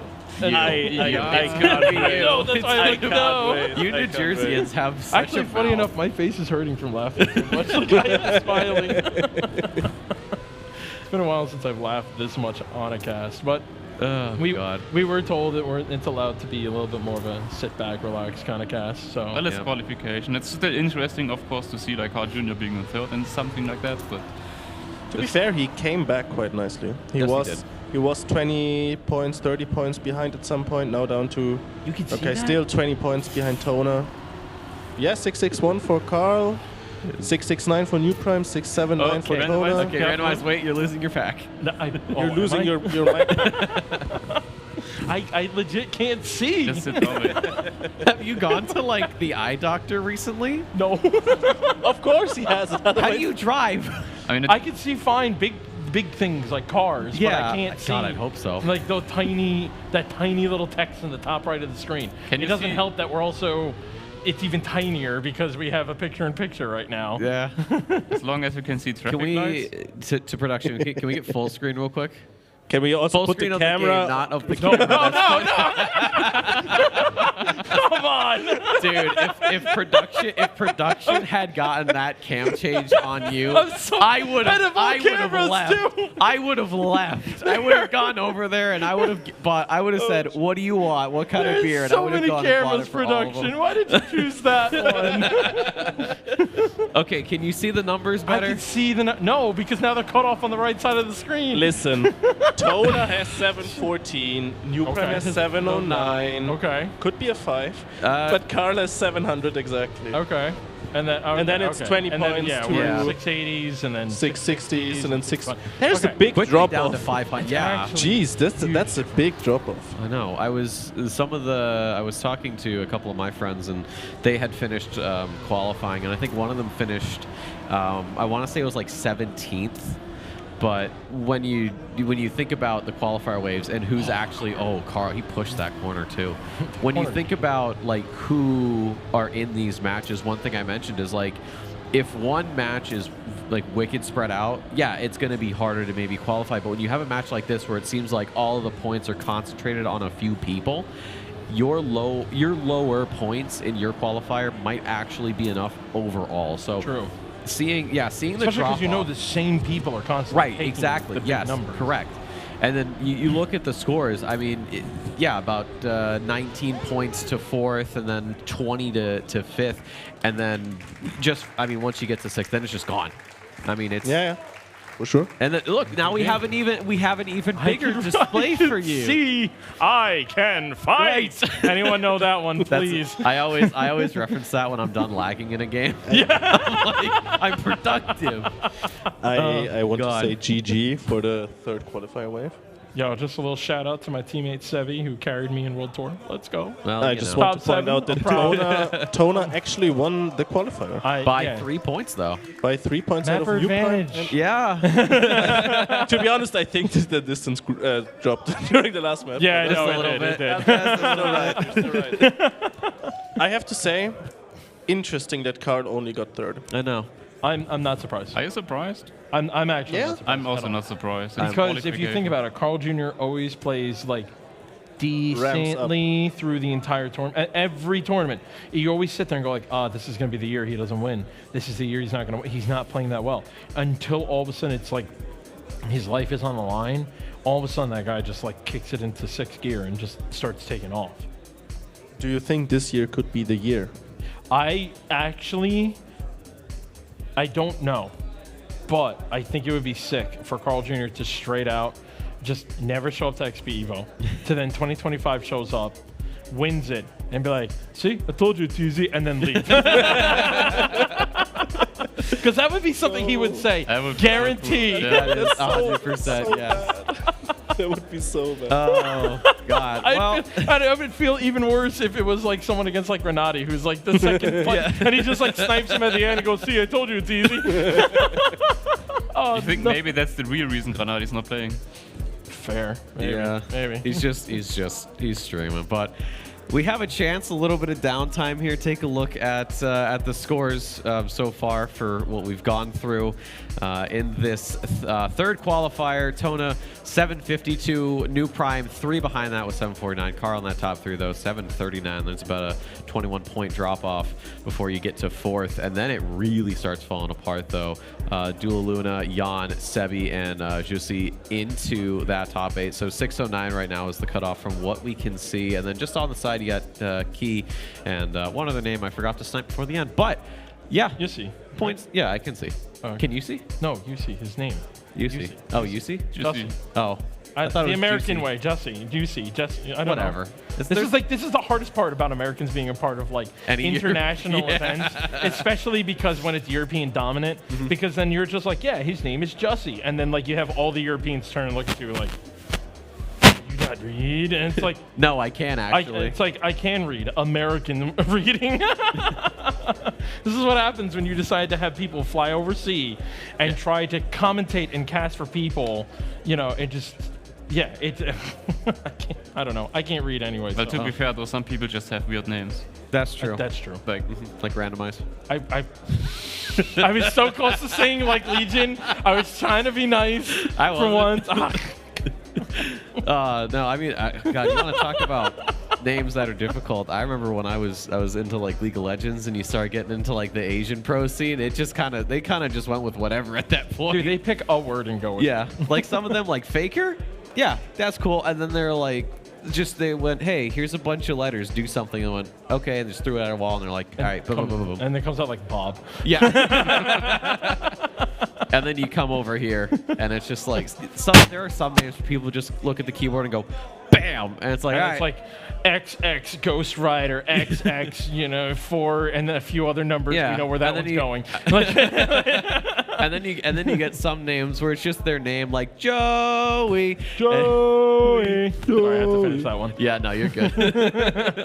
But it's whatever. Names are names. I don't care. I mean, my name might not be the most interesting one. You're not that short either. No. Yeah, that's kind of taller weird. than me. I know. You're like 5'6". It's weird. Right? They always do that, dude. The biggest people always pick like small names. I mean, like look at like any TV show or movie. They always have like a character named Little John. And Yeah, it's like, but he's literally like the biggest guy in the entire movie. Or it's like tiny, and he's just this like circular man. He's a But everyone can pronounce it. Literally, everyone can pronounce it. Even Frostbuter back in the day could pronounce it, and he was notorious for badly pronouncing names. Like the easiest name, he would just mispronounce. I don't know why. But maybe it was deliberate. Maybe. I would do if I wanted to troll a little bit. I would absolutely do that. Now that you give me that idea, maybe. There you go. I like that. Maybe he liked me.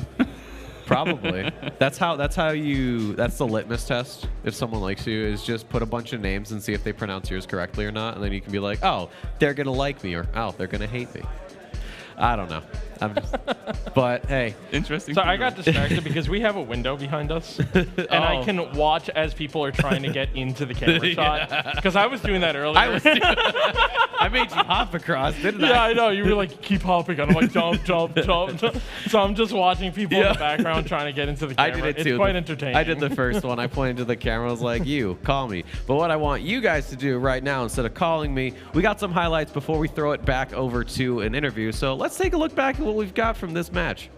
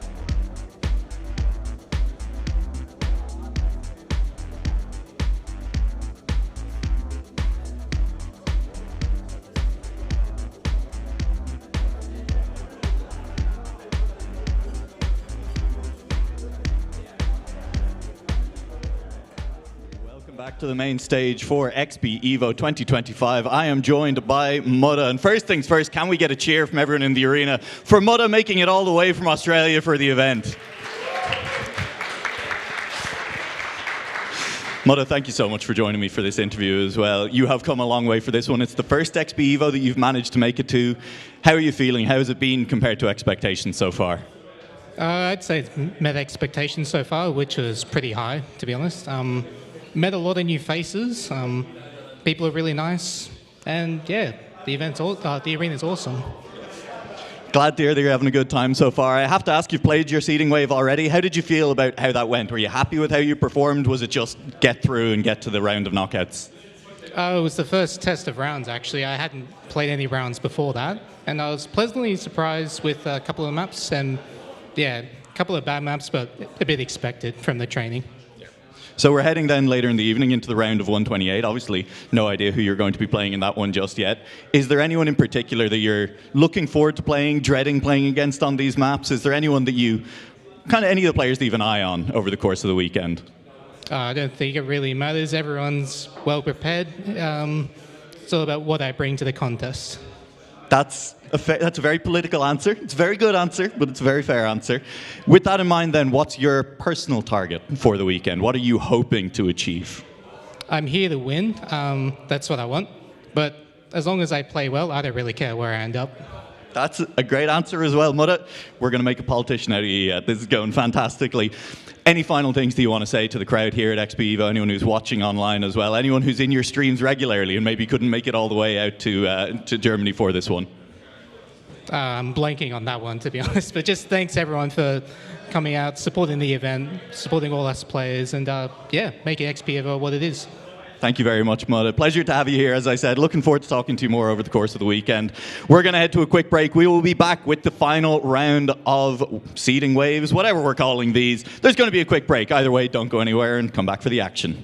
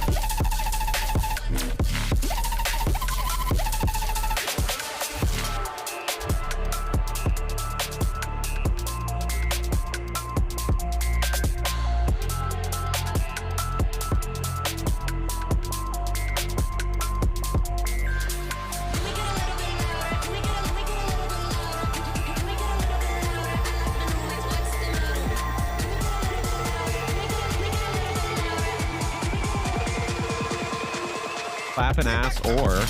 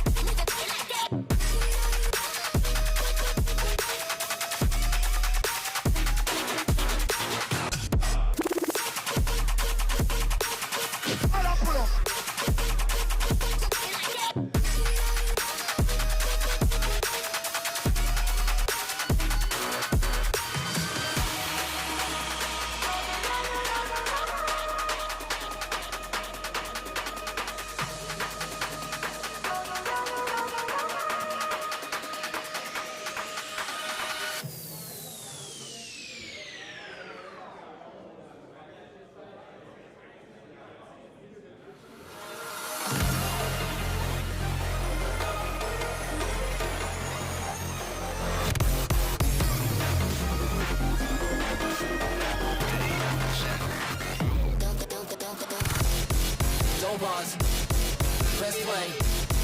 Don't pause. Don't pause. Press play. Don't pause. Don't pause. Press play. Press play. Press play. Press play. Press play. Press play. Press play. Press play.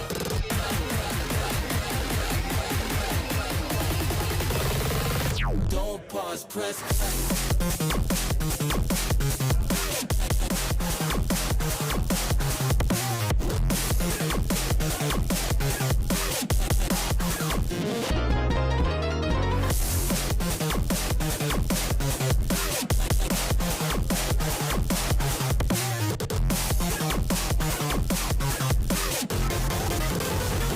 Don't pause, press. Switch.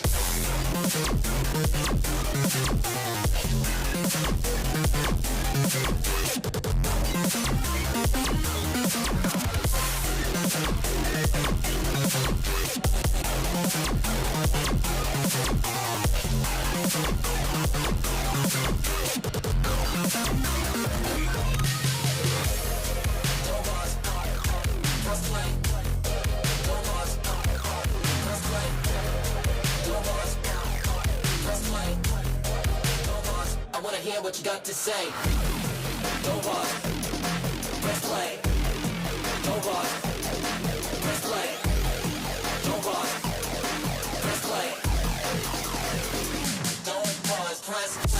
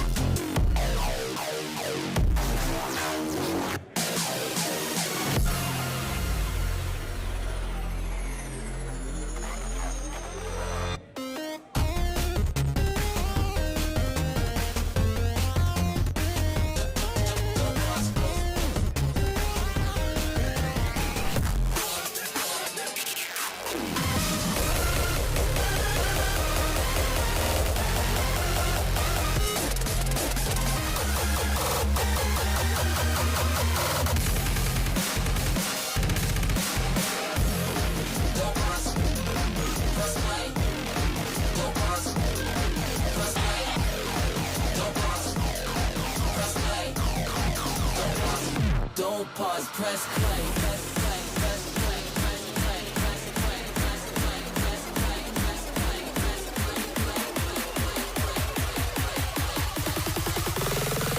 Don't pause, press play.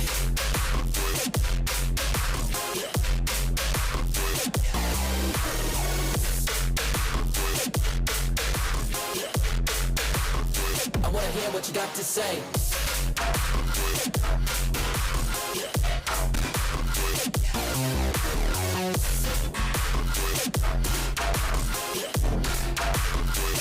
Don't pause, press play.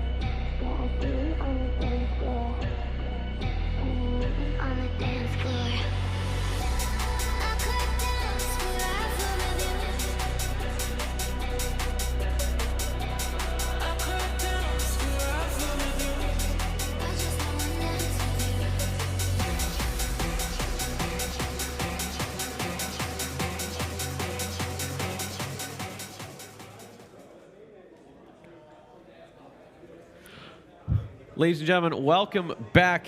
They couldn't get rid of me. They tried. I fought them off. But we are here with wave 4 of qualifiers. The last groups are going to be getting out there very, very shortly. But you had a lot of me, and unfortunately, I couldn't keep the other guys with me. I tried, but they wouldn't let me, which is unfortunate. But we've got some upgrades in some regards. Just to the left of me, Mr. Boney, of course. Beyond that, the captain of Absolute Swag. It is going to be Padster, and then just beyond him is, of course, the one and only, the Frenchman himself, G-Geek. Gentlemen, we are finally at the end of qualifier. We are going to be cutting the field down to top 128 after this. How have we been feeling about this tournament? Have there been any big surprises? Are there things that, you know, we think we'll see in top 128? Boney, we'll start with you.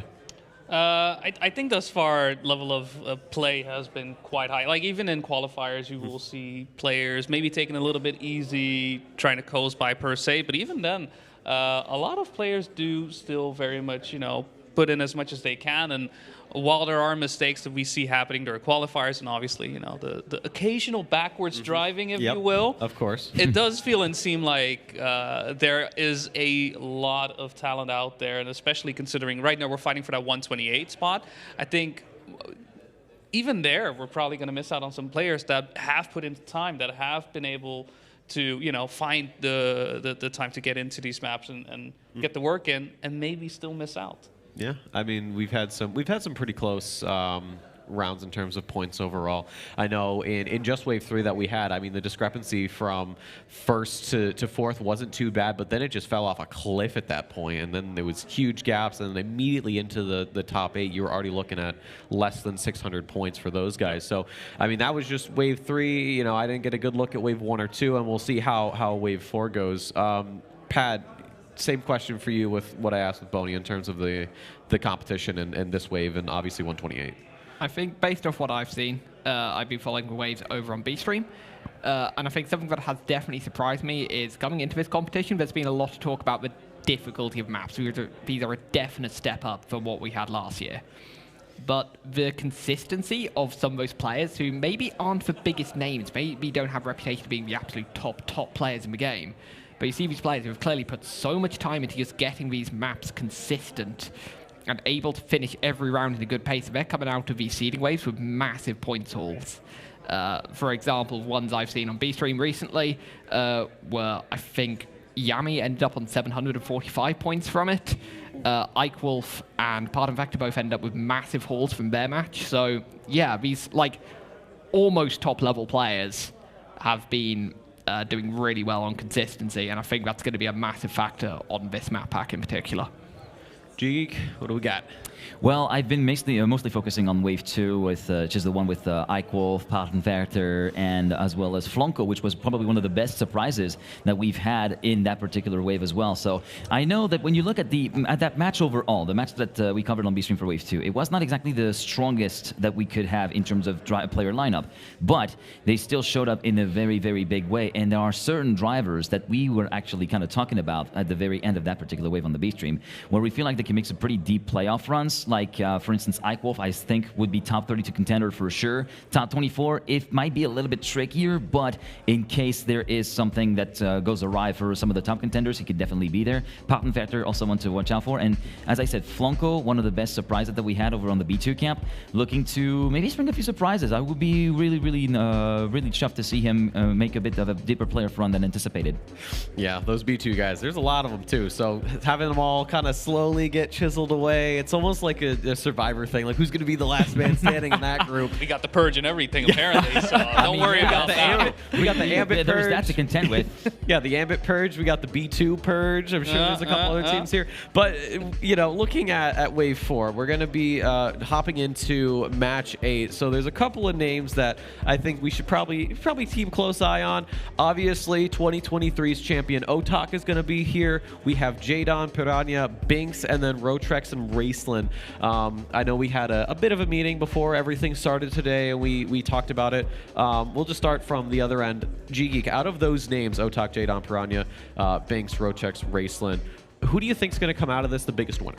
Well, of course, it would be a bit of a safe bet to say Otak. Of course, the man from Saint-Malo, La Machine Malouine, as we say in French, 2023 champion, 2023 world champion as well, making his entrance into XPEvo. But for me, if I was to come across and look at the other side of the names that you've just mentioned, I would put Roadtrex, a very, very young talent, just 17 years old. He had his very first LAN final this year at the beginning of the year at the Insalon in Rennes, France, which I had the honor of covering. Managed to finish in P4 at that time. Had a really solid season in the Trackmania World Tour, both with Viper and with Maiko. And I feel like for a first big performance on a big LAN, he's aiming to try and survive at the very least day one and the Ambit Purge. I had a little bit of a talk with his dad. He knows that the going is going to be tough, especially with the strength of field that we have here. But honestly, Roadtrex, you got to keep an eye on this kid. Really, really fast. Yeah. Pastor? I'm almost going to echo exactly what Geek has said there, but for a British player instead. We're going to see slight biases coming out. I mean, it's all fair. You know, it's fair game at this point. Yeah, I mean, the one I'm going to point out is Jadon. I think he was one of the biggest prizes of last time. You know, I think finished top 24, but made it to top 16 in the upper bracket, where you looked at the caliber player, it was just this kind of almost unknown guy there. And since then, he's kind of gone from strength to strength. I mean, paired up with Bosbez to win Trent on Track, which is one of the kind of biggest lands held in the UK. And then, yeah, I reckon coming into this, I know he's put a lot of time into the track, so I'm reckoning he could have a really, really strong performance here. Boney? See, you didn't name them, but I'm still going to mention them because we're apparently doing some national pride here. So obviously, Pugh and Joso for me are two that I'm looking out for. I know you didn't even name them, but that's okay. No. I do hope they'll do great in their qualifiers. I mean, in general, from Wave 1 back there, we saw Alex do a phenomenal job. Didn't even expect him to get as high as he did. I don't know if he did, but regardless, it was great to see that happen. Because, you know, with the names that we have there, I do feel like Binks is, you know, one of those that always puts in the work, always puts in the time. You can tell it as well in his performance that he expects so much from himself. Can sometimes make yourself your worst enemy because of it, but at the same time is what makes him such a great player at the same time as well. But with all that said, knowing that we have this broad pool of players in our midst, I am curious to see, you know, who will be able to squeeze or make their way in between these great names, honestly, that'll all most likely get into that 128. Yeah, I mean, I can say the safe bet with Otak, you know, past champion. He's got quite the resume, if you will, when it comes to competitive Trackmania. He is not a guy that you count out. Piranha, I would also, he's really impressed me with what he's done in the past. I know, obviously, with previous XPEvos, he was a guy that, like, it seems like no matter when I was looking at the screen, he was always there. So I expect him to make a deep run. And I'm just looking at the rest of the list right now, if you want to get into the whole nationality side of things. Yeah. No Americans! None! Yay! Not in this wave, maybe later. No, we got another. But I got a backup on this. I got a couple friends in here. So they said, hey, Legion, you know, don't talk about me on stream. It's happening. But sometimes I just don't understand. I don't understand. So shout outs, of course, everybody, all the B2 guys. Hey, B2, look at all you guys. B2. Look at the coordination. How many of you are left? Do we know? Can we get a count on how many of you guys are still in the competition? Just a little bit of a nod. Yeah, it looks as though we're not looking so hot in the B2 camp, judging by the body language that we're seeing here. A quick swig, that's what I would do, to be honest. 10. All right. Okay. 15, maybe 15. All right. 25. Can we get 20, 20, 20? We got 20, 20, 20 here? 20, 29 there, yeah. It's like auctioning up. No, but you know what? Hey, that's my number. Stop it. No, I'll call out my voice. I mean, I got to start off, you know, being a part of Split, you know, Tech Wolf is in here. Sorry if you mess up, my bad. Nah, he's a guy, he's one of our full speed players. I know there isn't like too many full speed elements. I'm hoping he does well. Obviously, my boy Dutchman, one of the guys from my community. He's been around forever, so I'm going to mention him. Sorty as well. I actually had a chance to talk to him earlier on. He's feeling really confident about the maps. He's a little bit shaky on a couple parts, but I think that's kind of the general sentiment that a lot of these players are going to have. And then, of course, Helldiver Agent, one of my boys. He's I asked him how he was feeling, and he just went, That's the only nod you really need. Oh, absolutely. At this point in time, whenever he does this, you know it's going to go down. Yeah, I mean, and that's why I'm commentating. I played the maps, got an idea of what was going on, and I was just like, man, you know, these maps are going to be really, really hard. You know, I don't know how I'm going to do it. And then I paused and I went, wait a second. I'm commentating. As long as I know the routes and I know what's happening, I'm not worried. I mean, did you guys have that, you know, that realization, or did you just kind of go, ages ago. whatever? Yeah, you got to catch up. Look, I'm happy if I drive silvers here. That's okay with me because I know where I'm going. Yeah, for me, I've had that mindset, but only very, very recently, because I always put myself into like very, very high pressure, trying to get some actual data going, also trying to correlate it with the players that I can ask or who I dare to ask, because there's something about that as well. But I think like that realization that like putting yourself under tremendous duress, trying to basically get close to the top players is not really that much of a big deal when you consider that, well, we basically are there to kind of like tell the story of the race one corner at a time. It's nice to get some pointers there, but you don't have to be the fastest player in the world to be a great commentator. Those things are very much separated. Yeah, it's that deep understanding. It's the things you understand as you play this game more and more. I mean, I think about back when I started playing Trackmania in 2017 with TM2, you know, surface level knowledge, and then all of a sudden it's like, hey, here's Trackmania 2020, here's all these new blocks, and then it's like, oh, what's this? It's called khaki? Wow, that's the closest I get to an addiction. You know, I'm going to apologize to my girlfriend. I'm sorry. I know for the first 2 weeks of that I am non-existent, but I still love you. But on the topic of, oh, look at that. There you go. Aw, that's so cute. What a cute couple. Hey, we got a kiss cam. We got a kiss cam. I think that's the first kiss cam at XPEvo ever. I think it is. Yeah, I don't think we had it in 23 or 24. When do we get the Coldplay moment, though? Bonnie, get over here. Are there any HR assistants nearby? We have HR? When did we get HR? You have a budget for that next year. Yeah, oh, God. We'll figure it out. But to steer things back on topic, with these maps, we've talked about maps. What's our favorite map? You know, overall, maybe there's a section. What's been your least favorite? I know me personally, I have loved Bubblegum. The flow of it is so nice. I have to give a shout out to Agrippina. That start is butter. I mean, you got to hit it right, obviously. But once you get it, I mean, my God. You ever had, it's like when you take your socks off after a very long day of walking around. You know, it's kind of like it's got that little imprint on your ankle. Oh, you tell me about it. I'll tell you everything you need to know about it. Damn, man's ready. But that's what it feels like. Boney, are there any maps that sort of stand out to you? I see. For me, Agrippina definitely is my favorite in that sense. I think Trace is probably a close second. I still struggle with the water and whatnot, but I do enjoy the idea of it. I like the flow behind it and the theming that it has, right? As Import mentioned at the start, theming is a very important thing for this year's XPEvo maps, and I do think that Trace very much, nails that. Yes, it has these water reveals, and at the same time using these services, but at no point do you feel like, okay, well, if there's just one part I mess up, everything is ruined because it's just there at the ending. The ending is hard, I will say. Yep. But it's not so decisive. If overall you're good at the map, most likely you should be good at the ending, just because it follows the same theme, it follows the same play style.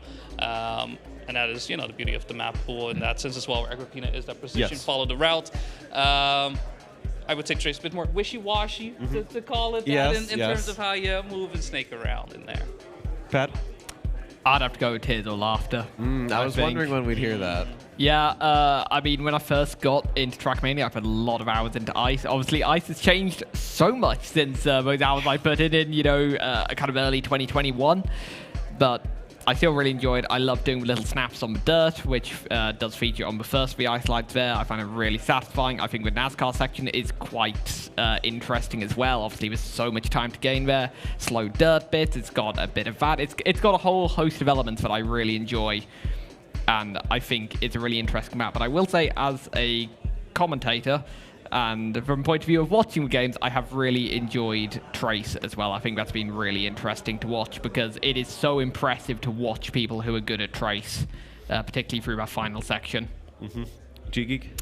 Well, for me, my personal favorite to play would be well, I would say bubblegum as well, because mainly because of the start. I really enjoyed the way the start flows in bubblegum, the way that you go full outside slingshot on the grass, then try to get the upper gear as soon as you land into the ramp, then the tight double right-hander that follows it, and then the jump from the bump road and past the pole at checkpoint number 4. Then after that checkpoint number 4, it tends to get a little bit blind if you're a Cam 1 Andy like myself. You have to go camera 3, but then if you nail the exit just right, you get a beeline straight to the reactor. It's really one of my favorite sections, where it's glums so well together, when it's so satisfying to get. And in terms of being able to spectate, I would say Trace overall, but if I was to nail down the sector in particular that I really like, it is Tears or Laughter. The final sector is looking really, really spicy, because there is a little bit of a choke point towards, I think, checkpoint 10 or 11. I don't really have the number of checkpoint in my mind, but there is the exit of the second ice slide, essentially, where you have a tight timing to actually change direction for the S chicane over the little pool section. Yep. And also you have to be very aware of the angle, because if your tires are not back up to temperature, then you just risk sliding out into the wall. And then, of course, there is that one pesky right-hander uphill in the dirt, where no matter the camera, it is blind. So you have to kind of like take a leap of faith and trust your guts in order to be able to place the car right. And sometimes it can actually end up in tears, unfortunately. Or laughter. Dang. Well, it's more tearful whenever that happens to you. Whenever you hit the inside bump in the dirt, you're like, oh man. Yeah. I know we've been yapping for a little bit. We've been having some technical issues, and I have been told to ask everybody, if anybody out there happens to have a USB cable, micro USB, thank you, a micro USB cable for a PlayStation 4 controller, please go to admin. I forget where they are. They're downstairs. Please go and give it to them. We have a player right now trying to connect their controller via Bluetooth. Not really working. So yeah, if you have a micro USB for a PlayStation 4 controller, please go to admin so we can help this player out, see how well they qualify. But for right now, I guess we'll just continue yapping. I mean, hey, let's talk about the event itself. I mean, vibes here have been amazing. You know, we've had a higher turnout compared to last year, compared to the year before. Obviously, the entrants have gone higher and higher. I think this year it was 320, and then the prize pool has almost doubled. It's at 10,000 euros. I mean, to see where XPEvo started, I mean, if you even want to say, oh, it started with Tracadia, starting there, and then where we are now, the growth of this competition. I mean, I don't want to say that I think it would be better than some other big competitions, but I would say that it's better than some other big competitions. Throwing down the gauntlet, I see. Fair enough. No, but it is very much become this part of the Trackmania season, right? Is definitely a tournament that stands on its own and has proven itself in the grand scheme of things, where, you know, formats do tend to change along the way, different things being tried out. It is nice to have a tournament where you know what you can expect, you know how you're going to get into it, you know, there's no prerequisites or whatnot that you have to meet, other than bring a controller or a keyboard or a wheel or a mouse, if you will. But you can just come in, you can play, and even for those who don't want to play, they have a place to come. It has become a bit of I mentioned it to someone else, a bit of a Trackmania Expo of sorts, where you know, you can come in, you can hang out. Yesterday with the community day as well, having these sessions that everybody could join in and listen on well, any topic really regarding Trackmania, for that matter. It's clear that year on year, more and more is being done, more is being implemented, and you know, even when we have Otak hands in his hair before the match even started, we could still enjoy ourselves. There might have been some hand signals thrown that were briefly just caught on camera. I may be spitballing here, but that might be what happened there. Whoops. Well, you know, hand signals are pretty useful. You get a lot of information without saying a lot. I can't use the ones that I usually use. One, I'm not behind the wheel of a car, and two, as far as I'm concerned, they're not really broadcast friendly, and the last thing I want to do is have import yell at me, because that would make me very upset. But to the three of you and everyone watching, of course, I've got some good news, I've got some great news, and I've got some bad news. We are going to Bubblegum for map number 1. We got the micro USB, but unfortunately the 4 of us are going to have to go tiny mode into the corner. But Yeah, first map here, Bubblegum. Obviously, I said this one is my favorite. The flow here is incredible. And I mean, talk about the risky here for a second. You want to have a little fun. I say go to the end of this map. Oh, yeah. It's, there's just a lot in that sense happening. Like, even with these simple plastic sectors or whatnot, I mean, I am not necessarily the best player out there, but it is very hard at times to keep that speed, keep that momentum throughout each and every one of these sectors. I am positive that, you know, the players at the top will be able to do that, no problem, no sweat. But we have seen, especially this jump at the end, ruin quite some rounds. And during qualifiers, that's A-okay. You can deal with that, get him next round. But if this happens in rounds, it's all or nothing, and you need to hit that top finish, oh, do you feel bad if you barely just hit the lip, fall down, and just see your opponents go over you. Yeah, I think I'd say it's also probably the safest of the risky fins in a way, because while, yeah, you do need speed for it, you can change the outcome with just a slight angle difference. You know, you don't have to go so high. Maybe you go low. Maybe you have to go a bit high. It really all kind of depends, but we will get here. And one thing I love, and this is totally off topic, the little intro video, they got that little like heads up on the wheel. Yeah. That's incredible. That is so cool. Like, good job, boys in production, whoever did that. It's probably those. I'm expecting it's those. He's phenomenal with this trailers. Yeah. But in the first round, I mean, Racelet, I was literally about to say Racelet. Right on cue. Yeah, he's too good at it. Otak, though, in the lead here. Binks in second. This is a guy that we have seen a lot of in plenty of competition here in Trackmania, especially at XPEvo. Peb as well is one of them. But this little slalom section is so difficult to get right because the setup for it is insane as Peb gets overtaken. You have almost zero margin for that setup out of the final checkpoint because it's such a tight line to the checkpoint to begin with, and then you're always, given the speed you carry, you're always running wide anyway. So the line for the S chicane is so tight, and if you mess up the alignment, you risk like having to counter steer way wide, and that can basically mess up your entire line for this particular risky fin and basically rob you of a few kilometers that would have been enough to make it to the top. But no, you're just a bonk and then slide into the bottom pool that is the other trigger. That's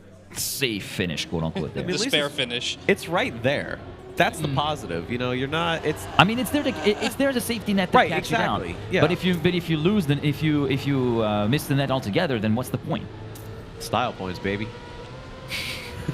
I'm not sure if those count. I mean, if you're maybe in 2026. I mean, listen, if you're uncool, then yeah, style points don't matter. But you know, you look at me. I am the prime example of what is cool. Sorry, Pat.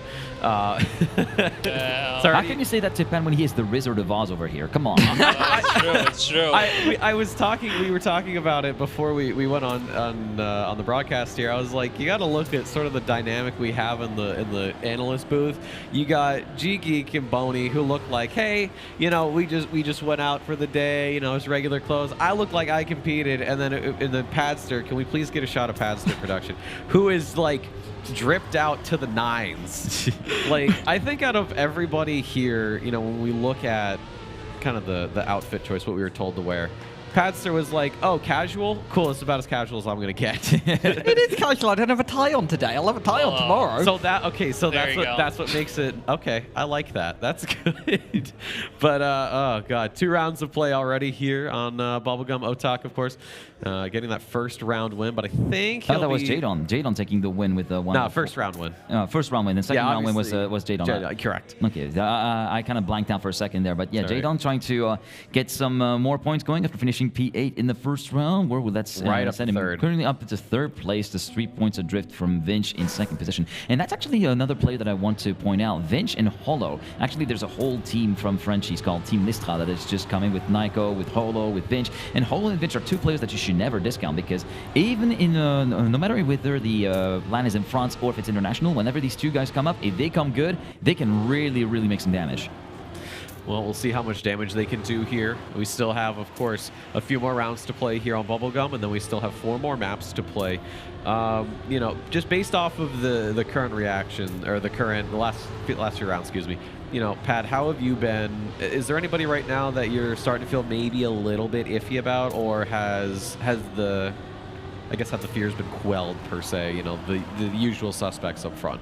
I mean, of course, as I did mention Jadon going into this, I was a bit worried when I saw 8th and didn't really notice them on the first round, but won the second round and is in a good position this round, so that's been quelled. But I think between mine and Geek's picks of Rotrex and Jadon, we're going to see quite a good scrap. Yeah, between this those is gonna be two. pretty good. But for now, Rotrex is not really looking all that hot. I'm thinking maybe Bubblegum is not really the optimal map for him to start a rotation off, and I'm really hoping that he can actually correct the shot. Well, currently, as I say that, Rotrex sitting in P4, but having a round where he only collects 30 points down to P11. So maybe it's a bit more of a seesaw performance that we might be seeing from Bubblegum here for Rotrex, but maybe on the other maps it will kind of like even out and probably be more on an upward trajectory for the Frenchman from Team Divergent. Yeah, and I saw Raceland down there not getting the best round. It's only 19 points for him, so that's going to put him right outside the top 8. Piranha getting shifted a little bit here, but I think round 4. I'm bad at math. Yeah, we're on round 4. Is it round 4? It's round 4. Yeah, you're right. You're right. As well, but we're on round 4. I am a commentator. I am in charge of keeping track of the rounds, and I'm doing a terrible job of it. The start here of Bubblegum is also one that I really, really enjoy, especially with that grass start, you know, really riding it on the outside, and then sort of just how the ramp puts you almost perfectly, or sorry, not the ramp, the scenery, the platform scenery, the platform before the ramp, the platform downhill block. Yeah, the line you need for that, it's actually kind of deceptive. You think, you know, you can cut it really low, and sometimes you can if you have enough speed, but, you know, for the most part, you will get bitten if you do that. This, the dirt turn they just went through, I noticed it in the last quali waves. We do have some people straight lining that. It's very, of course, it is going to be very difficult to do, but it is possible. I don't think we'll be seeing it a lot through qualifying. I think as we go later. Jadon. Full stop. He tried to release. He almost had it. He grazed the side, and that's another one for him. That is as bad of a fallout for a British driver as I've seen since 2006 Australian Grand Prix when Jenson Button had his engine expire a few meters before the line. Sorry to rub that in. Yeah. But yeah, that's just how it felt on the moment right there. You okay, Pad? You wanna talk about it a little bit? Sorry, buddy. I lived just down the road from a factory at the time, you know? I lived in Brackley at that point in my life. Oh, no! I didn't even know that. I didn't even know that. Oh, that is such a lost bullet, right? That is such a straight bullet. I just dished you right there. But I think at least I'm feeling good about the pace from Jadon. There you go. Potentially, if we look at that bit, it was just, I think as soon as that drift finished, I was looking at the line and it was going to the absolute maximum on every single kind of outside of a corner. I was like, this is not going to end well. And yeah, it eventually just went too wide and into the barrier there. But yeah, that is us done on that track, as we are now going to move on to Trace. Yeah, and if you want to keep the discussion going about sort of those tight chicaney ends, the risky here. You got to set that up like 6 days ago. This is one of those tracks with Agrippina where it's pretty much 10/10 from the word go in terms of precision. There's absolutely zero margin left on pretty much, I'd say, 3/4 of the track. There's really no margin for error. If you mess up the alignment by just a few pixels, you're done for. Not only in the finish, but also on the switch up in directions like you briefly see on the perspective of things there from checkpoints 2 to 3, like the slalom. This particular part as well, this chicane is so narrow in terms of the entry that you have to be very much on the lookout for any kind of discrepancy that you really have to have the wits about you if you want to perform on Trace right there. Yeah, we'll definitely see more of the, I guess, the splitting of players, of those who have actually had a lot of good preparation and those that don't have as much preparation. You know, qualifier, it's sort of all over the place as, you know, in terms of who's going to be sort of at the top and who's at the bottom. But first round of 4 here on Trace, and we are going to bottom the car out just a little bit to get that wet wheel slide going. It is one of the maps that also includes a little bit of NASCAR. I know, Padster, you had mentioned we do have a map that actually has sort of a dedicated NASCAR section where they take away your brakes, but here on Trace you get 2 of them, but it's just because of wet wheels. I don't know, Pat, if how much practice you put into this map. Did that surprise you? Did that water catch you off guard? Because it certainly did for me. The first time I drove track, I was wildly confused about what I was meant to be doing. And to be honest, out of like the 3 wet wheel turns, 2 of them started to make sense quite quickly. The first one is tight and hard, but like it's doable. And the one at the end is not too bad at all. The one in the middle, the uphill grass, the line on that is very, very strange. The inputs aren't necessarily intuitive as to what you're meant to do to be able to get around that track. I totally get onto what you're saying with the second wet part, because you have so much. Again, the timing window is very narrow to pitch the car at an angle in the grass and keep the car at that angle. Because if you put too much steering lock in and get the angle ever so slightly wrong, then you're just not gonna be able to make your way through the entry to the chicane and just get yourself yeeted off of the map just like that. And yeah, as far as the rest of the map is concerned, there was one turn that I wanted to point out, which is the end of the dirt before checkpoint number 7. You know, the part just before the reactor plastic. You have to go for a very, very late apex when you try to go around the pole, because you're trying to go for the B line, right? But then the S chicane is after that, or rather, it's more not really a chicane, it's more of an S curve rather than a chicane. The lineup for it is so narrow. We'll get to see that midway through the round as we go along with the perspective of Vinch there. Currently, Vinch still at the top of the standings, so not too shabby for the man from Team Lestrade for now. Yeah, doing a phenomenal job. Knocked Binks off from that first place now as well. I mean, personally, just been looking at the rankings. Piranha has been able to get up a bit higher. Shafi also doing good. And for me, my highlight is seeing Pug right there on 8th place, doing a great job. Not being able to really get in the top 3 for most of these rounds, but you know, consistent play, making sure to get the points in. It's very important to know, right? This is simply qualifiers. This is only the start, and as we go around the finish, ooh, small touch right there. But this is the part you were talking about. This is the part we were talking about. So just look at that downhill left here. You have to go so close, and then the lineup is. He might make it look like there can have some margin there, but trust me, having tried it multiple times, there's not as much margin as it may seem right there. So everybody managing to make it through smooth there. Well, pretty much the vast majority of the field. They just make it look easy. But trust me, in real life, if you want to try it, be my guest and go over into the campaign in the XPEvo Club. But trust me when I say that this line is very, very tight, as are multiple lines here on this map. Yeah, and the speed check, especially for that risk. For that finish, it's so deceptive. You think, oh, you know, you're coming out of that chicane. You're like, okay, I had to release a little bit. If you're under 265, or if you don't have enough to speed, like if you're under 265, or I'd say 260 very, very low, but yeah, 265 is really your butter zone. If you're under 265, there is a very high likelihood that you're not making it there. I feel like if it is that 260, you kind of have to air brake immediately, so you keep that sort of upward angle, so you bounce. Basically keep the nose pitching up. You'll be able to clear it, but you're going to have the rear axle that's going to be clipping very, very hard, putting you to a dead stop, and that's how you lose plenty of positions and crucial points, especially in cup mode. But it's still going to be faster than if you just hit the side and fall down. I mean, I don't want to brag or anything. You guys, I turtled. I would say it depends on how harsh the clip is with the rear axle, because if it clips really harsh, I'd say it's not really that much of a difference anyway. I would just take the safe finish and move on rather than try my luck and just end up clapping very hard, or maybe just do a reactionary respawn and lose even more seconds that way. Yeah, we'll see. We'll see. I'm sure we'll see plenty of that. So we've continued on quite a bit here of Trace, and I know that as we get, I've said this before already. For Quali Wave 3, but as we get deeper into this tournament, we will be seeing a lot of that true talent actually come out for this cup. I know, obviously, you Pad with Jadon. I know us with Otak. And Binks as well. Ooh, and Peb getting caught up in all, or not Peb, sorry. It was Jadon. That was Binks. Binks as well got caught up. I'm sorry. Not even cast. Please stop complimenting Jadon. Whenever anyone compliments Jadon, he drives into a wall. The delta of points for Binks. That's if he even makes it to the finish. He'll have enough time. No, Binks, go safe. He's not fine. Just go safe. Go safe. Just, it's okay. You can take the hit to your pride. No, he's still going for risk. You know what? Oh, and he tried to style 17 points, man. He's lost third place. He's lost the third place to Shofi, and Roadtrax now is actually rubbing his hands like, okay, maybe there's something at play here. So yeah, there you go. Shofi moving up to third, Piranha up to fourth. So yeah, 2 places lost on the spot right there, and Roadtrax waiting to pounce and ready to strike at any opportunity right there.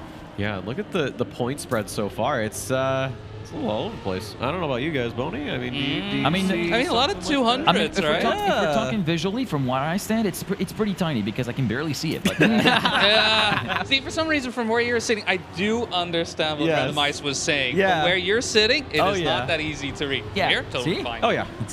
Still, no, it's pretty funny he wasn't able to see it. Yeah, we had to make it bigger and whatnot. Yeah, It's okay. I still think Anyways. we need to get those Opera House binoculars. Ooh, but good I idea. mean, this is what happens with these qualifier waves. I believe people are sorted based on their campaign ranking. If I'm anyone, no, could not tell you. Chat, what do you got? I can't see chat. No, why are you talking to chat? Chat's not here. I'm not gonna ask. Who's Chad?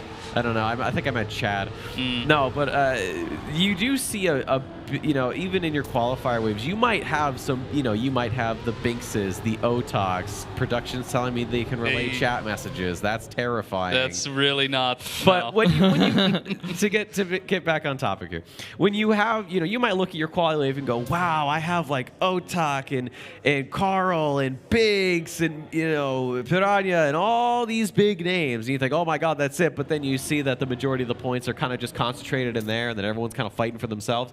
You might have.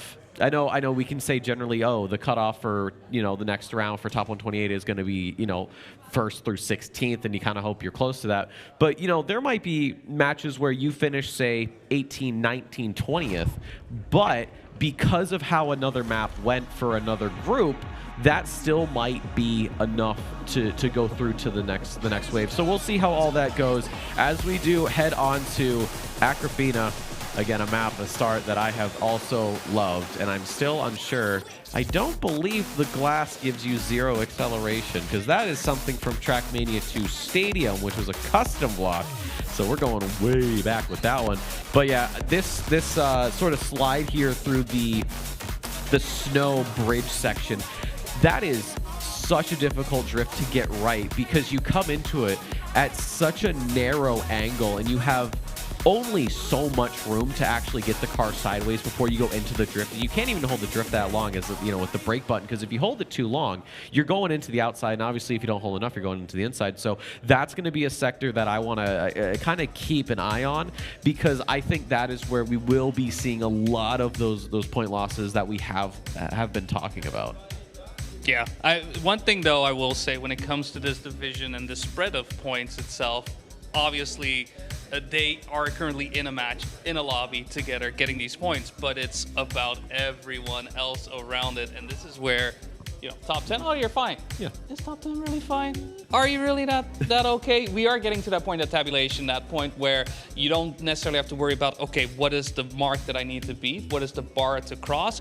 We know the bar right now. We can check it. We can check tournament page and see, oh, okay, I need to get at least X amount of points. We're only on map number 3 right now, but knowing that we have seen players with 700 plus points, you might say, okay, 600 enough, is 500 enough? Yep. And this is where lobby where you have players matched up with one another in this way, where first places aren't necessarily guaranteed to go just to 1 or 2 players. It helps those that are a bit lower, but it hurts those that are a bit higher. Mm-hmm. I wanna ask I wanna pass a follow-up question to Padster. I'm trying to get some little coursing going here. Would you rather be the first wave of qualifier or the last wave of qualifier, and why? That is a tough question. Uh-huh. I mean, I'm gonna ask you too, G-Geek, so you better think about it. I mean, if you're last wave of qualifier, you may go in with some better expectations of, you've got to see how other people have performed, and you do get a little more practice time on the day. So I think I would lean towards last wave just because of that. I mean, the idea of getting it out of the way early, it seems quite nice, but I think I'd still pick last wave personally.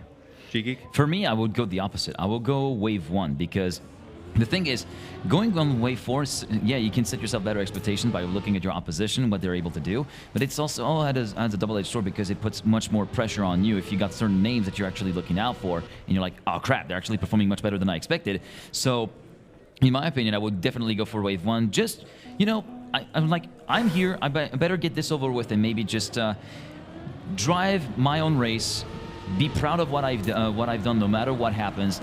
Maybe there'll be some frustrations, and there are some maps that didn't go well, but at least get this over with as quickly as possible, and then just take a back seat and just wait for the cards to play out and see what happens. And that way, I feel like it's a bit more of a relaxed approach to qualifying in that way, because even if you mess up in one of the maps or in one of the rounds in in qualifying, you could still like have a shot of actually coming back whenever the actual real tournament starts with the top of 128 or like the first part of the bracket, essentially. Yeah. Pony, let's hear it. I mean, I've mentioned it earlier on.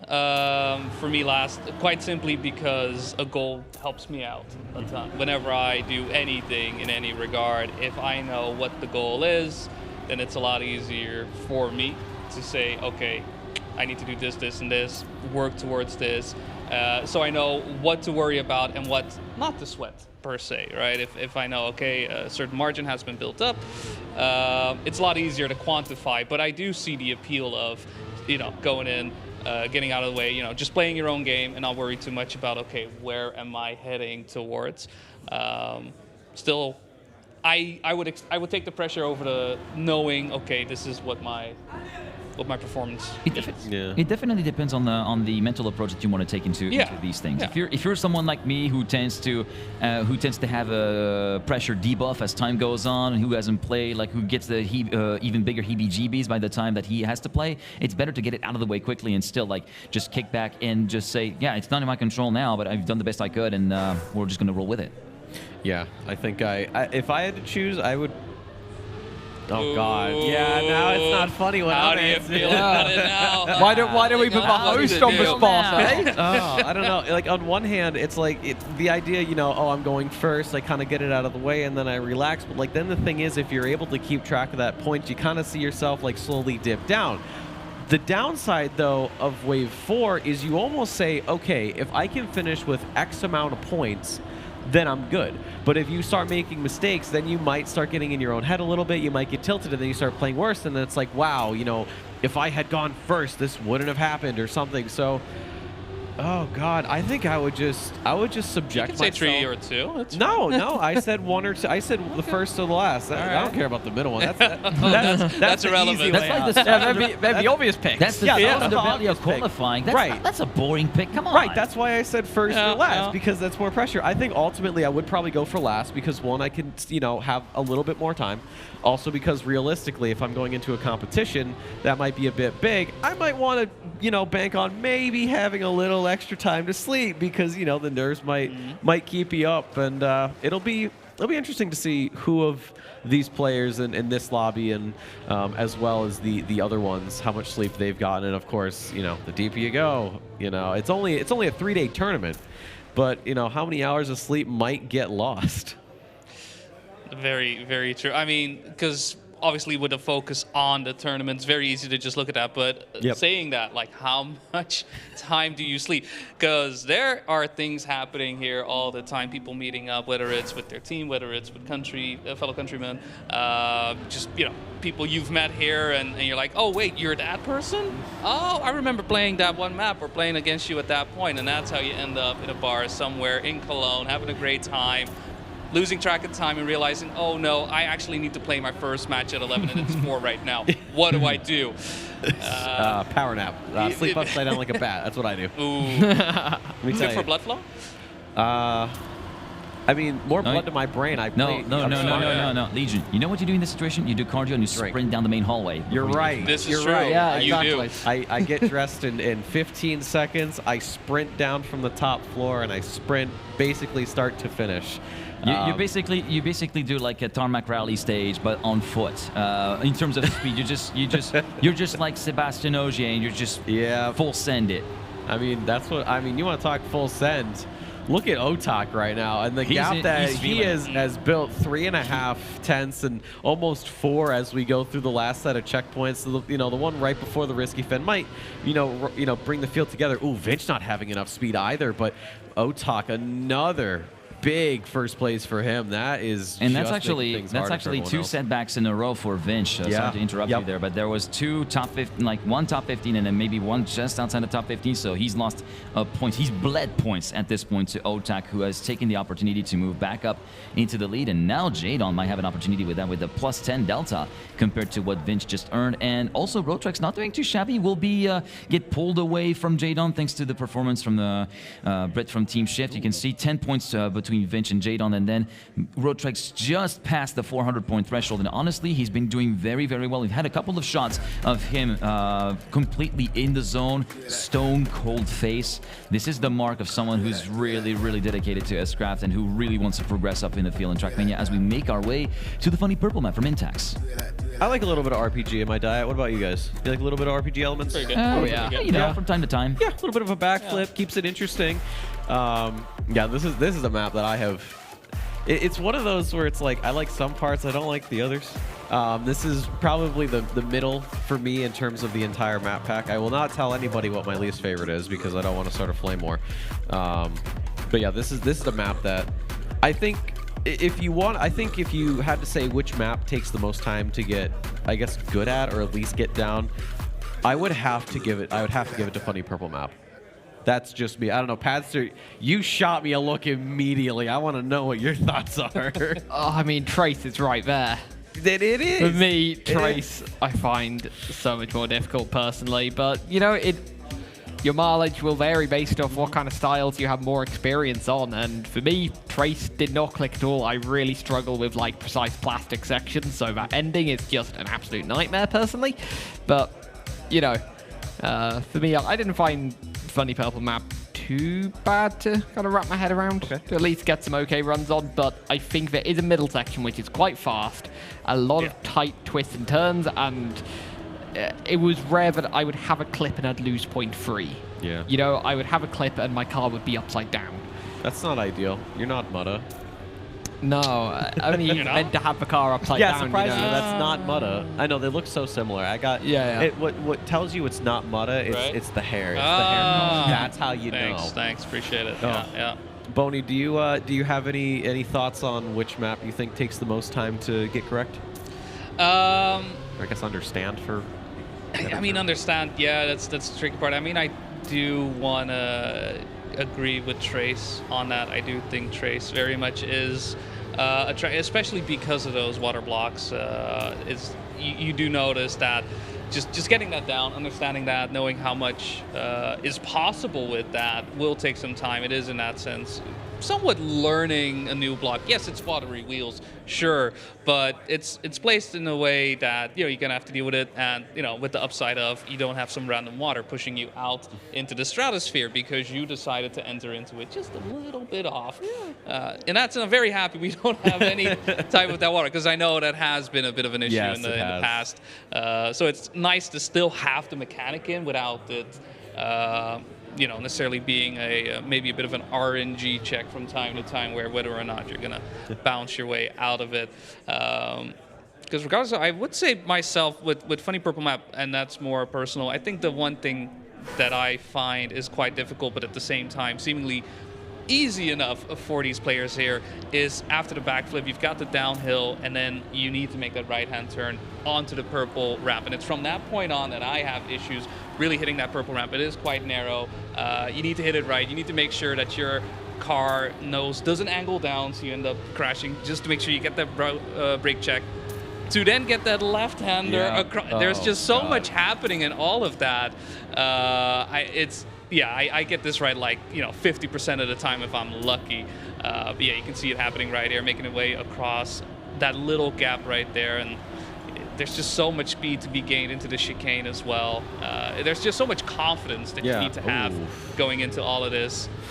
Yeah. Oh, we're going back in the field. Oh, Yoza. Okay, so we're going a little bit unfamiliar territory, if you will, but up into P8, kind of 9, backing in there into the risky though. Oh, this is a chat requested POV. You know what? I'm gonna override chat request POV if I can. Oh, give me. Are you chat? I chat a lot. Ask my parents. You're not wrong. I asked my parents when I was a little kid. I never shut up, and now look at me.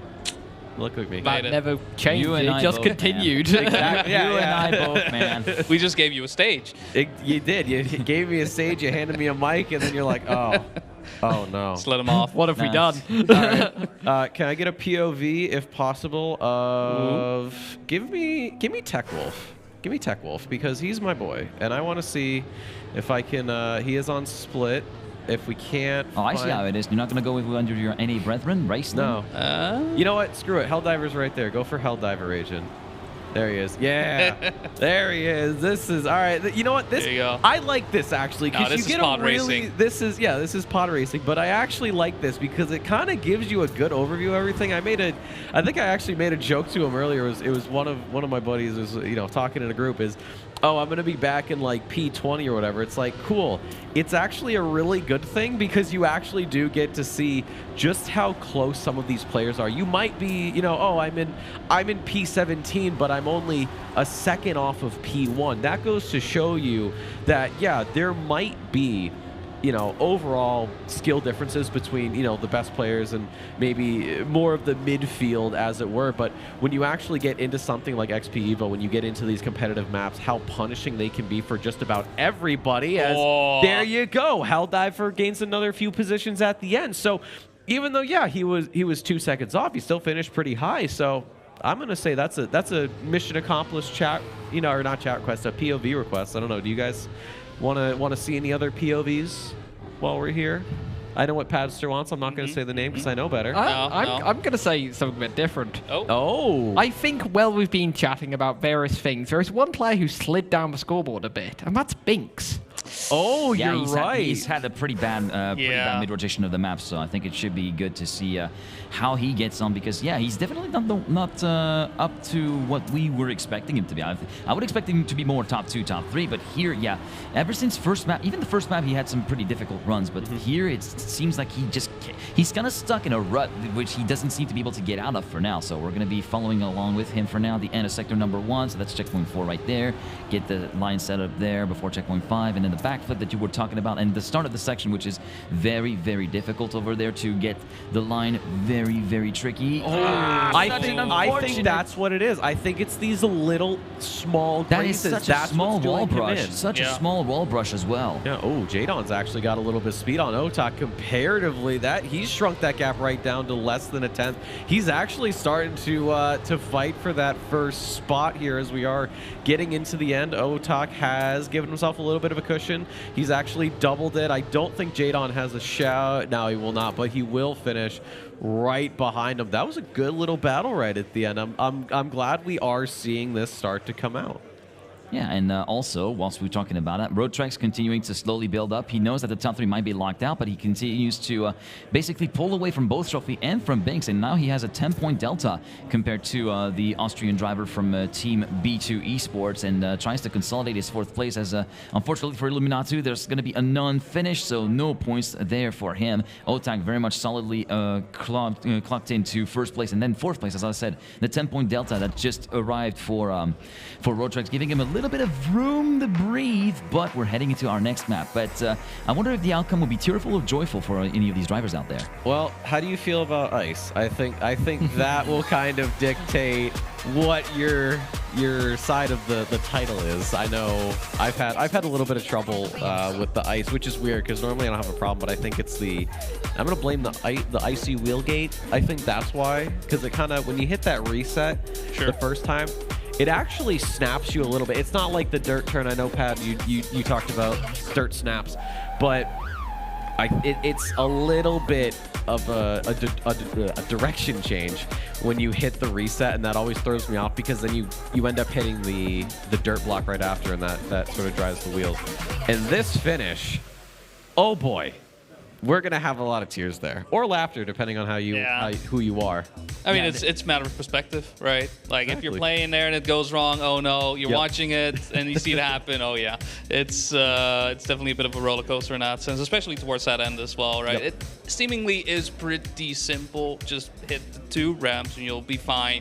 But you need to be a bit concerned, like, okay, do I go too high so I miss the 2nd ramp, so I'm unable to get my wheels on and just hit the left side of the finish? Do I go a bit too low and crash into the ramp, right? There is still a bit of position error, and even then, the safe fin isn't really that safe, honestly. No, not at all. Actually, No. I think the safe pin is a very misleading title for that one, because if you try to actually take the turn, you better hope that you're turning tight enough and actually overcook the turn a little bit so you can actually bring it back over to the right hand side, because otherwise you just slide off the map and that's it. Yep. And yeah, I guess this particular risky fin is not. It's a little bit simpler, I think, to grasp your head around. But the key here is to be able to counteract the spin at the exit of the first ramp almost immediately. And yeah, whenever you pitch the car over to the right, you have to counteract it immediately so that you have the proper angle to shoot into the risky finish. Otherwise, you're going to have your car pointing down and then just shoot below it and completely crash, burning down, and basically wreck not only just your front wing, but the entire nose of the car right there. The whole crumple zone will be gone.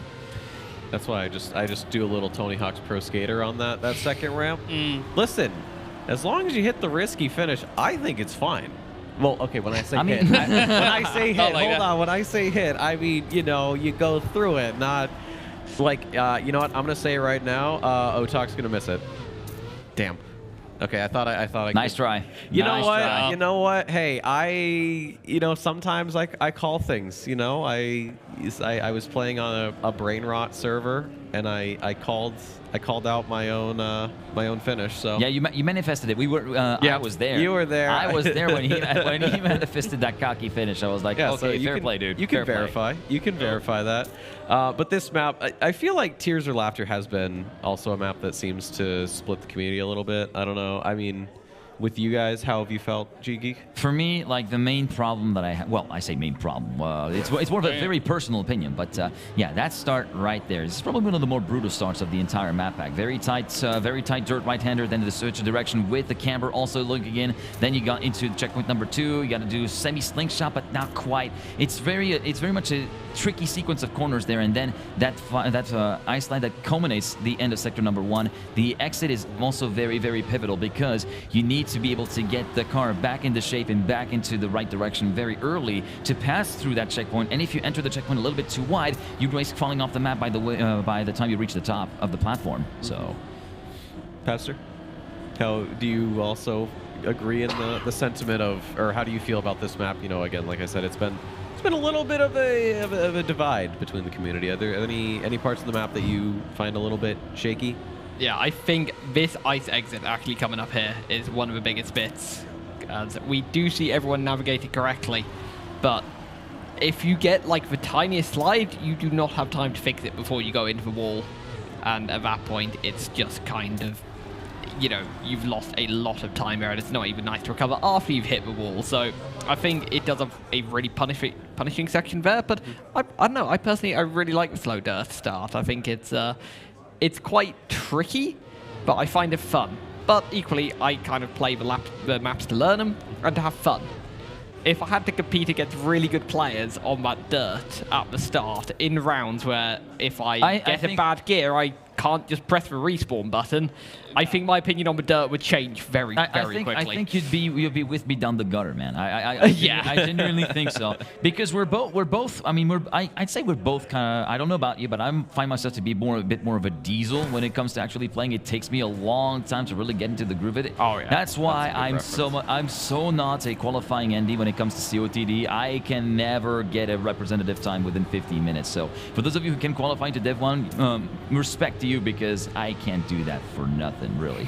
As we make our way into our next round, following along with Road Tracks, who's had a pretty good finish in the previous round, actually finishing in P3, managing to claw 4 points back from Jadon. Jadon is still pretty safe. He's got a pretty healthy gap ahead of him, but still good momentum going the way of the Frenchman once again, who's continuing to prove us that yeah, he's got the guts to really go against some of the faster guys in the field right there. And currently, he's managing to hold up pretty nice with the top 3 ahead, with Binks, Otak, and Jadon kind of swapping places from checkpoint to checkpoint. Yeah, if I'm not mistaken, while we've been yapping about everything else, am I seeing this right? Has Otak just widen the gap to second? Oh, yeah. He did. Okay, I'm making sure. 'cause No, I know, yeah. I don't know if there's like a glitch or something. Vinch has been Vinch has not really had an answer to what Otak can really. Otak has started to come into his own later on during the rotation here on this qualifier wave, and Vinch has not really had an inkling of a response, as Binks this time has had to give up the leading place to Jadon, and Roadtrex also getting sniped by Otak at the very end there for just 27 milliseconds actually at the line. This is one of the tighter margins that we've seen so far, and Otak, well, he doesn't really care at this point if he falls back down to third. He still gets 38 points, and he still kind of widens the delta because Vinch is even further behind him with only 35 points. That is P6, I think, if I recall correctly. And yeah, Jadon managing to... The gap evens out, actually, between Jadon and Roadtrex because it's kind of a trade. It's one time it's Jadon taking the lead over Roadtrex, and the other time it's the other way around. So overall, Roadtrex just trying to secure fourth place, knowing that maybe the fight for third was compromised a long time ago already.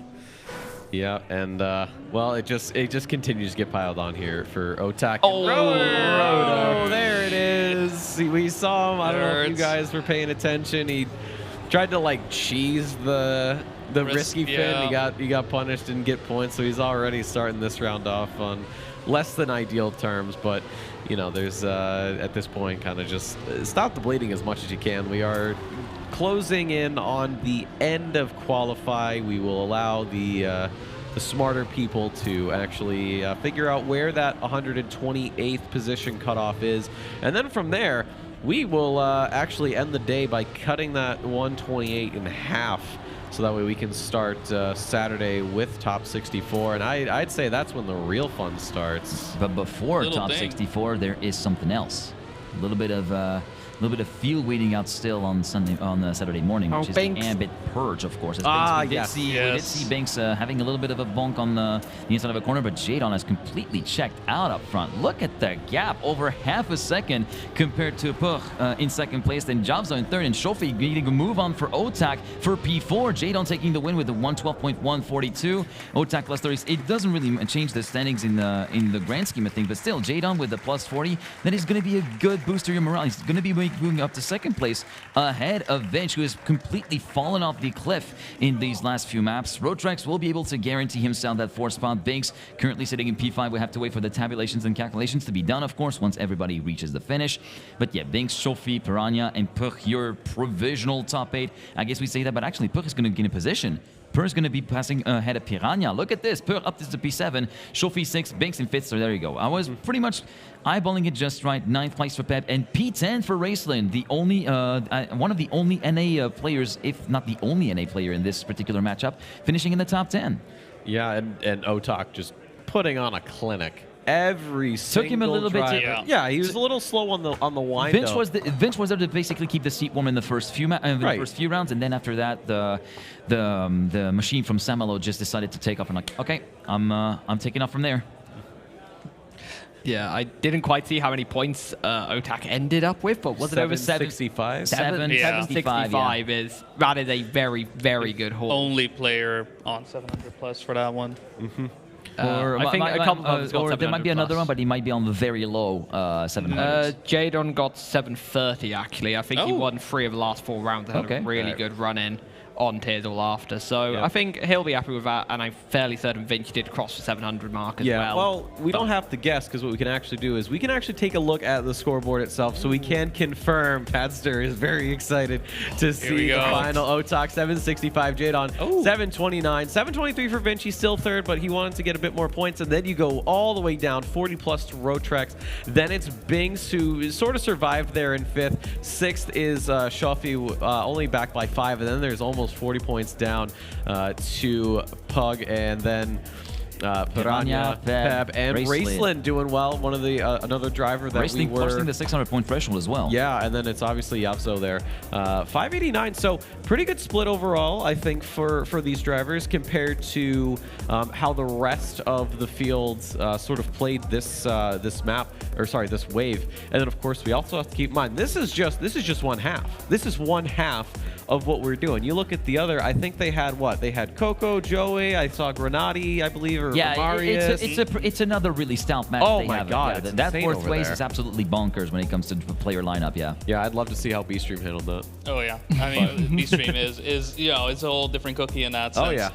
I will say, when, in terms of the points and the way they were divided up, when we got to the end of the second map, everything was still very much up in the air, not quite sure where the points were going, which at the same time is not necessarily uncommon. We see that quite a lot, for example, with cup mode matches. I mean, we're going to have so much cup mode again. Yeah. Remember cup mode? It's back, baby. Cup anyways, you do notice that at some point, players do start to get into their own. They start to get to play on the maps that they like to play, and I feel like that is what happened there with Otak. That's essentially what happened. It just took a little bit of time to really. He didn't hit the ground running on map number 1 because honestly, we wouldn't blame him for him. I mean, it's literally his first match of the entire tournament. He can afford maybe to have a little bit of leniency when it comes to warm up, but as soon as he just give him 5 or 6 rounds, and then he was switched on. And once he switches on, he just absolutely drives into the distance. Yeah, I mean, I think the fact that he ended up with a point total of 765, despite having a bad map 1, honestly, it's a little scary, considering, how many points were dropped early on. Points total. Yeah, like across the entire thing, because the point distribution is just 1 point less per position, over the course of the 20 rounds, he dropped, what, in total 35? 35 points. Yep. 35 positions to the entire field across the entire thing. That's like 2 bad rounds, and then winning everything else. And that is essentially what I feel happened. In that sense, it was more like 3 to 4 average rounds at best, where he was not completely out of it, but maybe on the lower half of the top 10, or maybe on the fringes of it. But yeah, that was just enough to make him lose those points. But still, when you think about the grand scheme of things, it's a minor dent really in the points all that he got. Yeah, and to have Clear vision. that much. Oh, Clear Vision. I see you. All right. 75 euros from that. We do have some donation goals going on. I believe it's 1,500 is our 1,500 or a Spotify playlist. That's yep. 1,500. I believe the 2,000 was in regards to. That's not pieing. No, pieing import in the face. See, I higher, suggested that, and then I didn't really get much pushback, but hopefully we'll see something like that. But one thing we are going to be taking a look at, folks, here are the highlights from the last match. We've had a lot of good ones, so why don't we relive them? And there might be some bad ones in there, but that's life, baby. Let's check them out.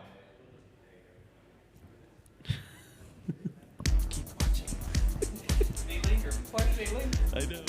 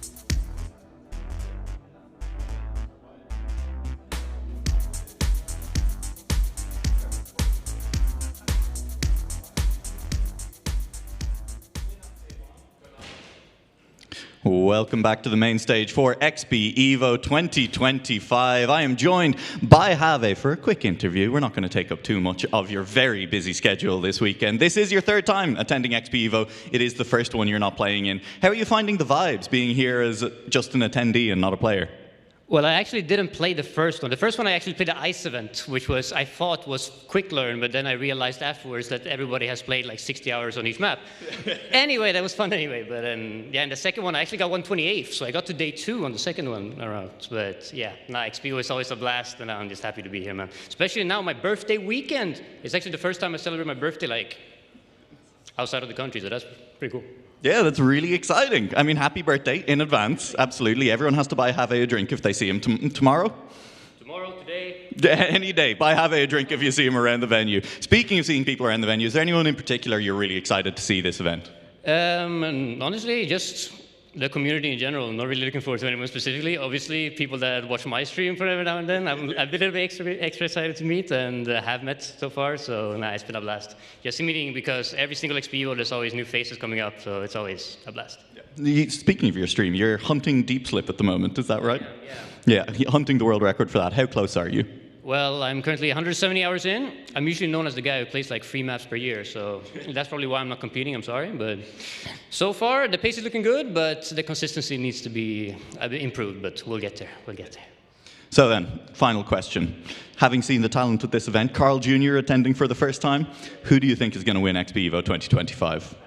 Yeah, it's a stacked roster this year, but I'm rooting always for my boy Massa. And I think he can pull it off this time around. So that's who I'm rooting for. Also, shout out Neil. Neil also competing, big contender. His birthday's also tomorrow, so we're twinning. I did not realize. Okay, well, so if you can't buy Have a drink, buy Neil a drink. But Have is obviously the priority. Have, thank you very much. Is there anything else you want to add just while we have you on the interview here? Nah, just shout out to everybody that is here. Shout out to the organization for making this happen year after year. It's always a blast, and yeah. Let's have an amazing weekend of Trackmania Esports. Yeah, speaking of that amazing weekend, we're going to head to a quick break. We will be back with the first round of the knockout matches, heading into the round of 128. After a short break, don't go anywhere. The action really starts to kick off here at XPEvo 2025 shortly.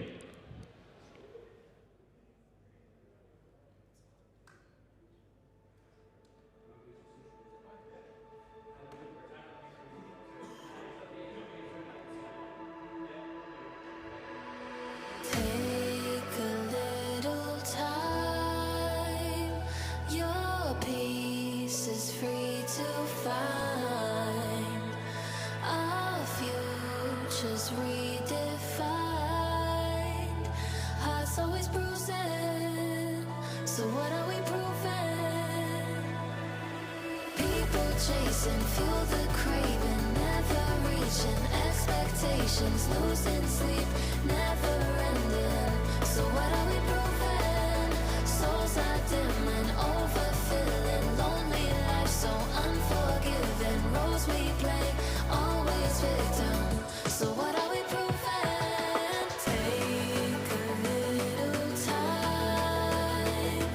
Your peace is free to find.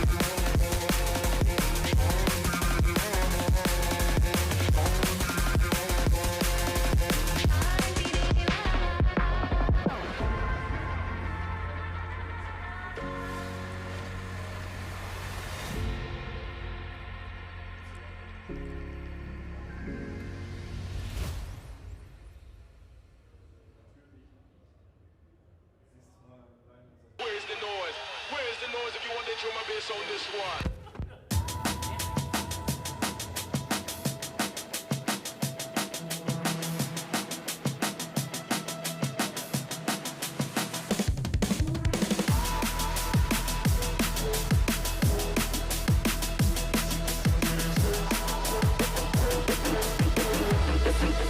Listen to this ultrasound.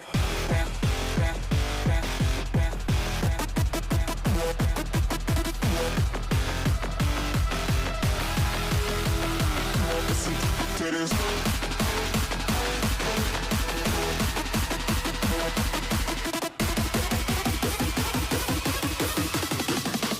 Listen to this ultrasound.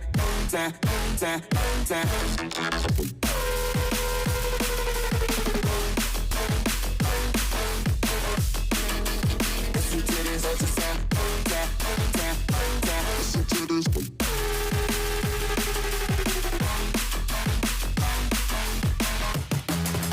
Listen to this ultrasound. Switch it.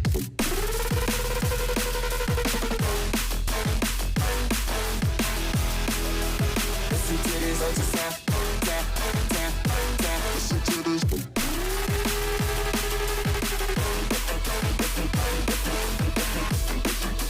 Listen to this ultrasound.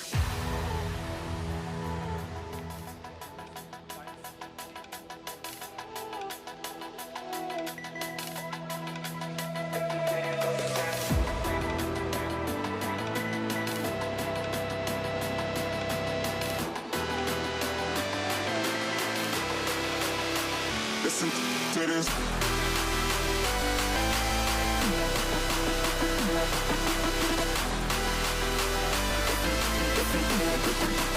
Listen to this ultrasound.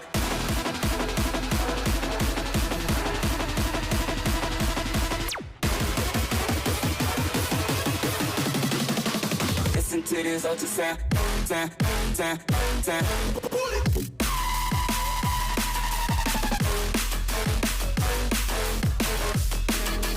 Listen to this ultrasound. Listen to this.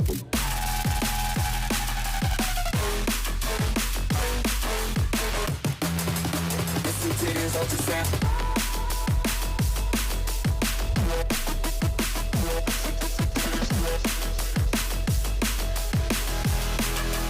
Listen to this ultrasound. Listen to this.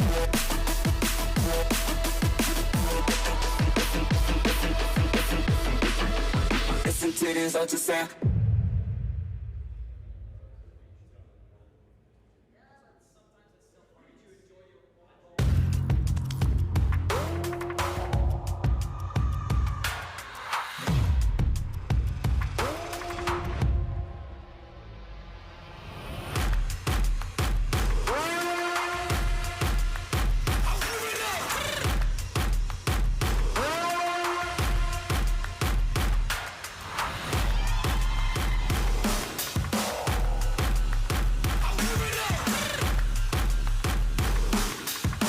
Two-step and I bring it right back.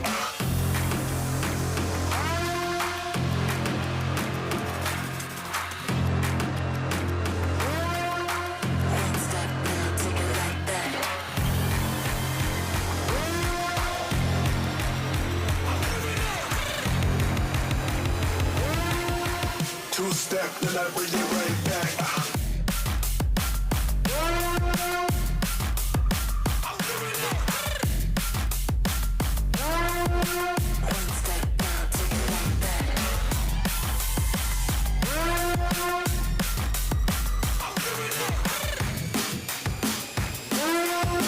Two-step and I bring it right back.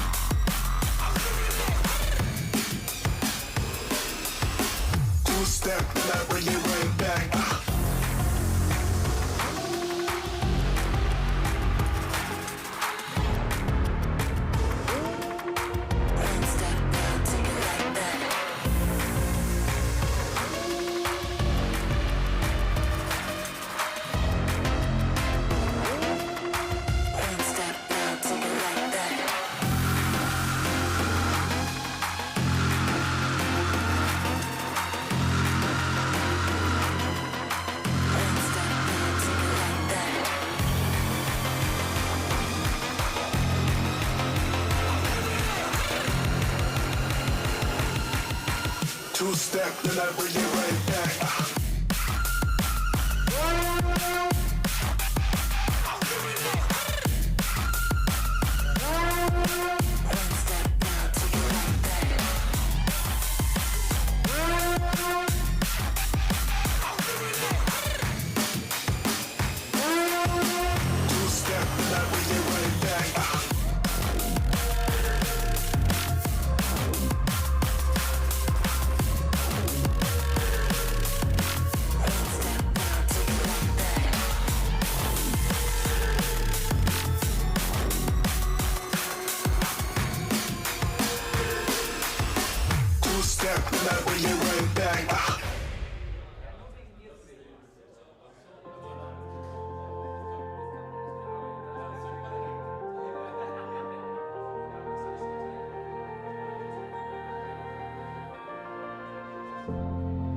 If you wanna talk, I'll listen. But if you don't, I'll put your hand in mine and keep you company. Uncover the piece that's missing. Follow the light that guides you on your way and leads you back to me. We're gonna light the fire, dancing within the flames. As long as we feel alive, we can cope with the pain. What means the most to you? Why do you need to run? You have the power to choose when all is said and done. A change is gonna come. Life is what you make it. Nothing here is sacred. A change is gonna come. Life is what you make it. Nothing here is sacred.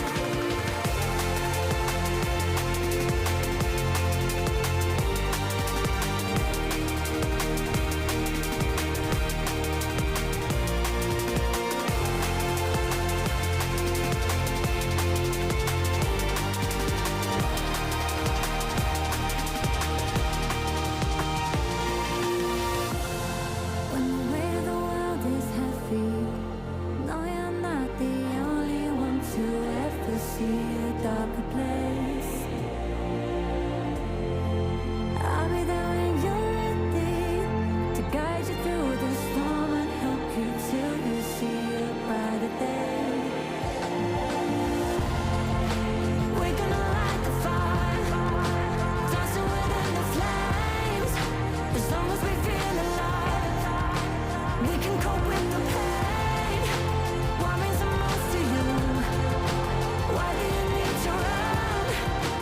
You have the power to choose when all is said and done. A change is gonna come. Life is what you make it. Nothing here is sacred. A change is gonna come. Life is what you make it. Nothing here is sacred.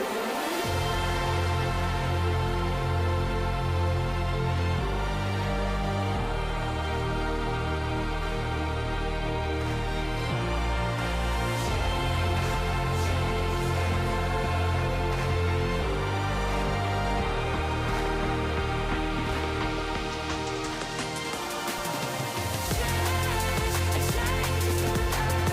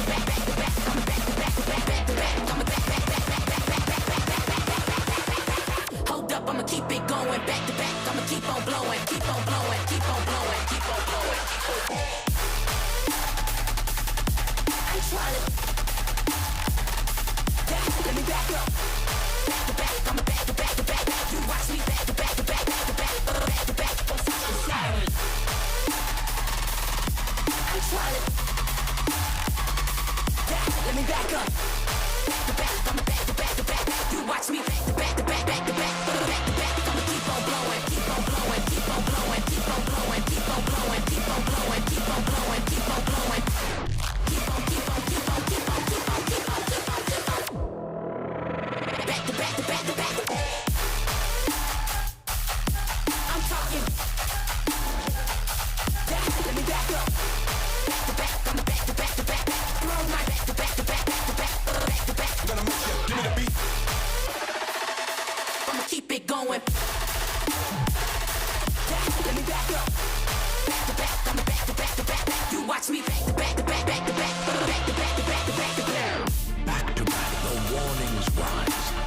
hidden screens and coded lies.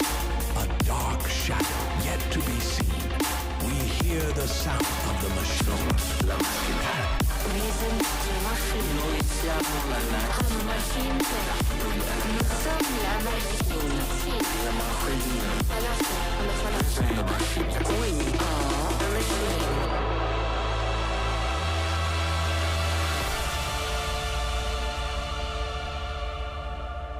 And now, it's time to try again.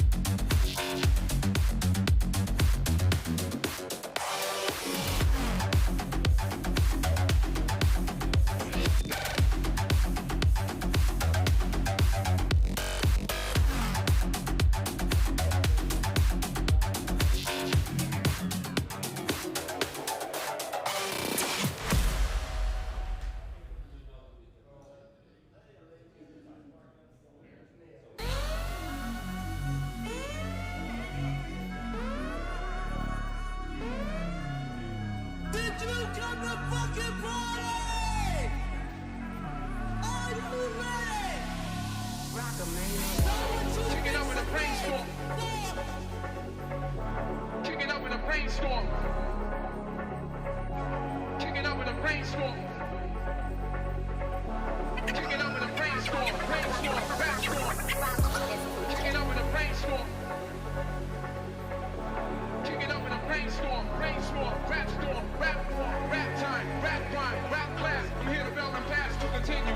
Furthermore, the hype tip. I roll and rock. Rock and roll. I'm a fanatic at this. I'm at the top of this. Stay cool, don't break the rule unless you wanna get this. I'm a fanatic at this. I'm at the top of this. Stay cool, don't break the rule unless you wanna get this. I'm a fanatic at this. I'm at the top of this. Stay cool, don't break the rule unless you wanna get this. I'm a fanatic at this. I'm at the top of this. Let me see you do that. Do that. King in a place to let you know what's up.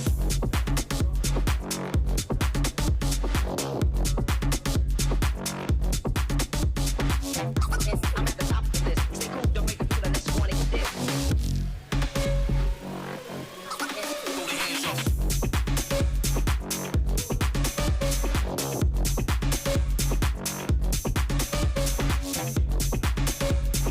King in a place to let you know what's up.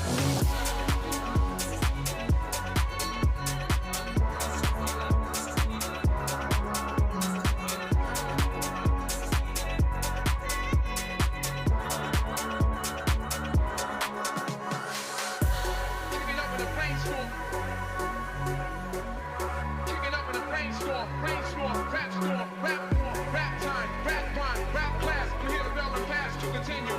Furthermore, the hype tip. I roll and rock. Rock and roll. I'm a fanatic at this. I'm at the top of this. Stay cool, don't break the rule unless you wanna get this. I'm a fanatic at this. I'm at the top of this. Stay cool, don't break the rule unless you wanna get this. I'm a fanatic at this. I'm at the top of this. Stay cool, don't break the rule unless you wanna get this. I'm a fanatic at this. I'm at the top of this. Let me see you do that. Do that. King in a place to let you know what's up.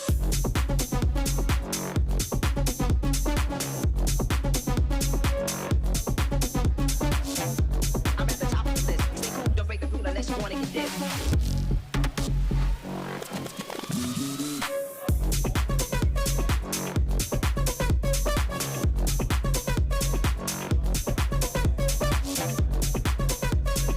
King in a place to let you know what's up.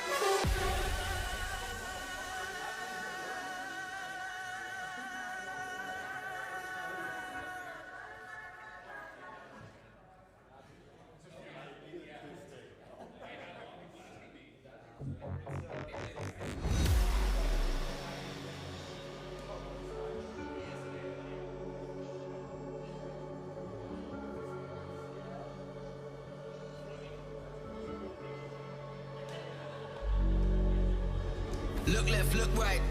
And I come with a hook right. Hook right, hook right. This what the angles look like.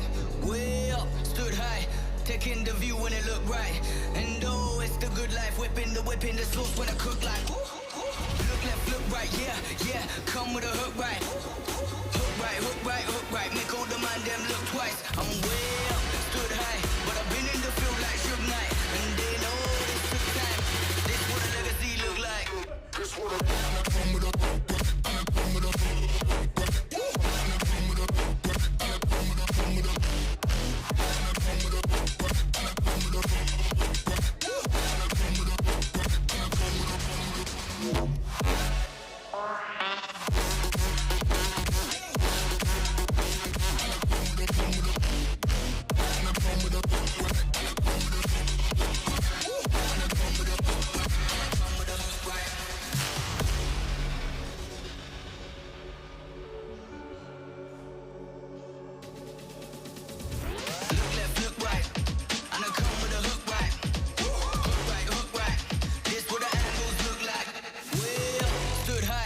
taking the view when it look right. And oh, it's the good life. Whipping the sauce when I cook like. Look left, look right, yeah, yeah. Come with a hook right. Hook right, hook right, hook right. Make all the man them look twice. I'm way up, stood high. But I've been in the field like Suge Knight. And they know this took time. This what a legacy look like. This what a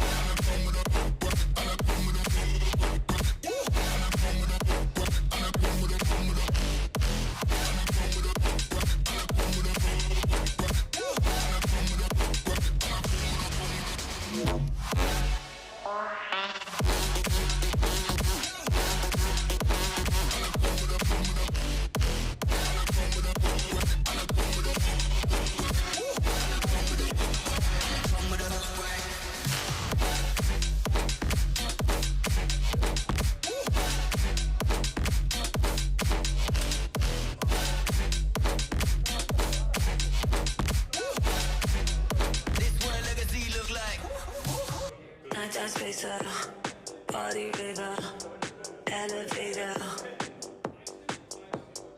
All or nothing, you can stop me. Elevator. Nighttime spacer, body river, elevator.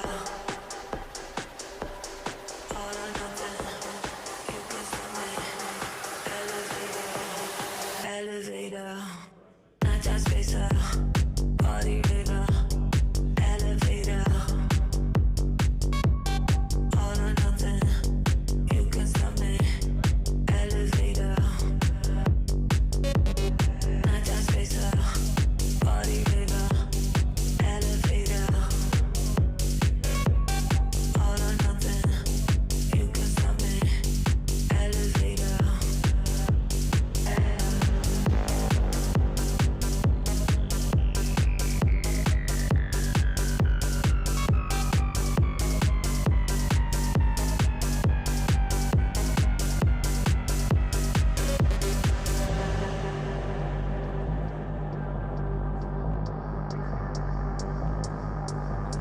Nighttime spacer, body river, elevator. All or nothing, you can stop me. Elevator. Nighttime spacer, body river, elevator. All or nothing. Interjection, there is no more waiting time. We're going to actually have a little bit of content for you here while we're waiting for the matches of the top 128. And I am here in the arena, and we're going to do our arena tour and also the venue tour, a little bit of the upstairs in XPERION as we're waiting for the matches. Just as a quick update for those matches, we understand what the problem is. It's a lot of tiebreakers that we have to get through, so we are getting through those as quickly as possible, and we're almost ready to get back into those matches. But until then, let's show you the arena. Also, if we could quickly say, hello arena, how's it going? Hey, some casters are hidden in the crowd, you know, to add effect to everything. But we are going to go around, maybe interview a couple people here as we kind of go through the venue. We have a lot more people here. We have over 500 people here at this venue, and it's been very crowded and very hectic, but we've been able to manage it logistically for the most part. If you see here, we have merch this year. This is a big thing that we were able to do for this year. Our cool merch, our t-shirt, we have a hoodie, we have fantastic and beautiful people manning our merch desk. So if you're in the venue, you could definitely buy some merch. Please buy some merch because it kind of helps. Yes, please. But could I have an interview with one of you guys? Shofi. Hey, man. Hello. Let me make sure the mic is on. It is on. How are you doing today? Yeah, I'm doing not too bad, I think. After seeding performance, I'm quite happy with myself. Good. And what wave were you in? The last wave. Last wave. And then how was your performance? Like, what place did you get? I think overall seed, I'm like 41st. Okay. On server, I was like 6th or 7th. I was playing on stage there. So I'm quite happy with the performance I got. And did you arrive today or did you arrive yesterday? Yesterday. Yesterday. And were you able to participate in Community Day? Not too much because I only arrived at like 5 at my place, and then we were going back and forth on when we were going here. So we were chilling here upstairs a little bit, and yeah, just doing our thing. Good, good. And so, tournament expectations for yourself. I know you're such a big pro player, but how do you think you're going to do this year? If I could equal my performance of last year of reaching double elimination, then I'm happy with myself. But it's going to be a tough road. I think you can do it. I believe in you. Thank you. Good seeing you again, and good seeing your team. If you guys haven't ever been to XPEvo before, if we'll pan over here really quickly, look at all these B2 guys. They're always here every year. So if you're a team in Trackmania that wants to have full representation, you should be like these guys, because they show up every single year. Wave to the camera, maybe, guys. Say hello, say hello. But let's go see if we can find some other people. Maybe I can get one of my famous volunteers real quick.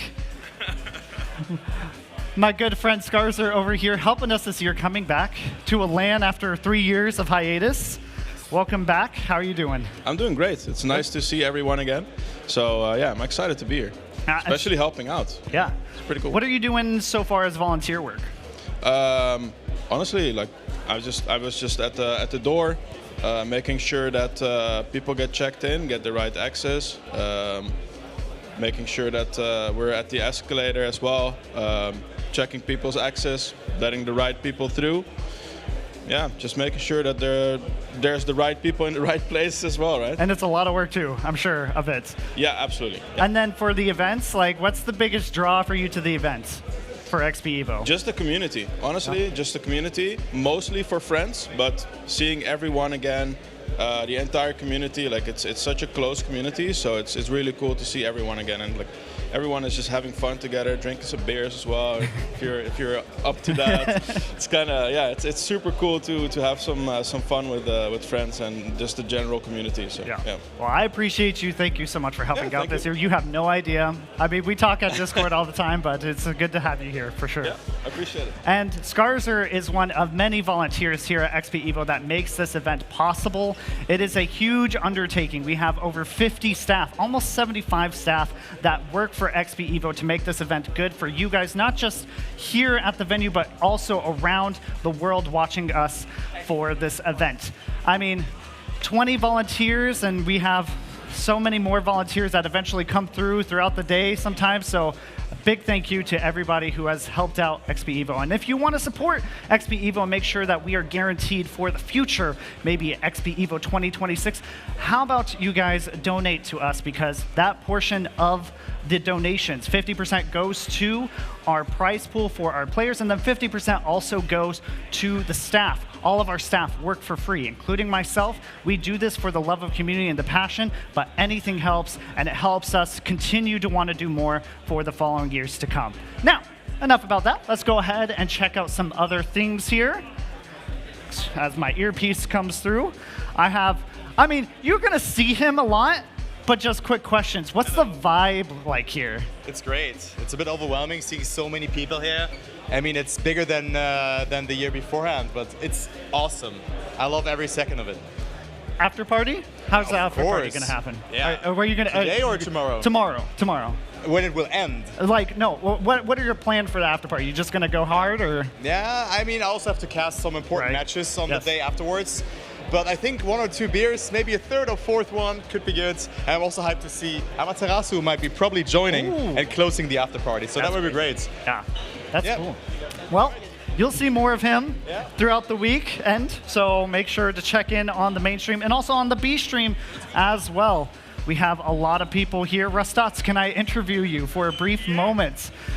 Another XPEvo attendee here, 3 years in a row, right? Every year you've been here, I believe. I was also in Hamburg a few years ago. So we have a hardcore LAN attendee here for Germany and for EVO and everything.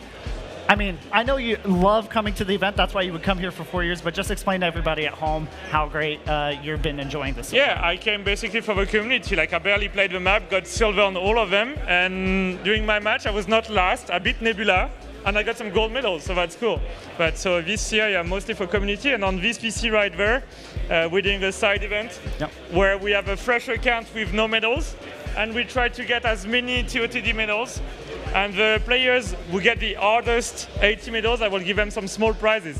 And for Cup of the Day today, it was a very weird map with snow car on plastic and on wood. And so what we did is that during the seeding, every player played only one run. No reset. You played one run, then you give your spot to the other player. You learn the line.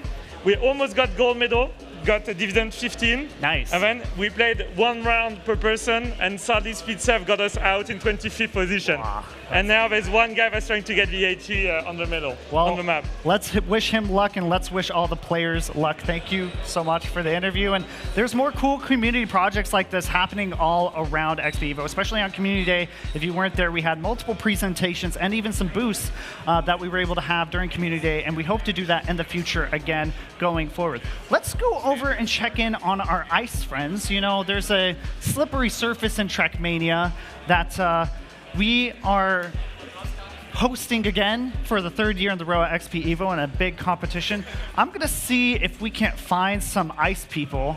Oh, yes. Oh, come here, sir. Yes. My teammates here, but not for the same team, where you're on the ice squad. I'm technically on the full speed squad, but I'm the GOAT. I'm clearly the best. How you doing, man? I'm okay, thank you. I'm okay. How are you? Good, good. Now, you're not competing in the ice tournament. He's actually, folks, the top 8 seed from the Ambit. That's going to be happening starting tomorrow. So he's actually had a free day the entire day today, and he's going to be joining us tomorrow in top 64. So maybe explain to people how you managed to sneak into the top 8. Am I about to say I'm a fraud, or am I? No. No, you don't have to say I you're trained some mixed ice, and it was worth some points in the Ambit circuit, and did all right in both, and got enough points to go through to the top 8. So you played it smart in the circuit. Yeah. Yeah, the Ambit circuit, for anybody who doesn't know, was a community circuit that happened throughout the year along with a couple organizers, both LAN and online. One of those was Glacial, and the Glacial Mixed Cup, which you played both editions of for this year. And that's how you managed to qualify. So I know that we've talked before this interview and everything, this impromptu interview. Yeah. But do you think you can maybe get past top 64? Ooh. We'll have to see what the bracket's like, I think. I think we'll see what the bracket's like, but hoping. Okay, well, I believe in you. I have to. He's my teammate, so I have to believe in him. He's doing good. Is Doogie still around here? Do you know? If he's not, he might be on the cast. Hopefully, he's over there. We're going to go raid the ice stream real quick, because they are currently doing matches all right now. All these folks are currently in competition. This Ice Cup has been happening all day. They have their own qualifiers and a €1,000 prize pool, and then their grand final will be on the main stage on Sunday, and you can see that in our schedule on the XPEvo Discord. So let's go ahead and see if we can find somebody here. Maybe we'll go around, or actually through here. We're trying to navigate the logistics. I do have a camera guy, if you couldn't tell. So let me see. And I just got notice. So I have to interrupt the stream. Hello, Ice Cup stream. We can put full cam as well. We're gonna put full cam here. Import is here as well for casting. So we're doing a segment right now on the main stream at XPEvo. Yeah, welcome everyone. And we are just checking in and seeing how the Ice Cup is doing over here. It's doing quite well. We have a Thornburn who was a no prac before he showed up. Nice. And now he's actually doing quite well. Alligard, another Finn, and Bilbo Bredlin in the lobby right now. Alligard is competing. If he wins this lobby, he's going to play the next upper bracket final against his brother. Nice. So there's a big Finnish rivalry going on here. So who do you think is the favorite to win this event? Teufel. Okay. That was quite fast, yeah. But he's been looking super strong. We had an online qualifier for this, and his average position on the maps was 1. Nice. So I have huge expectations to Teufel. Good.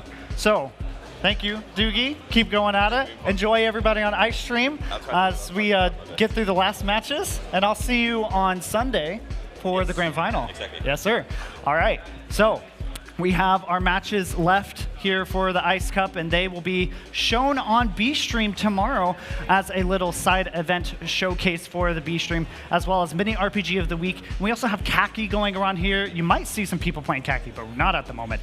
So we'll see Ice Team and the Ice Team Cup and the XP Ice things. My brain is getting all fogged right now. We'll get to the XP Ice Grand Finale on Sunday, and I will actually be casting that match with Doogie, who you just saw. So we are waiting just for confirmation on when the matches will start, but I have been told that the matches at the moment are fully set up. The players, the tiebreakers have been resolved, and now we're just getting everybody into their corrective matches, and then we should be able to get started here in the next 15 minutes to 30 minutes, hopefully.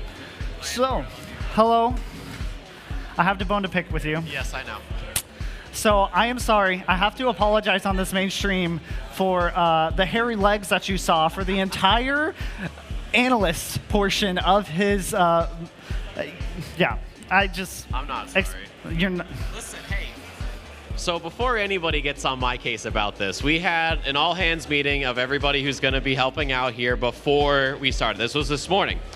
I was talking with Randomize, the man from New Jersey, and he was a little concerned about the short situation. So I said, okay, here's the deal. I will ask Import. And he said, here's the crazy part. He says, no, don't do that. Don't do that because, hold on, because if you ask, he's going to say no. So what Randomize wanted to do was if you said anything, that would obviously be the, hey, don't wear shorts. But if you didn't say anything, then he said he would go and change the shorts, but he never did. So I'm not the only one here. Maybe a little bit, but he's also. I'm sorry. Yeah. You were the one who made the decision at the end of the day. Okay, to be fair, the only other pants I have are dress pants and sweatpants. I would have preferred sweatpants, honestly, at this point. Okay. Yeah. I'm sorry. That's okay. I love you, though. I love you, too. Give hugs. Hugs. Aww. I love you, Import. See, we make up, we fight, and we argue, and we still make up at the end of the day. Exactly, and that's what it's all about here at XPEvo. And I love this man to death. He knows that. All right. See you later, bud. See you, bud. All right. So, a couple more minutes, I believe, before we take another break, and then we get into the matches. I want to interview with this guy. Going on stage. You are on the main stream right now, sir. Hello. How are you doing? I'm great. I'm going to stage for the second time today. Nice. Oh, you're on the 128 stage for. Yeah. Okay. Yeah. Nice. So. There we go.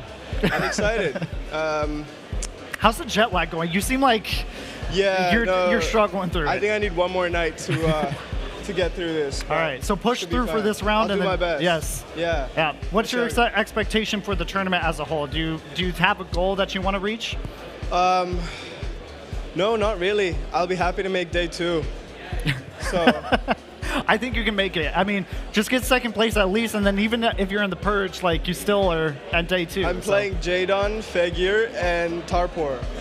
Figur's trash, so right, I can say of that. course. I can say that. Yeah, Figure's yeah. trash. Don't worry about Figure. So, double-digit Dawn you'll have to worry about, but of course. Yeah. I need second place. That's all I need, right? Yeah. So, yeah, we'll see how it goes. I'll do my best. All right. Well, good luck, bud. Thank you very much. We'll see you on stage soon. Sure. All right. Have fun. Okay. So, I think we're pretty good. The players are about to get on stage. They're about to prep and get ready. So, folks, Top 128 is about to happen. Tomorrow, Top 64 and the Ambit Purge is also going to happen.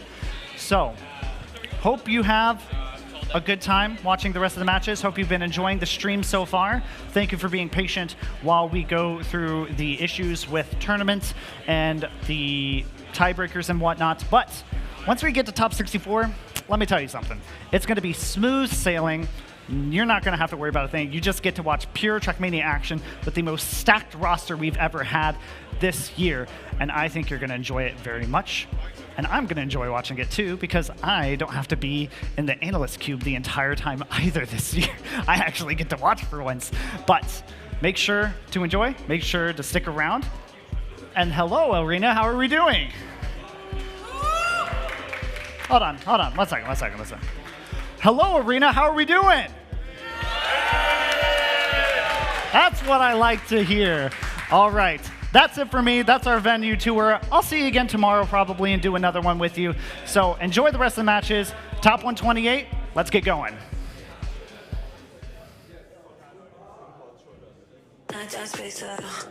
Body river, elevator, all or nothing, you can stop me, elevator, not just spacer, body river, elevator,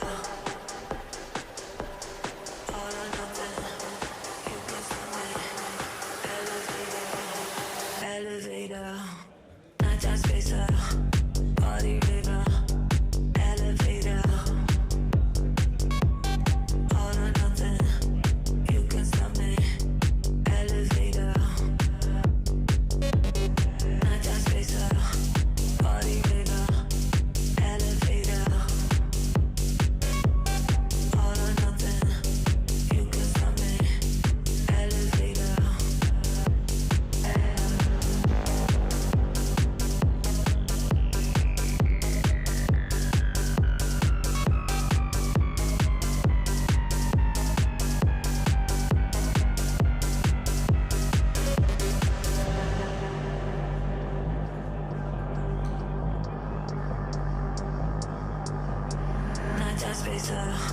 Body river, elevator,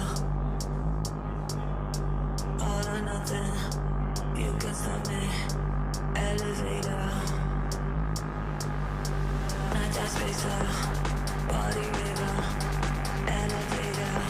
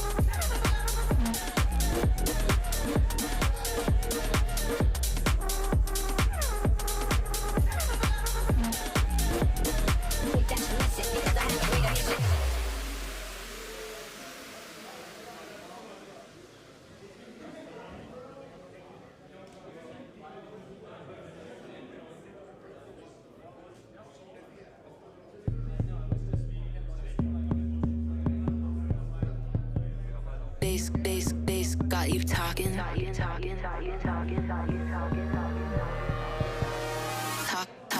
to the rhythm.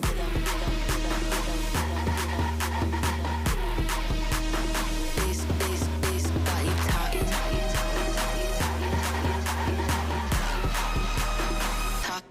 Talk to the rhythm.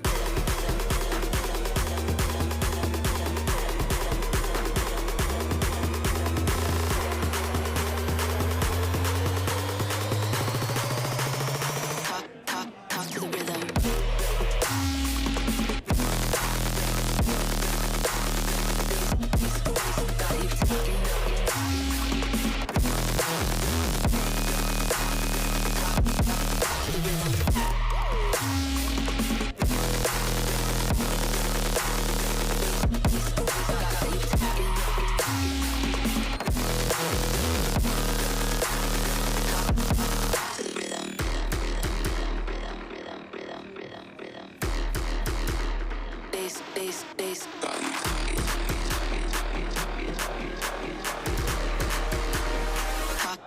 Talk to the rhythm.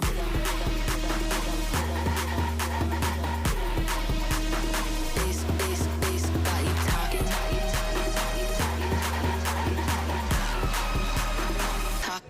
Talk to the rhythm.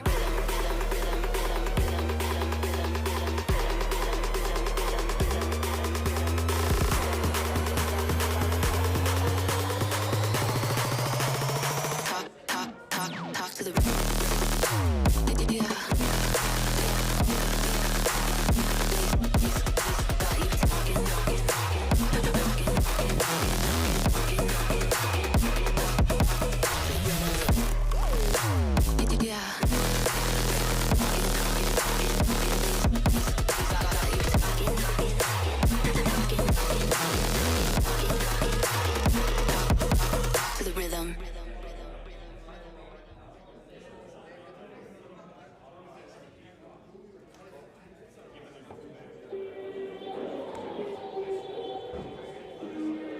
Yeah, I'm a big pause on you up in your trash. Can't even see me when I come attack. You know you liking the way that I back it up. It's every day that I'm stacking up. Why don't you try to come closer? I'm on the beat that composer. All of you haters got nothing on me. You be testing my limits, you'll see. Pause on you up in your track. Can't even see me when I come attack. Back it up.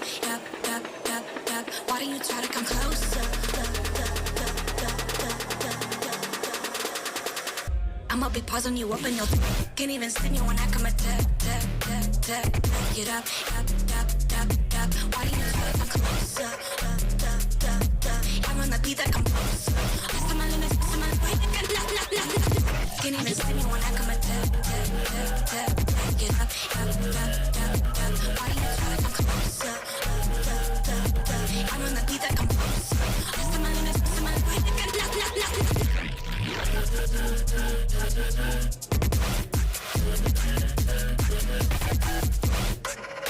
I'ma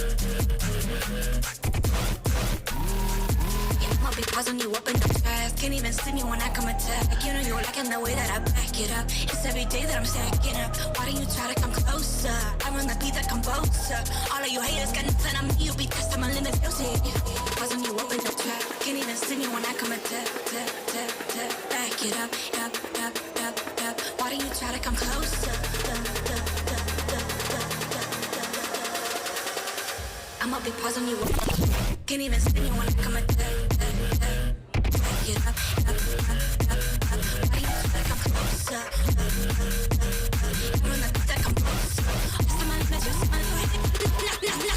Can't even see me when I come attack. Back it up. Why don't you try to come closer? Run the beat that composer. Somebody met you, somebody go ahead.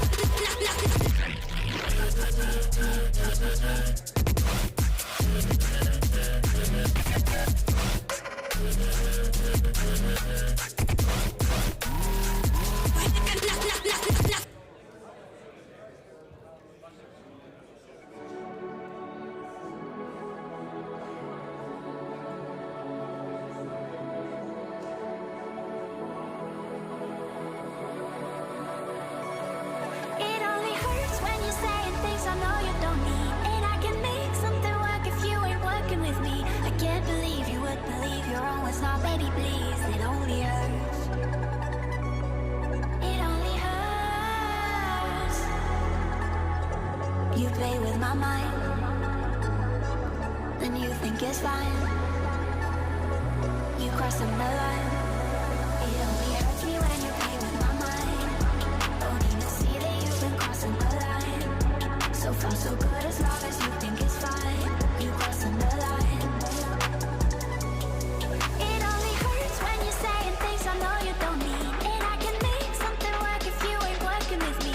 I can't believe you would believe your own was not, baby, please. It only hurts. It only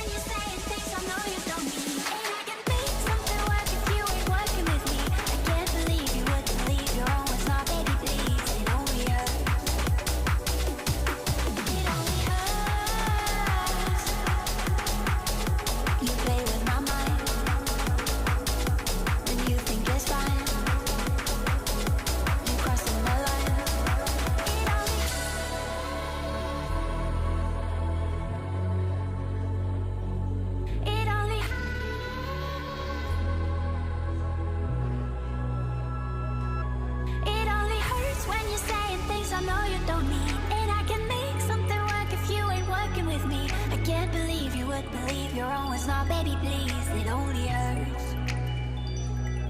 It only hurts.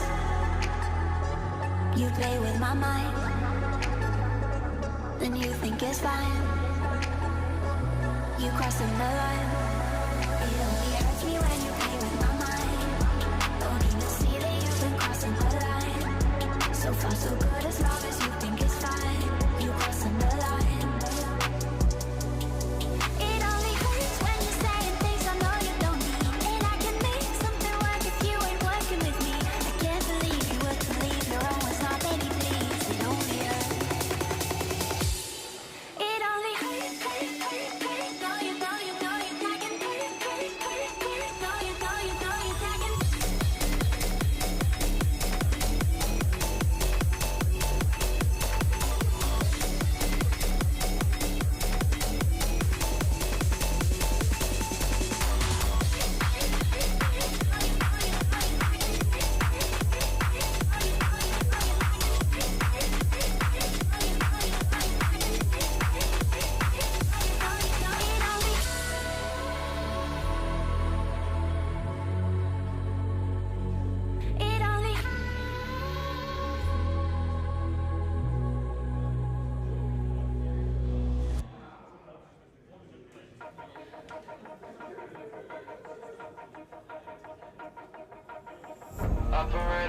master of sounds. Keep playing so I never come down. Operator, master of light. Keep moving till they turn on the lights. Operator, master of sounds. Keep moving so I never come down. Operator, master of light. Keep moving when they turn on the lights.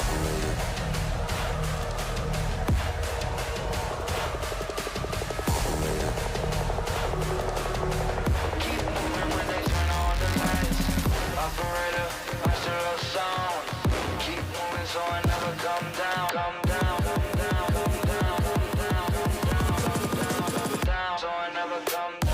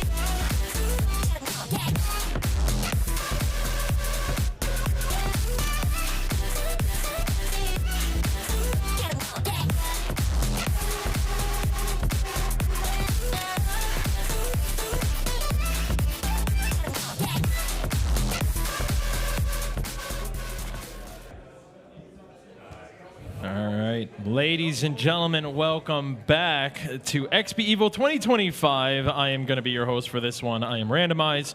And joining me, I have some lovely people from all around the world joining here. We do have Padster here, Shorty, and Turbo. And yeah, you just saw Turbo earlier getting interviewed. And I'm going to start with you again because we do have our next match coming up. We had a long break. What ended up happening was 49 players tied for the 128 play, like I guess the actual single elimination bracket. So were you expecting that, Turbo? Because I wasn't. Like 49 is a lot. 49. Let's say it like that. I mean, I was expecting maybe like 10, 15 people at max, but 49, that's crazy. I mean, it makes sense because it's a linear point repartition in that way. 49 is a lot. And then figuring it out, of course, it takes a lot of time. Let's say it like that. Yeah. I mean, they had to figure it out based off the PBs during the qualifier itself. So it wasn't like PBs from whenever people were training. It was happening in mid-match. So it was a lot of head-to-heads with the PBs and stuff like that. Pastor, you got to watch a few of the last few matches going out of that one. I mean, did it look like from the few matches that you were watching that it was going to be 49 people tying? I mean, I think I saw quite a few cases where players were very close, and maybe a couple of ties, but I guess any ties that I would have seen within one match, 8 times more are happening from the amount of quali waves. So it kind of adds up that it does slightly make sense. But 49 is, I mean, the point distribution for those who qualified went from high 700s to, I'm not quite sure where the cutoff was, but it was a range of a couple of 100 points for all these ties to happen in. So I think I am quite surprised Well, we ended up with 49, but... Yeah. Well, either way, it ends up that we finally do have our top 128. And for this match, we do have a very special match up on stage for you guys. And this is going to be a very interesting one. I think we are all going to enjoy this one. We have Jadon, we have Neil, we have Figure, and Tarpor. These are a lot of known names on stage right now that are currently competing. And I have to say, I don't want to bring this up, but we do have the Ambit Purge that comes up. So 2 people are going to be eliminated. One of the 2 who do qualify will have to go into the Purge. And these are some big names to force into the Purge. I mean, Shorty, out of the 3, I know 3 of them. I know Jadon, I know Neil, I know Tarpor very well. They're all very well-known names in their regions. But Figure is someone I haven't really heard too much about. He's a troll. He is well-known as well in some circles. He is a very well-known troll that likes to troll people. He is known for sometimes going a little bit far with it as well, I think. But he's a nice guy. He is especially also... He wasn't here last year, sadly, because he was ill. But 2 years ago, he was here, and he's very nice to talk to. Okay. And he's also a very good player. I'm surprised that he's only 3rd seed, even though I guess it makes sense. But him being in 3rd seed and Tarpo being in 4th is something I would not have expected to see. Yeah. And that is going to make like one of the most interesting matches, I think. Now, speaking of interesting maps, I do want to point out that we can actually check out all 128 matches or players that are going to be happening right now. And Shorty, you were mentioning it before we got on to the break, that out of all the matches that are happening right now, there was one match that we will not be showcasing for the 128. And I want you to, I forgot, who did you say was the interesting match? I think it's match 16, even though you don't see the number, but it's Aurel and Pushti Topako. They are in the same match, which means one of them must have not been that great in quali, which is surprising. And even though obviously I think both will go through that round, one of them will be in the Ambit, which is very surprising to me. I mean, Paco, we seen him on the B stream actually. He performed okay-ish, but was really lacking pace and consistency on those maps. And when I talked to him as well, he was not really that comfortable. There was like a 126 PB or something like that on one of the maps, but maybe he practiced offline, right? So you don't know the full story, but he fell a bit behind, so he was like 7th-ish, 6th, 5th, that kind of position. So he was not living up to the expectations that we might have, and also that we also extensively talked about already. You know, we don't know how much players have practiced for the event eventually. Yeah, I mean, that's one of the hardest things. I mean, Patster, you've ran countless tournaments.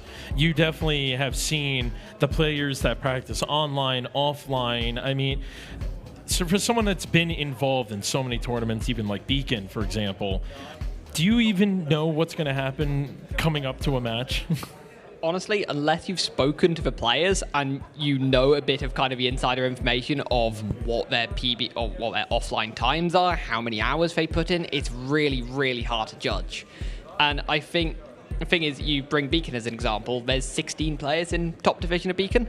Right. There's 128 here. There is no chance I'm going to get information on 128 players ahead of time as to, you know, how much they practice or how prepped they're feeling or how good they're feeling. I mean, from this match, I know Jadon has come in quite heavily pracked, and I think that did show in his quali. To be honest, he had one kind of dodgy map at the start, and then after that, he looked very, very good. But for the others, yeah, I was also surprised to see the likes of Figure and Tarpor down as 3rd and 4th seeds in the round of 128. Like, this is right at the start. Yeah, I mean, it's incredible. You know, you can practice all you want, but until the actual moment comes down where you are going for that qualifiers, anything and everything can happen. I mean, Turbo, you've been in the scene casting for so long. How many times have you like gone in and go, yeah, this guy's gonna win, and then nothing goes right? Like, yeah, I mean, the first time was like 2019, which was like, or 2020, there was the French regional match happening, and it was Link winning all the matches beforehand. Then it went down to a double final situation against Gwen, and he sniped it on the finish line. And I think Link ended up being 3rd in that match, even though going in there as the clear favorite. It happens quite frequently, actually. comebacks as well. The mental game, if you just deny someone in finalist, now we have a different format, of course, coming into play as well. It will play a huge role, and eventually you will be in finals as well. Here the point number is 100 in this match, so it will be a bit faster. You can pull away further, and also the first and second, like the first place in particular, rewards you a lot because you skip the ambit perch with that, right? Right, exactly. So first place is really important for this match going into it. Now, I do want to kind of run this down because we are getting close to the match time, and we're going to start over with you, Turbo, and we're going to work our way back this way. Who are going to be our top two making out of this one? So for me, it's quite easy in this match because you can really see who practiced more or less. Jadon, fully practiced. For me, he will be clear first, dominating the match. Neil maybe sprinkling in a couple of first positions here and there. He will close it out then a second, and then Figure and Tarpor can also get some 10 pointers, but they have to rely on mistakes from the others. So I would go with the order as it is here. Jadon first, Neil second, Figure third, and then Tarpo fourth. Maybe it will be a battle between them for the third position if we even play that out. Shorty, a little rapid fire. What do you think? Yeah, as much as I would like to say something else, but I have to go with the same. Are we also agreeing, Patster? Yeah, Jadon Neil for me. Okay, yeah. I mean, we'll have to find out. We do have two other people that we can also find out. We can. How about 50? 50, you tell me now as we get him up on screen. This man comes up with very interesting ideas as we have Boney and 50 over on the other side who will be casting this match. And I'm hoping we can get him up on screen. But there they are. Hello, gentlemen. 50, do you have any idea who's going to be first and second in this match? I mean, simply just to go against your point of all picking Jadon, I will go with Neil, I called it. There it is. I knew it. Boney, though, I want to know. How about you? What are you feeling in this match? Look, my heart will go to Tarpor in this. I don't think that is very much a surprise to anyone, but I do think Jadon and Neil are looking to be the favorites. Still, though, I concur with what Turbo said. Comebacks can happen. Yeah, that's very true. But with that being said, we're going to get out of here. And Boney, I think it's time for you two to take it. So it's been a little bit of a delay, but we have figured out all these tiebreakers, right? Tabulated all the numbers, carried the ones along the way, and we are finally here for this round of 128, and this is a crucial part. These players have been able to make it through the qualifiers. Some have been waiting for a bit. Others just got out of their match, got some dinner, and now they're ready for their game. But this is single elimination. And not just that. First place makes it straight into round of 64. Second place into the purge. Exactly, it's just that one more added bit of pressure that you will have with this ambit purge system where not even a second place player is necessarily safe, which you would normally have in any sort of situation, right? Yeah, you do see that from time to time, especially early on in the tournament.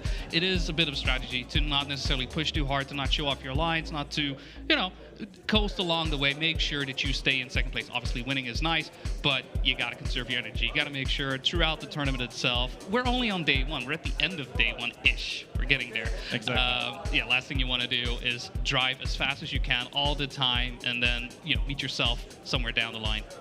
Yeah, definitely. Like we've talked about it a bit on the waves as well. I'm not sure if it was A on B stream. But if you go into the Ambit Purge tomorrow and you do make a run, you will have to play 7 or 8 matches tomorrow. Yeah. So that is another bit of added bonus that you will just get to skip one round. Not necessarily because of maybe because you are scared of dropping out, but just also because of the fatigue factor that will come into play. So there is a lot on stake, not only for the first player or for the first 2 players, but for the rest as well. First will be safe. Second, we'll have to sweat a little bit, but there's a lot to fight for all 4 of these drivers. I believe that this will be a very close battle. Yeah, and we already saw it come by just now. There's already some matches underway. I'm sure those players are, already fighting hard to get through. But this is only wave 1, right? This is our first of those 128, right? Getting 64 players in, making sure that they are able to get their matches in, players getting ready on stage in the same time as well. But then we get into wave 2 of things, right? Mm-hmm. There is that pressure. I feel like today is very much that type of day, especially as a player. You're really just playing 2 matches. Yeah. But it takes the entire day. So how do you compose yourself? How do you imagine these players are dealing with that? I think that for some of them, the break probably was somewhat helpful, grabbing some food, although you can't really eat in peace that much. But I do believe that we are going into the first map at this point. So look at that. I mean, I've heard from a certain Irishman, apparently Agrippina, whole history behind it or whatnot. I don't think he's still figured out if it's the younger all the other one, but as we get in, we see her in broad daylight, making her way through this track. And I am very excited to see what our players will be able to do. It is going to be Neil, Jadon, Figure, and Tarpor here for your first match of the round of 128. Once again, first place is what these players are aiming for, get their spot into top 64. Otherwise, you're going to get second place and fight in the Purge, and that's all we got for you. Exactly. So the Purge would be rough, but right now everyone for themselves, starting out in this first round. We do have Neil and Jadon up front. Figure making a little bit of a mistake here. Dropping back. Now it's a 1v1 fight up front between the two players that were favored by most of the cast, except for you, who went for Tarpor. I mean, he has 10 points. I mean, yeah, for sure. But right now, Neil leading about half a second, I would say, ahead. Only 2/10 ahead of Jadon, who is trying to catch up right here on Agrippina, going into this last section, or second to last section of the map. Few tight drifts here. It's all about the XP, and it is Neil who drifts just a tiny bit too tight, crashes the inside wall, and gives up the round to Jadon, who makes the finish and picks up the first few points of this matchup. I mean, it's a bit of a tricky one right there for Neil. A late crash is always so dangerous. I've seen it time and time again, players making those early crashes happen, but still able to get through. An example I keep bringing up along the way is mine. He's an example of, oh, it goes wrong, don't worry, I'll recover, I get into it, and especially now, it's that mindset that we need for our players to get into it. For those who are wondering about the scores, I just mentioned Tarpor already having the 10 points. We are in round 3 of Agrippina, so if you blinked, it's not, you didn't miss it, don't worry. We're just getting into the third round here as we are underway. We have lost one of our players. It is going to be Neil, trailing behind by about a checkpoint. Tarpor in a tough battle right now with Figure, while Jadon is just picking up what he can at the front, and at the moment, he's doing what he needs to do to get 10 points on the board once again. He does indeed, as Figure and Tarpor continue to fight throughout this part. They are literally side by side, inside each other even. So they're fighting here on this dirt section. Outside dirt, who gets it further outside? It looks like Figure, but it is a little bit too outside, as you pointed out there as well. It's going to be Jadon now leading Tarpor quite comfortably. As I say, that Tarpor crashes and lets both other players back into the game. So now it's a fight for second between mostly Figure and Neil. Tarpor lurking behind, but it won't be enough. Jadon picks up his second round win in a row. And Neil, oh wait, there was a mistake. Ooh. Was it only Tarpor who missed it? I believe so. It looks like the safe finish will be enough for him to at least pick up some points and hand over the lead now to Jadon.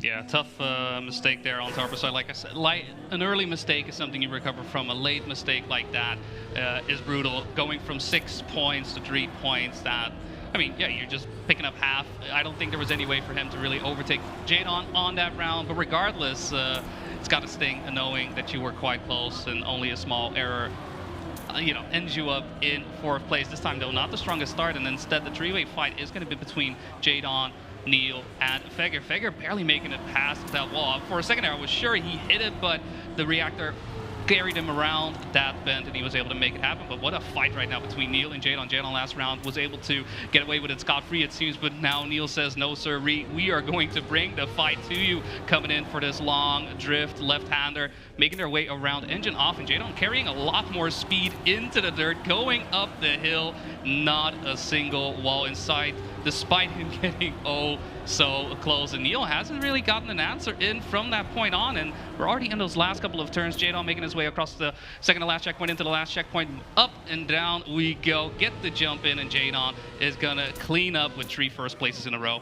Wow. Very, very impressive by Jadon there. I think the second part of the map he was somewhat dominating, pulling half a second on Neil. They were literally side by side halfway through the map, and all of a sudden Jadon just pulled away.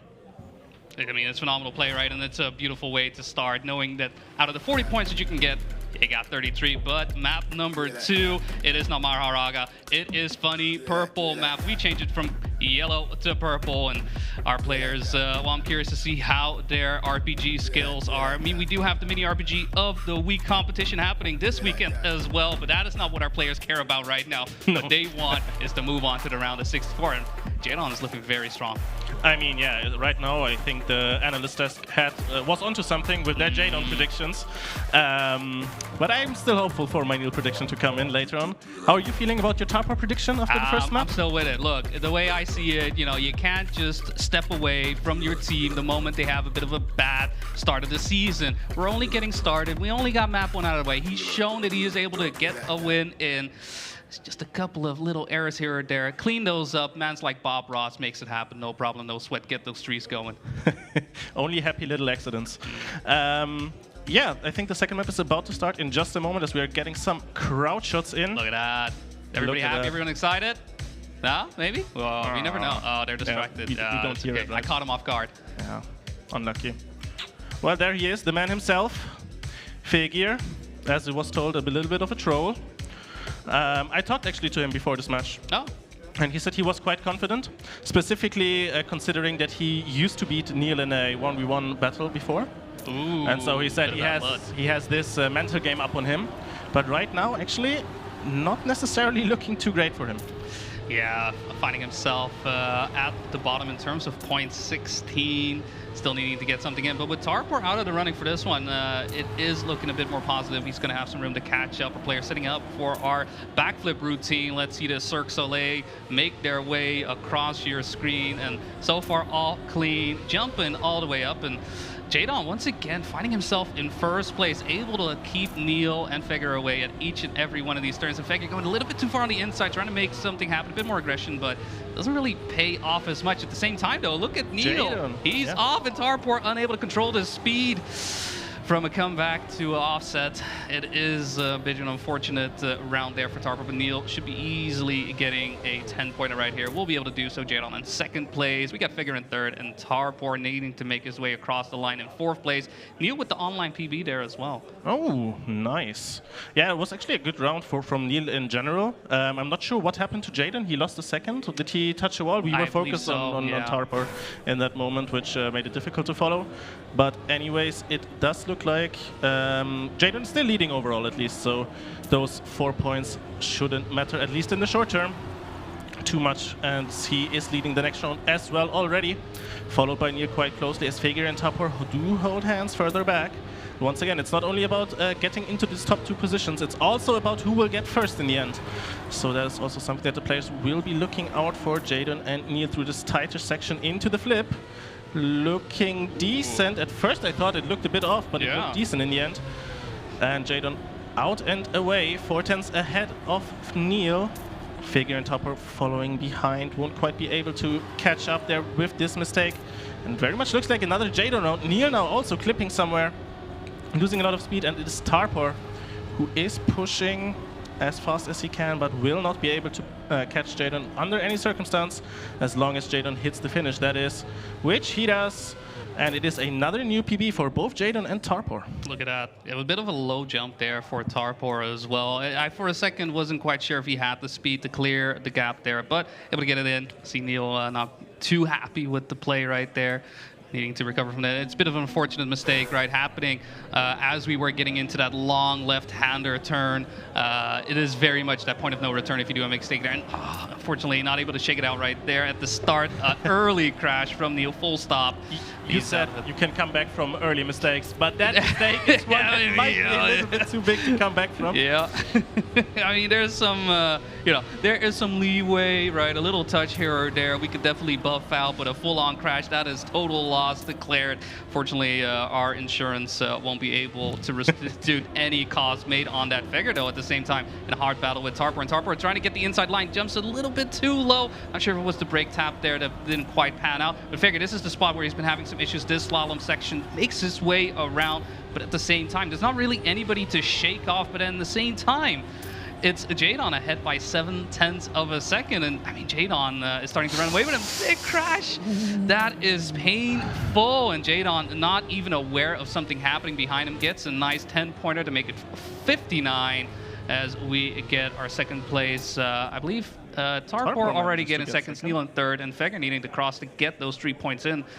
I hope he took safe. Yeah, he took the safe. There you go.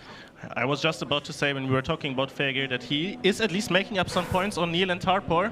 And before I could even start talking, it all already went badly. Just like it does for Neil once again in the start there. Similarly to last round, at least he doesn't have to respawn this time around. Last time it cost him 5 seconds. He's already 3 behind here. It's bad. It's difficult to come back from this, and it's exactly what you said. He had a crash late into a round. To come back also mentally from that is difficult, and the next round he immediately crashes twice in the same section. So maybe just lost a little bit of focus. A man who hasn't lost any focus, however, is Jadon, who keeps leading ahead of Fager, who is having a nice battle here with Tarpor. But Tarpor jumps a little bit too far inside, clips the wall, and now it is Fager against Jadon. Can Fager do something? This was the section he struggled with, as you pointed out. Doesn't look like he will be able to. Can he catch any more? It looks so difficult with Jadon making no mistakes at all. This time giving it a little bit more of a wider berth, and Fager is most likely going to pick up second place as long as he can make the jump to the finish, and it looks like he will be able to do so. Picking up some good points, at least, well, 2 more against Neil and 1 more than Tarpor. I mean, any points are good points in that sense, and that's still the second place to get in. It's unfortunate it comes right at the end of the track, right? Playing this all out, Jadon being able to get out on top, getting so many points into his pockets, keeping left, right. I'm not sure if he has enough space to hold all of these points, but he's going to have to do it. And in fact, he's going to have to collect a couple more as we do make ourselves ready for map number 3. Trace showing itself with the wet sign right there. Do be careful. The janitor hasn't been around to clean up the track, but I'm sure these players are able to handle this no problem. No problem whatsoever. I believe that they will be able to do it. And yeah, this map is interesting. It is the water section map where you have the water wheels, as you pointed out. No janitors around, but it is also a map that is extremely tight in some places, I would say. Oh yeah. And one that could lead to quite different lap times, because you have to get these water drifts. You have to get them good. Like, oh yeah. You can keep so much more exit speed than you would think at the beginning. Even the end that we saw there is somewhat risky to take. It's quite difficult to take. So nice map there by KCDus. Trace, which we are waiting for to start just about now. Yeah, players just finishing up their warm-up. And we'll see if Neil will be able to shake off whatever has been ailing him in these last couple of rounds at the same time, though. Figueroa has been able to get back into it a bit more. But in terms of points right now, the gaps are starting to grow. Jadon at this point very clearly in the lead. 69 points. I'll let chat. Exactly. Sorry. That's okay. I didn't know that you were. I wasn't even going to say it, so I'm glad you did. But yeah, after that, we do have Neil, second place, 46 points. We've got Tarpor on third, 37 points, and Fager in fourth place, 32 points. So for the time being, it does seem like Jadon is going to be able to get that spot in top 64, but never say never. Don't jinx it. Don't say it too early, because you never know what might happen. It could easily go wrong. But for now, Jadon is doing what he has been doing for all of these rounds. I'm pretty sure he's not even aware we're playing here. He's just doing some time trials, getting his rounds in, doing what he needs to do, but at the same time, I'm not sure if he has ghosts on, because it is Neil lurking right behind him. Oh, it is definitely close. Very, very impressive stuff so far by Jadon through this map, but his job is only half done so far. Neil now pushing him very, very closely throughout the second part of the map. Will he be able to maybe make it overtake? That is a beautiful inside line there. Now just needs to check for the water section. Yeah, nice releases by both players. Jadon trying to keep close. Now we get into this finish section, which had some issues for players during the quali waves, but not during the round of 128. Although, just as I say that, Tarpor is having some slight struggles, which he will resolve shortly. Or not. Or not. His issues have been resolved for him. There you go. Time heals all wounds until they create a wound. Slight little stab, coming in. Tarpor not getting the 3 points after missing out on, I believe he dropped down the safe finish at that. Because, yes, it is a safe in, but technically you could still miss it, especially with these players wanting to get that risky finish in. Definitely. I think the funny thing is, if you go for the risky finish and you hit the wall, you drop down. But if you then halfway through decide you want to take the safe finish, then you can have this moment where you have too much speed to make the wall, and then you just fly through. And that was very unfortunate that it happened there to Tarpor. in some ways maybe lucky that it only cost him 3 points. Maybe. I don't know. Maybe. I mean, that's a brighter way of looking at it. Omdenken is what we call it in Dutch. And look, it's like the flow chart with problems. Can you solve the problem? No or yes? Don't worry about it. Doesn't matter what the answer is. Don't worry about it. Either way, maybe there's a little bit of cause for concern right now. Jadon once again shooting in first place, currently on 75 points. Neil in hot pursuit this time doesn't have that Zenkai Bankai boost that he had in that previous round and is trailing behind. Will have to settle for second place. Gets his way in. Jadon now with the online PB, and Figure and Tarpor apparently in quite the battle at the end, but still lacking to overtake on the side of Tarpor. Figure is starting to creep up, but a fight for third place doesn't mean anything when top 2 matters. Exactly. It's only the top 2 that matters, and first matters more. Oh, very much so. That is it. That is something we don't often have in this format, but for this time, first place matters a lot more, and it's not only bragging rights or a better, I don't know, mental game that you can take from that, but it's also actually worth a round skip. And Jadon really wants this round skip, as it looks like he is leading once again. Really, really impressive from him. I mean, I've heard people talk about him last year already. Import was picking him up quite drastically. But now to see him here performing like this is really, really impressive to me. Yeah, he's very composed right now. I mean, it's very important to know from a grand scheme of things, this, for those who are aiming for the top, this is merely 128. I know it sounds daunting for plenty of other people, but when your goal is to get top 16, top 4, win XPEvo 2025, this should be nothing more than just another match on your way to it. And it's mentality, right, to make sure you keep going through these days of tournament play. It's only 2 matches technically for these players, right? What are we talking about? Just 2 matches. It's still exhausting. Yes. It is still exhausting. I talked to Tween, and I might go a little bit off topic here, but I talked to Tween in the break, and he was like, I've only played 1 match, but I wish the day was over in a way, because it's so exhausting for the players to be in this high pressure situation. But it's also a lot of fun. Oh, yeah. I mean, in that sense, I think everybody here, honestly, if you're not here, I wish you were. I think I speak for everyone here when I say we're having a great time. Able to, meet and greet with all the people that you may have seen last year, you may have seen in other lands. Maybe it's your first time here and you're experiencing what it is like to be just not at a LAN, but at a Trackmania LAN at that as well. So for those first timers here, welcome. Hopefully you're enjoying the matches. Right now, I think the one really enjoying the matches is Jadon. Again, I feel like a broken record saying this, but in first place, and the first real mistake we're seeing from the Englishman, and it's going to be Neil currently in first by a wide margin. Figure and Tarpor also trailing behind by about a second and 2. We see a +1 CP on our first place driver, Neil. Neil simply needing to drive out the track, carrying all that speed throughout this grass sector into the third watery wheels, and is going to have to make his way around for that risky fin. I would say even with the time that is there, technically you could go for safe, but you don't want to do that. No. You want to make sure you stay in the rhythm, stay in the swing of things, and at the same time, we switch really quickly back. We saw Tarpor shoot by, but Neil, I think, quite happy with that round. It was actually interesting. We had the camera on him 1 or 2 rounds ago, and he looked less confident. And then he won 1 round now, and you already can see like the head nod, like getting back into the rhythm, feeling yourself again a little bit more, and getting ready to go on to the next map, which is the pink map, also known as Bubblegum. My favorite. Well, there you go. I mean, it is a roller coaster of sorts, right? A lot of jumps going around, a lot of slip and slidey, especially this drift that we see on the screen right now has been one that makes or breaks your run, because from that point on, it's go, go, go, right? There's a lot of speed to be gained, and then finally, we do have that finish. Sky high, you go, and hopefully you don't overshoot, because otherwise you're going to have a bad time. Yeah, it's also, I think, a very long, risky finish. So if you have to respawn, you will lose a lot of time. There is a safe finish, so jumping too short is okay, but jumping too high is going to be difficult. Yeah, don't want to be Icarus. Not the player Icarus, the one of mythology. We all know what we're talking about here, as we try to scan the crowd for any and all happy, enjoy, and excited people. For now, though, does look like everybody's just waiting in anticipation. A couple of waves right there. There you go, people wait. Yeah. There you go. People smiles, loving it. Oh, what's that? What do we have there? I can't see it entirely. Is it a Madden poster? That is a Madden poster. There you go. But like, which one? Why?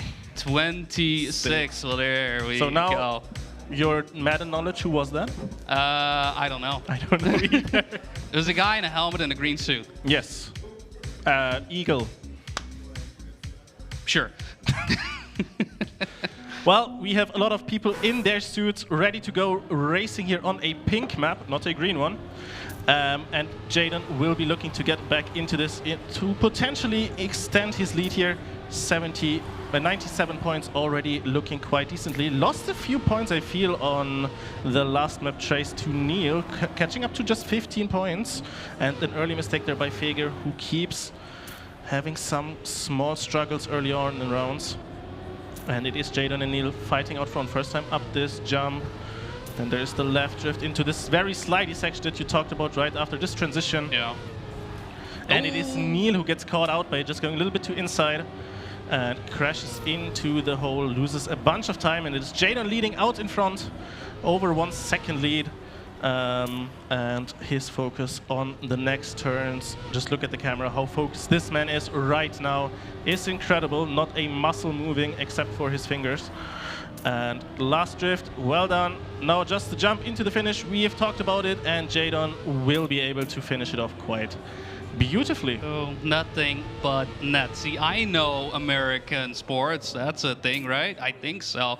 That's a three-pointer. That's a three-point. Is it? Yeah, I mean, it was quite the distance, I will admit. I'll give you that. I'll give you that. But yeah, Jaden with that, just doing a phenomenal job getting himself a clean 10-pointers here and building up that gap a bit further between himself and Neil, currently on 107 points, 120 being our target, I believe, if I do 121, I should say. Apologies.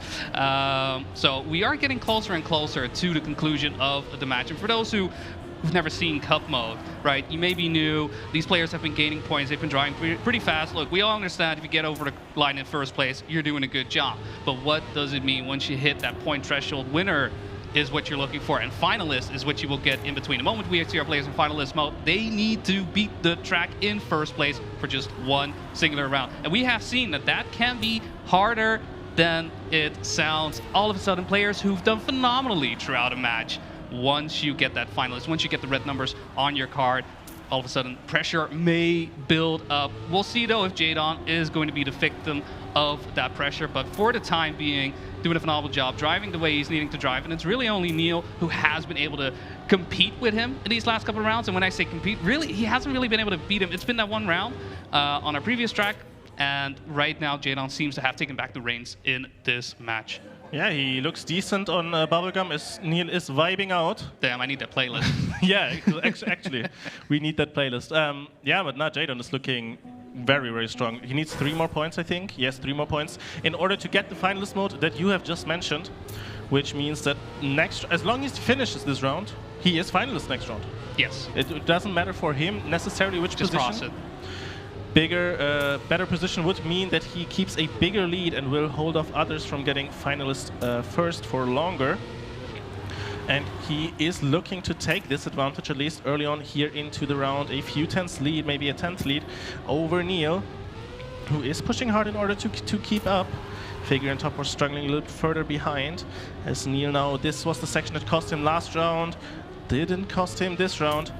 And it is Jaden leading out in front. Yeah, it was a bit of a tricky one there. Neil dropping the gear. Doesn't go too wide on that drift. Drops down into third. And you saw from that point on, Jaden was able to shoot forward just a little bit, able to carry out just that bit more of speed. And for Jaden, again, it's not like he needs the 10 points, but it sure feels good denying your opponents from getting those. And it's going to be Jaden once again crossing the finish. I'm pretty sure at this point, I haven't quickly checked the stat. We'll see it on screen in just a little bit again. But his win rate in first place at this point is what, 47, 48%? Probably. It's honestly phenomenal. And even then, right, how often has he been in third place? Really not that often. Not that often at all. So it is going to be Jaden wearing the red numbers on his car, and now it's all about getting first place. And again, it's a question of, does this change anything to him? It should be like any other round, but it never is. No. It never is. You pointed out how you can break someone's momentum by denying their finalist. Jaden was looking to do the same thing in reverse there. by getting finalists by taking Neil's momentum there, but it doesn't seem to have looked as greatly, at least throughout this first map, throughout this first part of the map, with Neil leading out in front, a gap of 1 or 2 tenths, and there it is. That is a mistake by Neil, but a mistake by Jaden as well. Let's Neil back through, and it is even Figure leading now. I mean, I'll talk about a role reversal right there. I mean, Neil needing these 10 points to make sure that the amount of rounds that Jadon's going to be able to play in finalist is very important. Currently in 100, if he is able to get first place here, 110, another first place, 120, all of a sudden Jadon is fighting for first, and Neil is going to try to beat Fegger to the line, goes a little bit lower. Fegger so close to overtaking, but Neil gets it in the end. Wow. A PB for Fegger, but unfortunately 007 not going to be it. It's going to be Neil on 110. 7,000 of a second. That's crazy. That's how we roll. That's how we roll here in Checkmania. Never say it's not close. Never say it's not close. No, I'd never. So you know what? I think we do have some time to round out the maps that we have in our map pack. Tears or Laughter is going to be our final map in this match. If we need it, though, we'll see if it'll happen. We'll rotate back. But for now, it's gonna be our ice slides, or no grip ice, I should say, before I get any angry ice Andes on me. Do not misunderstand me. Will be most likely our deciding map for this match. And thus far, again, you know, we've seen Jadon do a phenomenal job. There's been some stumbling blocks along the way. We've been able to see Neil get in a couple of swings, right? A good couple of hits. But it is still Jadon in the driver's seat. Another shot at getting finalist into winner, making sure he gets a spot in top 64. First round. Big mistake, honestly, right? After all these clean rounds. I can see a big mistake by both Jadon and Neil, realistically. Because now, we talked about these 4 points getting denied by Jadon taking first to get finalist. These are now 4 points that Neil could desperately need in order to get, maybe doesn't have to win a round, right? And this will make it quite difficult. I can see both of them. Both of them need to win the next round, pretty much. So this round that is about to start any minute now, any second now, there it is. Right on cue. Right on cue. This round, both Neil and Jadon really, really need to win this round. Yeah, and well, we have lost a player along the way, Tarpor. It doesn't look like Figure and Tarpor are able to play a role in this, considering the amount of points that they have, 62 and 63. That is almost halfway away, and with Neil flying off into the sunset, it is all on Figure. That is where his hopes lie right now. Jadon doesn't have as much speed going into the third sector as Figure, and Figure does not hit the wall until it goes a little bit too wide, and now there is Tarpor. Is it going to be the man in the red, white, and blue? We'll have to see what is going to be the case for now, though. Jadon is going to have to be in first place, is in that driver's seat. He's been in this situation quite a couple of times. He just needs to finish it out right here, right now. What can Jadon do on the ice section? It does look like a great exit. Can he be the first player here on stage to secure his spot into the top 64? To skip the Amber Purge? The only person who can realistically do anything against it would be Tarpor, who we are now cutting back. He is too far behind. As long as Jadon makes the risky finish, he will be going to the top 64. And there it is. Jadon is the first player who is locked into the top 64, the first player who will skip the Ambit Purge tomorrow morning. No purging for the dog. He will be able to, you know, take it easy. He can go to bed in a bit, probably have a beer or two along the way, and he'll be able to, you know, wake up refreshed, ready for his round of 64 while he watches the rest of the players struggle in the Ambit Purge. But we have that Purge spot remaining. It is going to be between Neil, Figure, and Tarpor, and right now Neil is 7 points away from getting into finalist. And at this point, the points... Same section again, and it's once again quite a big crash as well. Yeah, that is very, very painful. Needing to get first place to get into finalist right away. Instead, he's going to have to try to keep going for just a bit longer for another round. Again, the danger isn't that big as it is, but you can't keep driving these rounds.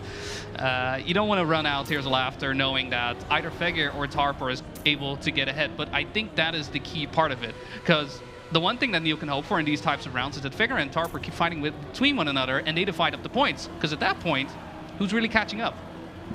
I guess in this case, Neil is hoping that he will be the one to capitalize from both Figure and Tarpor fighting. He does have a bit of a cushion, but he still won't be able to get the... Oh, Tarpor crashing. But 6 points, he's still not finalist yet. So he's still missing 1 point, still one more round where points are being distributed for the others to catch up before Neil can even try to claim his perch spot. Yeah, it's a bit of an extension for his play right now. Could have been a finalist. Unfortunately, he's going to have to get that singular point in this round. So it does mean any position will do the trick, but preferably you want to get ahead as much as possible to make sure Tarpor and Figure don't keep climbing up slowly but surely.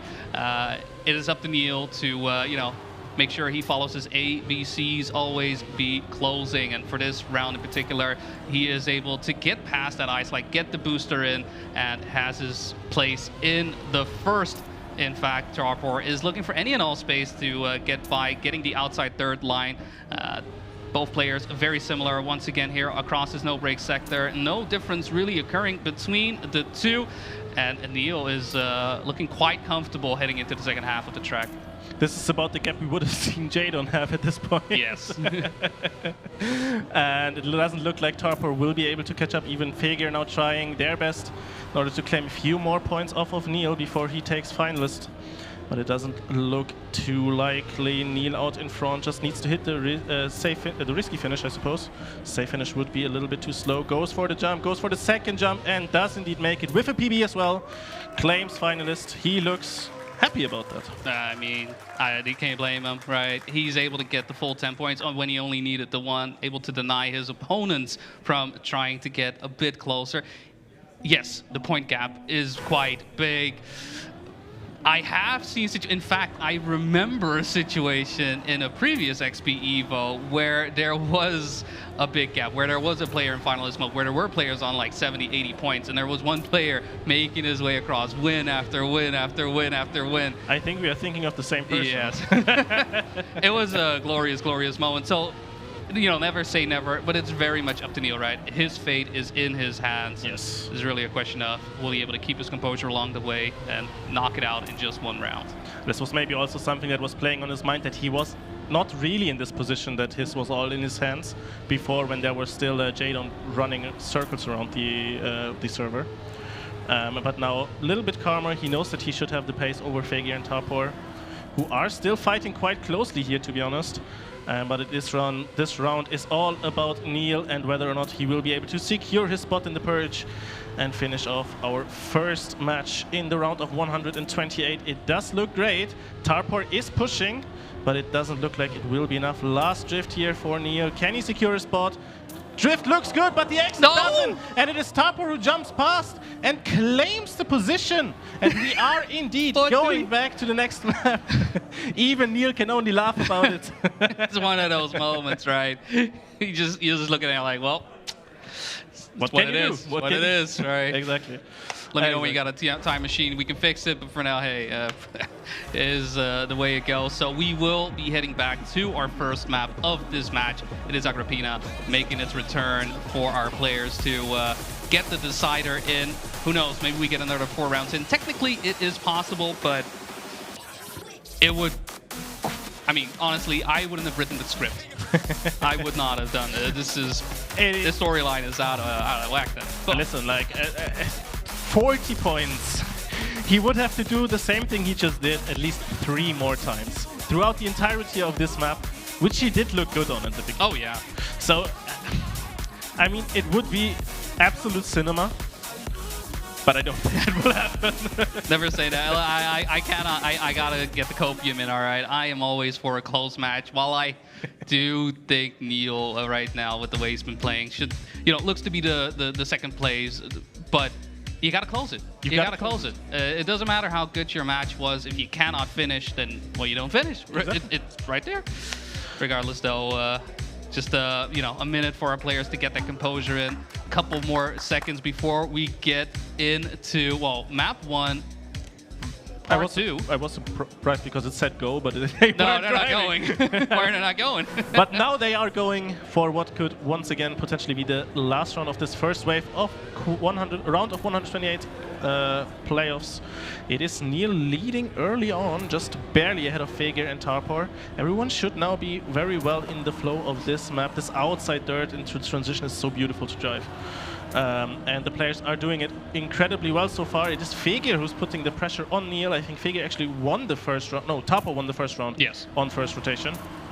So they are able to take something away from Neil here, but they will need to work hard. Neil leading out in front, about a 10th ahead into this next reactor section, but this crash by Feger could once again seal their fates, as Neil is now far ahead, half a second. I do believe that the timer in the top left isn't 100% correct, but we ignore that as Neil is pushing further and further, and Feger is trying their hardest to compete, but Neil is just too far ahead at this point.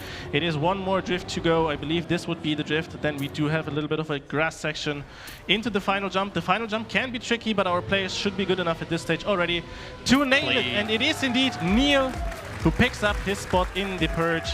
Doesn't look too satisfied, but I think he's at least happy to continue. Yeah, I mean, the one thing you could take away from it is that your tournament does not end today. You make it into day number 2. It may not be in the way that you wanted it to, but hey, beggars can't be choosers. Sure. And at the same time, we do have to say goodbye to Feger and Tarpor. Despite their fight throughout the qualifier round, it is in the top 128 that their journey will end, and so they will have to watch along from the sidelines. Fortunately, we have a lot of fun things that we do around here, so I'm sure that despite the disappointment you may feel right now, I'm sure they'll have a great weekend. Yeah, I mean, it's sad to say goodbye to the troll of the Trackmania community, as well as the king of the random map world records. But I believe that they will be able to bounce back and maybe give it another shot this next year. It was nice having them on stage. They did pick up a few good rounds in between as well. Just at the end, the consistency and speed of Jadon was just a little bit too much, I believe. No, exactly. So yeah, with that, Jadon is going to be able to win the match. And with that said as well, I think before we get into match number 2, we got some highlights for you guys from this match to recap what it is that we have seen throughout this first round of 128.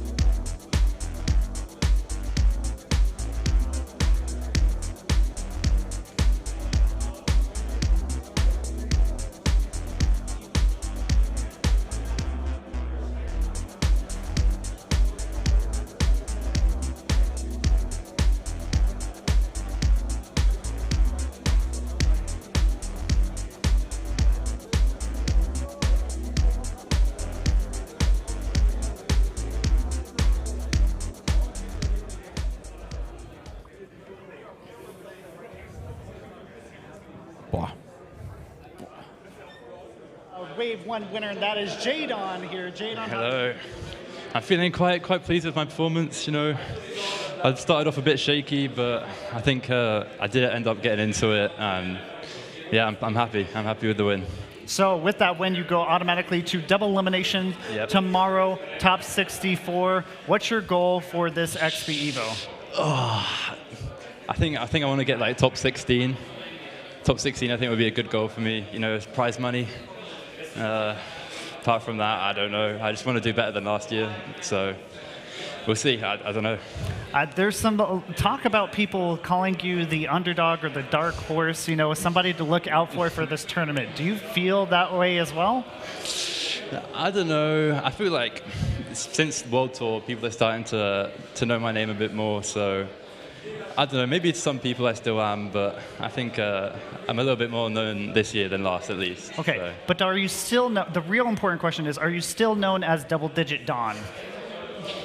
That's not real. That's not real. I think it is real. I think we need to tell the people at home why you are called Double Digit Don. I don't think we do. There was something about a full speed competition that you may have participated in. It's just about how good I am at full speed, really. Yeah, it's a great story. So, final question, or final two questions here. How do you feel about beating your teammate Fegir in Team Shift? Was that fun for you? Was that like, oh man? How... I feel terrible. I feel terrible. I should have let him go through. I don't think you should have let him go through. Yeah, okay. All right, final question. Do you have anybody you want to shout out to before we head it back over for our next match? I just want to say it's Neil's birthday tomorrow, so happy birthday, Neil. Happy birthday, Neil.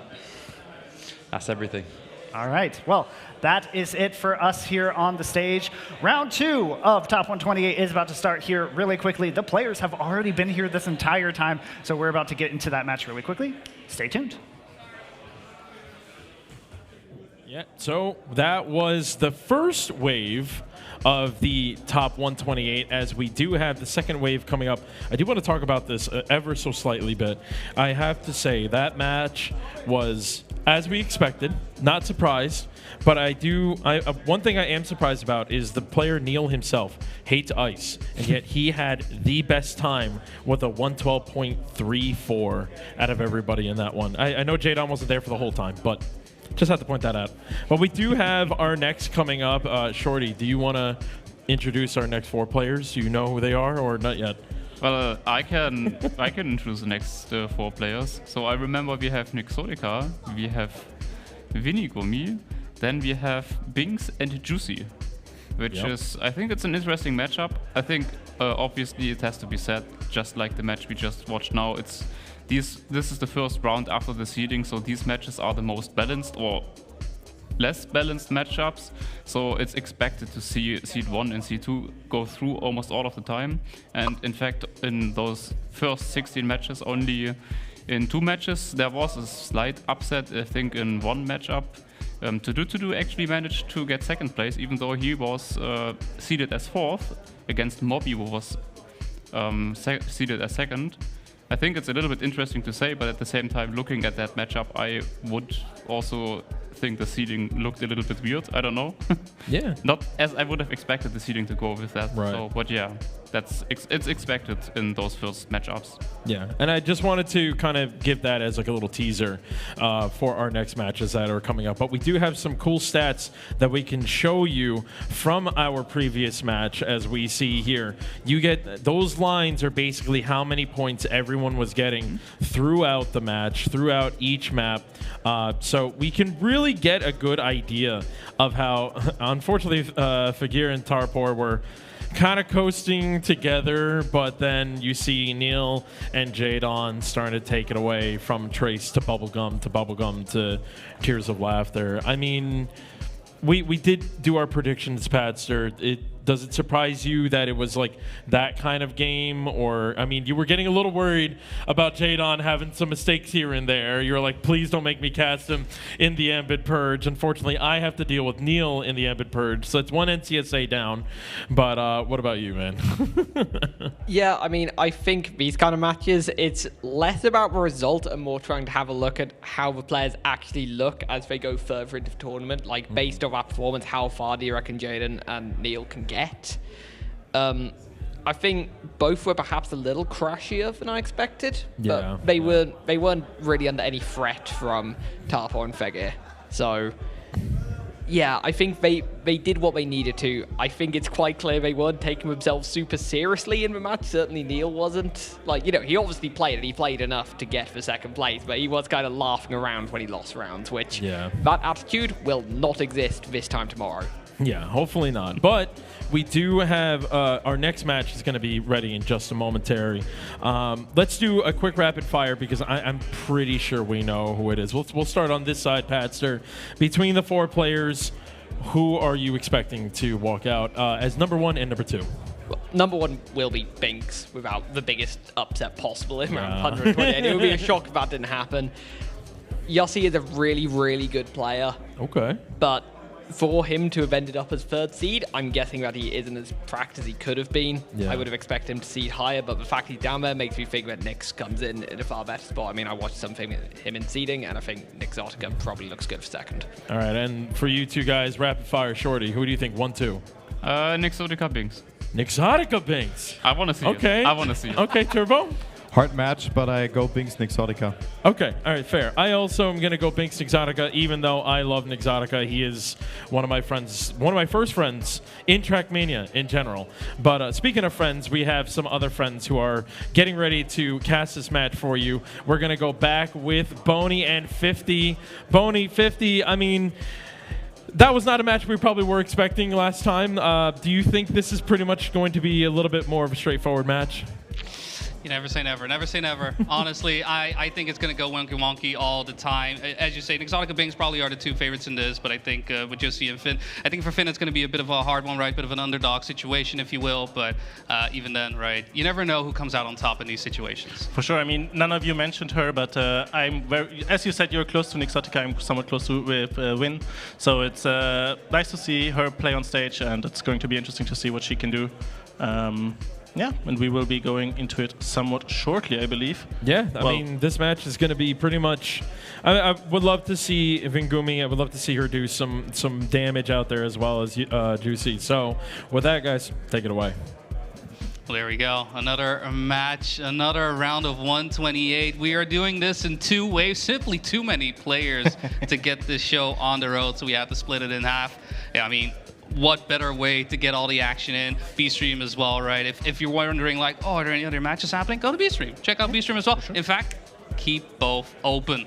Keep all the streams open. I know there's a bunch of restreams happening as well. We got a couple of, Gennady is here. We got Trilux doing the German cast. Spam is here as well doing coverage. I believe Magi also doing some coverage. So with that, there are so many ways to experience XPEvo right from your own seat. And for those here, watching in the crowd, maybe hanging out in B-Stream, hanging out at the bar, whatever it may be, hope you're having a wonderful old time and are ready for this 2nd match at the 128 and starting things off on Bubblegum. I'm very curious to see if that prediction will come out, if Nyxotica and Binks are going to be the top 2. I mean, if you look at the paper, yeah. Sure. Paper's boring. But exactly, it's boring to just look at the paper. I believe that it will be one of them too, and just because I have to go with my heart, I have to go with Vin as well for 2nd. It totally makes sense to me. This is why I have Yossi on my side, right? I firmly believe in him. He's going to be able to make it far in, but that's the tough part about these tournaments. We can only allow 2 players in. And we got 4 who are going to be fighting over it. A bit of a different situation, right? Ring around the rosy, try to get in the seat before the seat is taken away. This time around, though, we'll be driving instead of walking around this ring of chairs, and we'll see which 2 players will be able to take their seat for tomorrow's matches. Yeah, for sure. And yeah, I mean, it is really, really difficult to tell. Exactly with this match, we were looking at all of the matches before and we were trying to choose which ones. And I think for this one, we both went like, I think this could be a good one. Like, yeah, if it's not close for 1st, I believe it will at least be close for 2nd. Yes, yeah, I do. And it could there be will close be a for all fight positions. In there. Oh, definitely so. Getting our nice shots in from all the play. I love the shark there for Vin, looking like she's got the support right there. So do show your support for each and every one of these players as we are off here. Round number 1 on Bubblegum for our 2nd of matches here in the round of 128. Everybody looking to get off the line nice and quick. Not a big difference between each and every one of these players. About a 1/10 of a second. Vin with a bit of an awkward landing there on a sausage block, but getting back into it. And in fact, overtaking Yossi there, heading into the 2nd half of the track here. Yeah, quite a lot of speed there as well, although the drift maybe wasn't perfect by Vin. Loses the position back to Jersey as it is Binks out in front leading as the other 3 drivers are pretty much hand in hand trying to hunt him down. And right now it looks like there crash. Very crashed by both leaders in that moment, and all of a sudden it's Nyxotica who leads Binks, who is fighting with Vin, but do have more exit speed there for both Nyxotica and Binks. They are rushing towards the finish line, just the jump towards the finish to go, and it looks like it was about to say it will be Nyxotica, but the jumps there made it close once again, but it is indeed Nyxotica picking up the 1st round win. Yeah, I did see in the times there as well, despite Finn being in third place right there, Jussi was able to overtake, getting the third place by about a hundredth of a second, if I saw so correctly. So yeah, unfortunate to just have that happen right at the end of it all, but that is simply how it goes, right? You got to be, you know, first across the line. If not, then, well, you're simply not that. And for now, in Exotica, taking an early lead, right? It's only one round. Everything could still happen. As in fact, it is that match leader currently after one round, is trailing in fourth place, but getting a lot of speed, shooting past Finn here on the grass sector. Getting into third, Binks is leading, as he was in our previous round, having issues getting that uphill with the reactor, hitting the reactor block along the way, losing all of his speed. Was that what it was? Yeah. I didn't catch it. Yeah, it was one of those, you know, blink and you'll miss it type of situations. But we'll see if this time around he gets past unscathed, makes his way down, skips the block for this time, giving Exotica some room to perhaps overtake it a bit more speed. It's neck and neck. It is neck and neck indeed, and it's Exotica tries to now beat out Bings after not getting the reactor. The drifts are close. They are hand in hand driving towards the finish, as Exotica needs to get a better finish than he did before. Low jumps by both of them, and it will be Exotica who picks up the victory here, as Bings only manages to get a second position for the second time. Or did he get third in first one? I'm not quite sure. No, it was a second. Was it? Yeah. Yes. Okay. It was a bit of a messy first round right around that reactor boost, and so with that, Binks, despite being in a position where he could be the one with the 20 points, instead it's going to be an Exotica able to take the crown, despite having a bit of a rocky start. Again, those early mistakes coming back into it is just a little bit easier, but you really do have to hunker down. Fortunately, it does look like Finn is going to be trailing around for this round, not having the best time at the moment, but not too far behind either. So any mistake that could occur, she could take advantage of at, you know, any second. It's really a question of how consistently can you keep driving, even when you are in fourth place, because look at the distance, she's really not that far off. Definitely not. I mean, it's closer than we saw, for example, Fegir or Taupo go, and then all of a sudden, just the smallest of mistakes is needed then to pick up a position here or there. Second mistake that we see, and all of a sudden Vin is in second position, just fighting against Bings. Do we get three? The holy triplet will be close here, as the map is running away from Vin. And there it is! There it is. It is Vin leading right here on Bubblegum, heading towards the finish, as long as she doesn't miss the finish, and we are cutting away a bad time. But it does end up being Vin winning a round. There you go. Getting a win on stage always feels good. I mean, the situation, the circumstances, I'm not going to get too much into it, because at the end of the day, she's the one driving a consistent round while all other players made mistakes along the way. Simple as that. You don't win rounds crashing. Yeah, definitely. I mean, we talked about it earlier today with the consistency, for example, that someone like Carl offers. He doesn't need to drive the top times every round, because he just picks up on the mistakes of the others that try to outdo themselves. Yeah, very so. Ooh, early crash there from the Exotica on the start. So with that, we have three players remaining: Binks, Jussi, and Vin, making their way around this grass turn. And Jussi still looking to get a win, and hasn't really been able to be part of the conversation as much as he may would have liked. Is currently on 11 points, but fighting for first place. Binks trailing right behind. Vin also making an appearance in this three-way fight, as Binks carries a lot of speed into the third. Vin also able to overtake Jussi right there. And it's a question of composure. And Jussi missing it right there. Incredibly close. This is really a fight, and I wonder how good Vin's ending is right now. She's just holding off Binks at each and every one of these turns, but Binks is pushing. He is the type of player to really go for it, try to find any and all speed to get by. Looks to have done it right, so at the end, and Vin trying to go a bit lower, unfortunately unable to get by. Binks getting the win, but doesn't look too happy with it. I know I mean, I don't even know him personally, but every time I see him play, every time I see him compete, he takes his wins and losses very seriously, right? At every single point where we saw Neil, for example, a bit more, enjoy laughing and whatnot, exactly. Mistake, haha. Binks is not that type of player. All very business, serious. All business, yes. He is. But I can understand that he's not happy with his performance. He was leading every single round quite comprehensively. and handed over 3 round wins with like seconds to go each time. So his disappointment is understandable. Very much. But at the end, he at least manages to bounce back, winning the last round. After that very late snipe as well. This was the one round where it looked like he wasn't going to win. Yes, yeah, I think from all the rounds, this was the closest one. It really did come down to those low jumps. I think Finn, if she barely got a little bit higher, may have been enough for a snipe at the end. Would have really been a bit of a nail in the coffin in Binks. Maybe turn for the worse in terms of mood, but getting a win in, maybe Tears of Laughter is going to be the place where he's able to turn it out, because as you say, it could have been an easy 40 points in his mind, but instead he is left here with I believe he has 28. Yeah, something mid-20s, I think. Yeah, so not what he wanted to, but you see in his eyes the laser focus every time. ready to go here on Tears of Laughter in just a moment. Vin as well, holding on to the Sharky. And there we are. The next map is starting. Tears of Laughter by Spec and Tona. And it is a very uncharacteristic early mistake, I would nearly say, by Binks. They're making a mistake in the slow dirt section, losing about half a second. But this is what you said before. Early mistakes you can catch back up, and this is definitely the size of a mistake that you can catch back up. Yeah. If your round is good enough. It is Juicy and Nixotica fighting out in front as we're heading out to outside dirt. There, Binks is already back in the game. Now there is the no break section, quite tricky to drive. Going a little bit wide there for Win, losing a lot of speed, having to release more than she would have wanted. And it is Nixotica and Juicy now fighting out in front. Binks still lurking, managed to caught up about a 10th and a half, and there is a mistake by Nixotica. That means he will be able to catch up way more. Getting close to Juicy, nice exit from both of them. It is Binks, however, who is closer than he was ever before in this round. Actually now manages to overtake. Does Juicy has more exit speed? It is actually side by side. There was nothing between them, and that landing in the end is what will cause Juicy, as long as Binks manages to jump to the finish, which they do.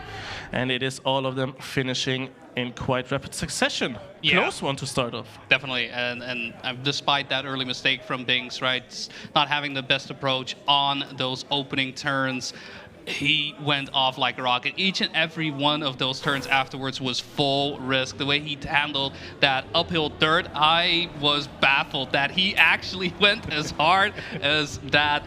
Simply ridiculous, but it just goes to show the caliber of player Binks is. And while he is having some issues really getting his grip in it, and he is in first place right now, it doesn't feel like he is in full control. It looks like he is still adjusting and finding his way across. And at the same time, Nixotica, Juicy, Finn, all staying within earshot, all very close, 33 and 23 points tied for that matter between Juicy and Finn. As Binks is able to get first place from the get-go, stays in first place. Juicy and Nixotica trying to stay close. Nixotica releasing just a little bit more on that no-break sector, allowing Juicy to get a tiny bit ahead. Could make all the difference in the world, and we're coming up to the point where Nixotica had a little bit of an issue on the last round. He goes very wide there, very close to hitting the light beams on the side, but stays unscathed, no damage has been done. But Binks at the same time maybe feeling a bit of pressure from Juicy. I mean, he may have goes off, but I can imagine he may click in, check, okay, what are we at in terms of checkpoints? Ooh, that's not really that big of a gap. We'll have to go for the risky Finn. Don't think he would do anything else other than that. But a 112.4 from Binks to get another 10 points in. He's been looking for this, and it's finally starting to roll in. Yeah, and it's good to see for him to build the confidence, to get into the rhythm. Someone who started off pretty much exactly opposite to Binks is Nixotica. Won the first 2 rounds, since then only being able to score a total of 17 points in the next 4. Would have liked to get more out of that situation, I suppose.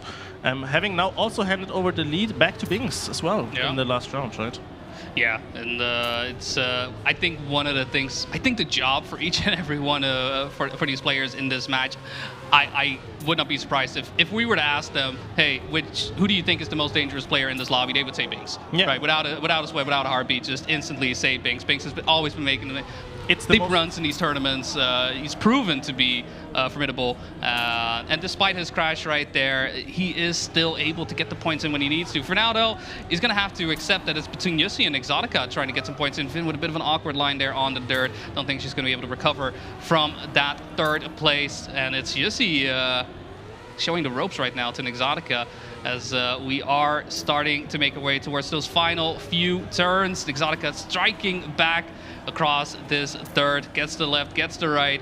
And, you know, I mean, when it's right, and he is right past Jussi across the drift on the sausage block. Let's see if he's able to keep it, getting very close to the hole, gets his wheels on the road, and gets it in. A 10-pointer for our US player, Exotica, warming up the hands right there. It's one of those things, I know, one of the things we see on screen is the players driving, but actual control, cold hands, cold fingers, is a very common thing when it comes to playing at this level. Yeah, for sure.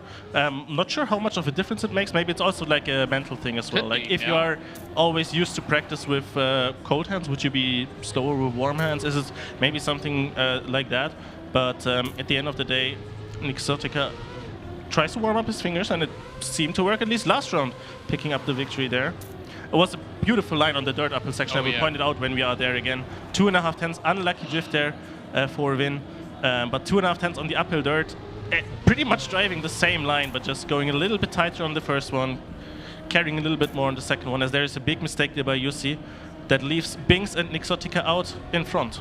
Yeah, the outside dirt, I mean, for those who remember 2024, has been on 2 maps on a pretty decisive spot. This time it's a bit more midway through, but even then, that doesn't take away of the importance of keeping that outside line, trying to keep as much speed as possible, going up those hills. And Binks and Exotica, I think, have been quite equal in that. I would say Binks probably like a tier higher, but it's been a place where Jussi has been showing the most issues, I think, throughout these tracks, and because of that has found himself in third place. Binks, though, no contest, will make his way across the line.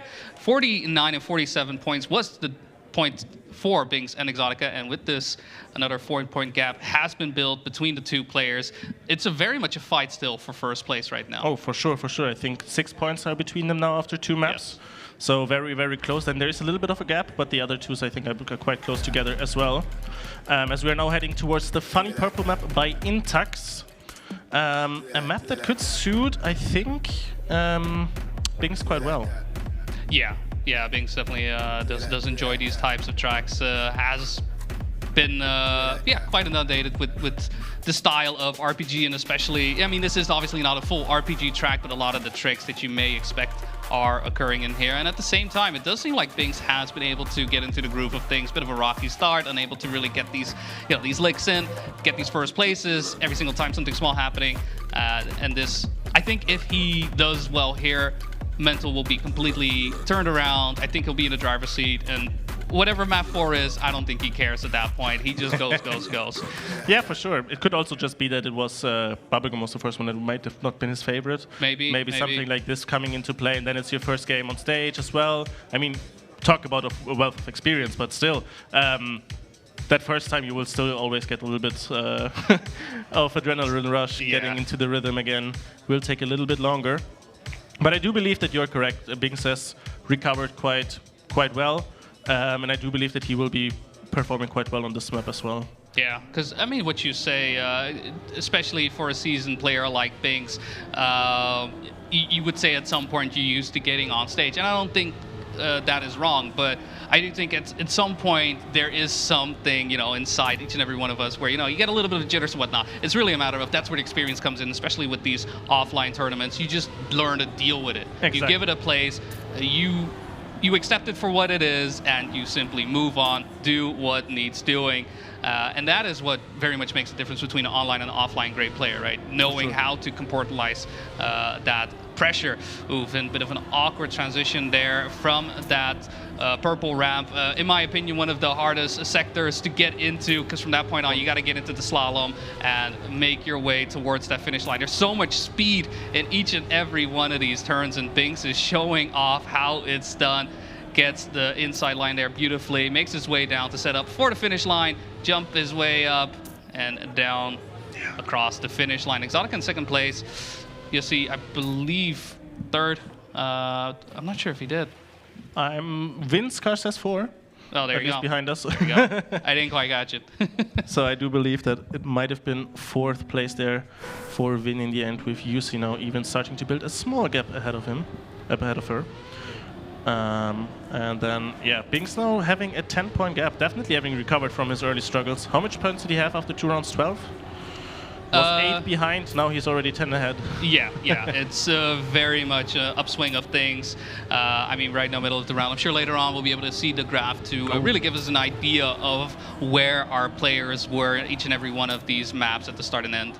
But yeah, Binks very much on an upswing of things, boosting that average per round by quite a bit. This round, though, unable to take the lead from the get-go, is going to have to fight Exotica for those 10 points. We'll see how the slalom goes. Both players following relatively similar lines, though Exotica going a bit wider on the plastic, and Binks retaining just that bit more control over his car, gaining so much speed along the way. To Exotica, I'm not sure what happened. I don't think the line went the way he wanted it to do, right? Just a little bit compromised. And now Yossi all of a sudden right behind him. Not sure if Yossi has enough speed to get by. No, and Exotica will retain a second place. But yeah, it was at that point in time where there is so much speed gain from getting out of that slalom into that slanted left-hander. You need to control your car, and the slightest mistake on that sector, especially with the grass going along the way, it is so hard to retain all that control. It really is. I mean, most of us will have played a map for a while where once you get that one time that you get to drift really, really well, and then you're just too fast. Fast? Yeah, then you're just too fast and you crash the next section immediately. We've all been there. Yeah. And it's somewhat what happened there. Not as drastic consequences, I suppose. But it is still Binks leading out front. This round, once again, Juicy Exotica behind. Wing does get the full rotation in the end. Looked quite sketchy for a moment, but ended up working out. Exotica now leading. Something happened to Binks, which I must have missed. And it is Juicy. I want to point out Juicy here. The last 2 rounds, I think I've seen him take a little bit of a different route here. At the end, going for a jump in the downhill grass section, which should be coming up about now. You see it trying to go for a little bit higher, reduce, get airtime in order to reduce the braking. Doesn't seem to work out great. And Binks tried. Still getting third in the end. A little bit of a flip for the fans. Yeah, showing off, the entire car skin. I don't know if there was something at the bottom. Sometimes car skins do have that. But I think on the side of Jussi, with the little hop skip in the meadows at the end of the track right there, may just be a situation of taking it a little bit safer, not wanting to dare to take wheels on the ground full on, because I think, comparing the two, Exotica's line is faster in that. And unfortunately, the difference between the two players wasn't quite enough. Maybe a bit of misjudging on the side of Yossi, maybe simply following the line, which he is used to. I think both are valid. That is also a point you can't underestimate, right? If you're used to that line, if someone tells you it's 0.01 slower than a different line, you're not going to change it. No. Like, it's not worth it. So I can also understand the attempt to reduce airtime on the penalty grass. Kind of respect the attempt, to be honest, even if it doesn't end up working out, apparently. But this time, what is working out is that Binks and Exotica are once again fighting for the lead here. Neither of them going for this jump line. Exotica getting it quite slow in comparison to Binks, I'd say. And Binks will be able to pick up the round quite convincingly in the end. 4/10 ahead as Exotica just barely grabs the ledge. Yeah, just clips his way across. I mean, you do notice that each and every one of these players knows exactly how much speed they can get away with on these transitions, just making sure that they get that inside line, have the speed, and even then, we saw Binks go for the inside line on round number 3. Unfortunately, it wasn't meant to be, and so, had to give that one away in 3rd place. Still, though, ending things in 1st on that last round, and it's going to be Trace where we will have our players duke it out for map number 4. Binks currently on a bit of a hot streak, has that one round where things didn't go too well, but even then, very dominant player and showing off his dominance in the track thus far. Now Trace, we have seen the slips and slides go around. I hope our players did bring their swim trunks for this one. Bring those towels, because it's about to get wet. Maybe a pool noodle or something. Nah, I'm actually very interested to see Trace here, because we've seen in qualification some players not doing the slide in the first one. So I'm interested to see what we will see here now when we can have a little bit of a better look. I don't think in the first wave of 128 anyone did the line. Correct. So I'm looking forward to see if someone will do it here. Yeah, and this is also one of the parts, I think not necessarily at 128, but as we keep going, I'm sure there are players who have some tools, some tricks up their sleeves to try and get a little bit ahead along the way. But it does look like our warm-up is finished up. We are ready for Trace and making our way across this track. Once again, it is going to be Fingummy, it's going to be Exotica, it's going to be Yussi, it's going to be Binks battling it out here in this round of 128. Single elimination, up to 120 points. Only 2 players are able to move on, and even then, we got the purge of your second place since we have our mistakes coming in. We see Binks having some issues, and Vin at the same time. Vin unfortunately having a bigger mistake than Binks along the way. So it's going to be a fight for first between Exotica and Yussi. It will be indeed, but only half a second behind for Binks, to be honest. That we've seen him come back from that. There he is. And there he already is, coming into shot. Perfect timing there as Yussi, sadly, I guess, clipped a wall or something. It is Exotica leading about half a second out in front. Binks pushing hard behind. We've seen before, once he is not first, he pushes like a madman. So let's see if he can maybe catch that up. Exotica got a great line here before. Was it before? No, it was a different match that we were watching, where we got the one really, really good line there. But it is Exotica leading out in front ahead of Binks, both getting the jump towards the finish, and Exotica picks up the win, closes the gap down to less than a round win. Yeah, it's very important. Like, at this point, it is pretty clear the fight for first place is between Binks and Exotica. I don't think there's a question in that necessarily. And the most important part in that sense is just keep your opponent close, right? Don't get into a situation where they're able to run away with it. We have seen that Binks isn't necessarily untouchable, right? There are issues, mistakes that have happened, but I mean, one of the things that crossed my mind while I was watching Binks, after that mistake, keep going. Man's like a Terminator, honestly. He just keeps going. Sarah Connor is not safe from Binks right now. But when he is in front, he keeps control. He stays ahead. He keeps his composure very rarely, right, making that mistake. And I mean, the pressure that you will have knowing you're playing up against that, and like Exotica, I'm sure he's aware, okay, I'm in second place. Am I going to push for Binks? Am I going to have to try and get around? Gap right now, 8 points between the two. This would make it 12. Can I really allow that? I'm going to have to push it right here on the plastic. It's really a question of that, because he could take it easy. Yeah, and take the second place. Yeah. Set himself up for a second place, go to the purge, just collect as many points as possible. If he crashes now, if he, for example, misses a risky fin here, he gets last. And all of a sudden, he gets only 3 points, and then this gap starts closing again for the purge spot. Exactly. In some ways, right, strategy is going to have to be part of it. We all want to win, obviously, but sometimes you got to look at the situation, assess the chances that you have of getting into first and second.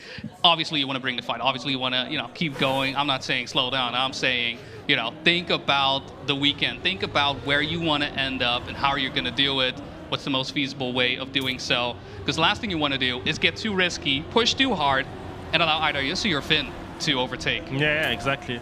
And how foolish would you feel if that would happen, right? And then but then it's also something that could happen early on, right? You get finalist. Let's say if Binks wins this now, okay, 2-3 rounds, and Exotica gets finalist, loses 1-2 rounds, then it starts building up, right? Because then you have this moment where you're in your head like, well, am I actually gonna throw this away? Like, it looks so certain. And that can then play on your mind where you're then no longer 100% focused on your game, but you're like, no, this isn't happening, or something like this. But what is happening is that Binks is leading once again.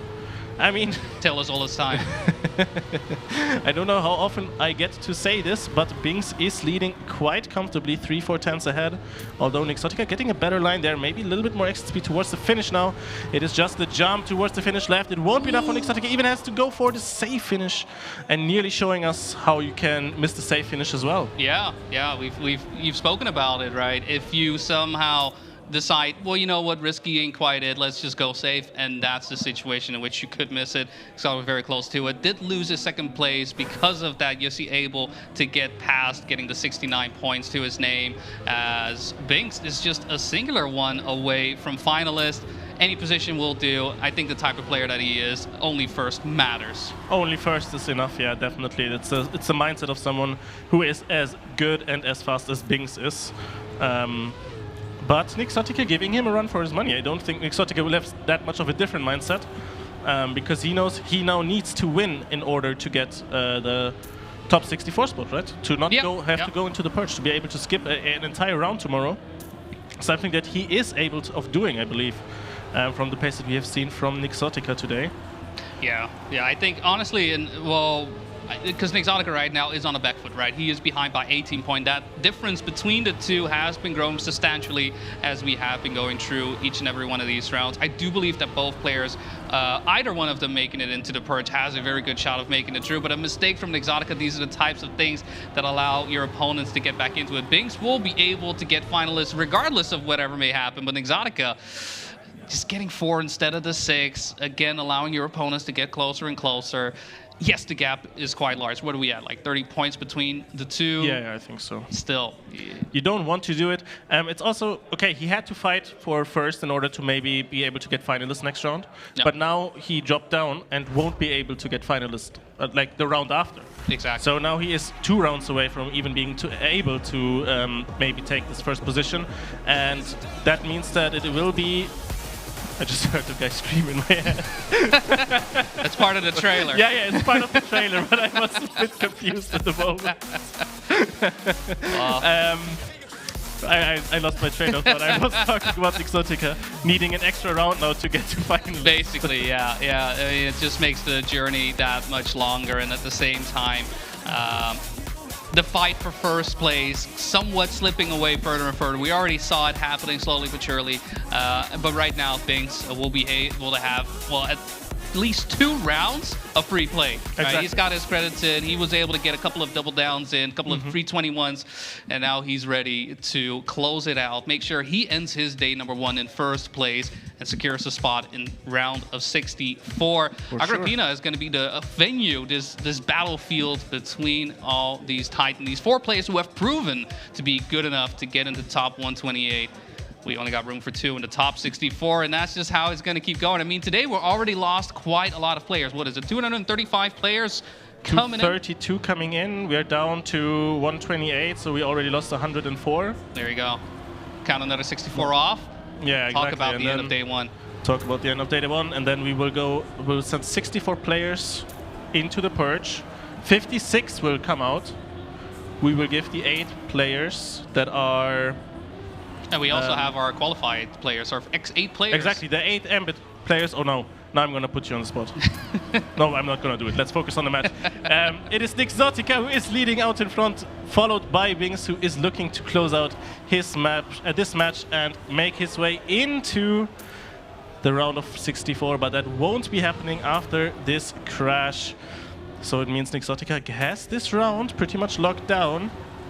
And it is Yusi who looks to make up some points, maybe on, well, I mean, who is he really making points up on? I guess extending his lead over Win and building or reducing the gap to Binks in a sense, but it's still a long way to go for Yusi, as Nixotica will be able to finish out round 1 in first. He needs 2 more of this. Yes, 2 more in a row, and all of a sudden Binks, who seemingly sure of getting through, not so sure anymore. It is getting a bit scary. It could all flip in a blink of an eye. It's just 2 rounds, right? It's just 2 rounds. Just 2 rounds. And especially knowing that, okay, you just need that first place. It's not a matter of just getting a couple more points in. It's all or nothing. And while Binks does have that ferocity, right? He has that focus, that composure to do it.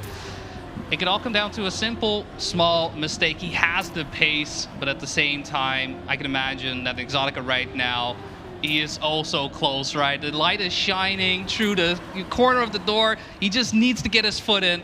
And right now, he is doing exactly that, finding himself in first place, ahead of Binks by about 0.2 of a second. It's really a question of, can he keep it up? And the question is, will he keep it up? Binks now with a little bit more speed into the second part of the map, maybe even be able to overtake here already. Does not quite get past it. Nixotica who still leads into this next drift, going a little bit further, taking a little bit more exit speed as well over the engine off. Now the uphill dirt has decided so many rounds in Checkmania. This time around, at least it won't throw up any more chaos. It is Nixotica leading out in front. They are fighting. Binks is pushing, and there is the mistake. Nixotica just pushing Binks a little bit too hard, leading Binks to push a little bit too hard, and it will be Nixotica who picks up his second finalist slot. And with that, we now have 2 players that can go through or that they will have to go to the purge. Yeah, whose prediction was it that Exotica got first from the analyst? I think it was randomized. Randomized, you may be right. I mean, I know he is probably popping off right now, wanting to see America come out on top here.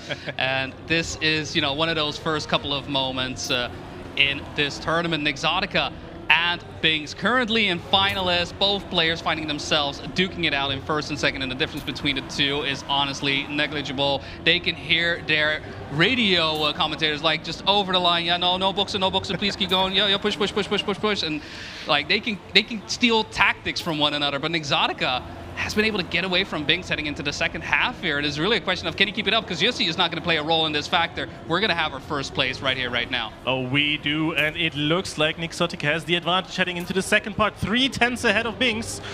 Was able to keep the lead last round. Will they be able to do it this time around? Binks, I think, had to release, and the gap is growing.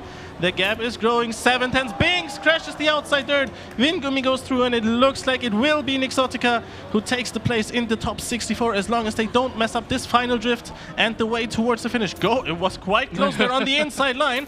Don't jinx it. I'm trying not to, but it is going to be Exotica who gets through, and you can see just what it means to them. Yeah, you're already dealing with some tough players. You got Binks right next to you, and you see him getting ahead. You see him building out that lead. You see him getting into a finalist. What can you do? What must you do? I'll tell you what Exotica did. He locked down, he hunkered in, and he was like, no more, I'm gonna get it right here, right now, watch me do this. And he is the top 64. Honestly, I think for those in the perch, they gotta be scared, because it may be Binks coming in, but not with a mistake like that. Jussi now in first place. The gap is still quite large, 87 points versus Binks 120, but technically, you can only make up the difference from this point on. Just stay ahead of Binks. Easy, sure. right? For sure. And this is when the two remaining players will play together in a sense, right? Because they are now their tournament survival now relies on Binks not winning. So both of them will push to the maximum. And if one is ahead, they will just try to stay ahead, because that's the only thing that they can realistically do. And Binks is now, from the hunted, he became the hunter now. Yeah. He is now the one that has to hunt down Jussi, and if he's not able to do it, it will be the last round of Agrippina, I believe. And so that means we will go back towards Bubblegum, which was the opening map, right? Yeah. That's correct. Binks was shaky on that map. Don't forget it. He was shaky on the map. He crashed 3 times. Yes. So it is not a close deal right now. It's definitely not guaranteed, and I can imagine. You can see it in his face. It's how many rounds now in finalists? 3 rounds. Yeah. The more rounds you just don't cash in, the doubt can creep in, even with somebody, as stone cold as Binks is. At some point, you got to be like, come on, I got to get it in, right? At some point, right? He had an entire map to do it. This is the last map that he can. Yeah. So the pressure is mounting on Binks, and he knows it, as we are heading into what will most likely be the last map for today. Bubblegum. Beautiful map. Yeah, I mean, the hot pink carrying our players across this Trackmania landscape. It's one where, especially on that sector right there, Binks was having some issues crashing into the reactor block. We'll see, though, if this time around no such mishaps will happen. Still, though, it is a 3-way fight with Binks currently leading in finalists for this last 3 rounds. He just needs one. It's going to be a question. Can Finn or Jussi keep him away from it, or is this lights out? That is the question.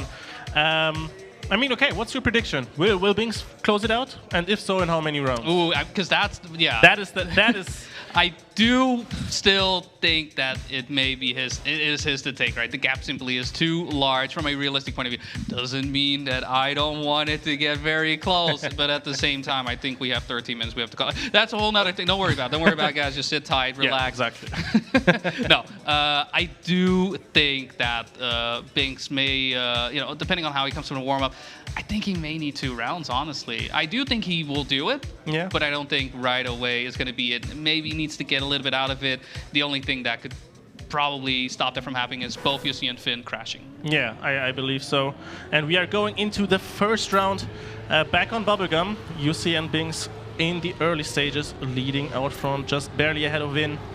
as they are pushing towards the second part. I never knew that there was a jump. I Oh, played yeah. the maps before before the A lot of people GPS was don't. out. Yeah, I played them before the GPS was out. There was no world records to watch. I never knew.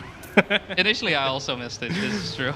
Yeah, doesn't really matter. But it is Bings leading out front, wanting to seal it within just one round. I believe that could be right now the most likely thing to happen. UC trying their hardest, about half a second behind, I would guess. Lost the gear. Lost the gear as well, not great. Meaning there is a lot lower speed through this outside dirt, which Bings pushed to the absolute limit from what it looked like from here. And Bings is indeed pushing the end now. Now we go into this grass section. Everything looking smooth, the final drift. And then it is just the jump into the finish that is left That's as it. Jussi is crashing. And it is going to be Bings who's locked in to the purge. There you go, into the purge. Bings go, not the place he wanted to end up in, but at the same time, tournament life stays alive. Nixotica coming in with the comeback at the end of that match, and Bings having to settle for second place, having to play an additional round to duke it out with all other players that got into second place throughout this one of 28. And we talked about it before. Bings is now in this situation. He is the player who can make a really, really deep run in this tournament.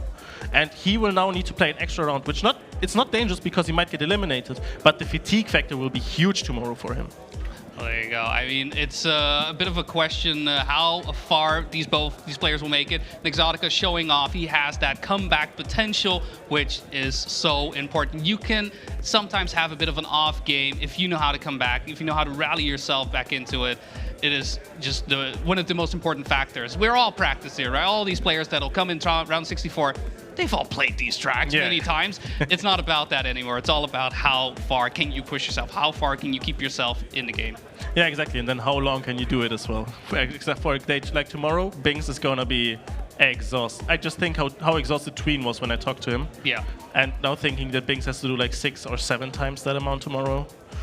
Hey, that's for tomorrow. I mean, honestly, I am looking forward to tomorrow. But before we head to tomorrow, let's take a quick look at what happened in our match just now while we check out some of these highlights from this last match.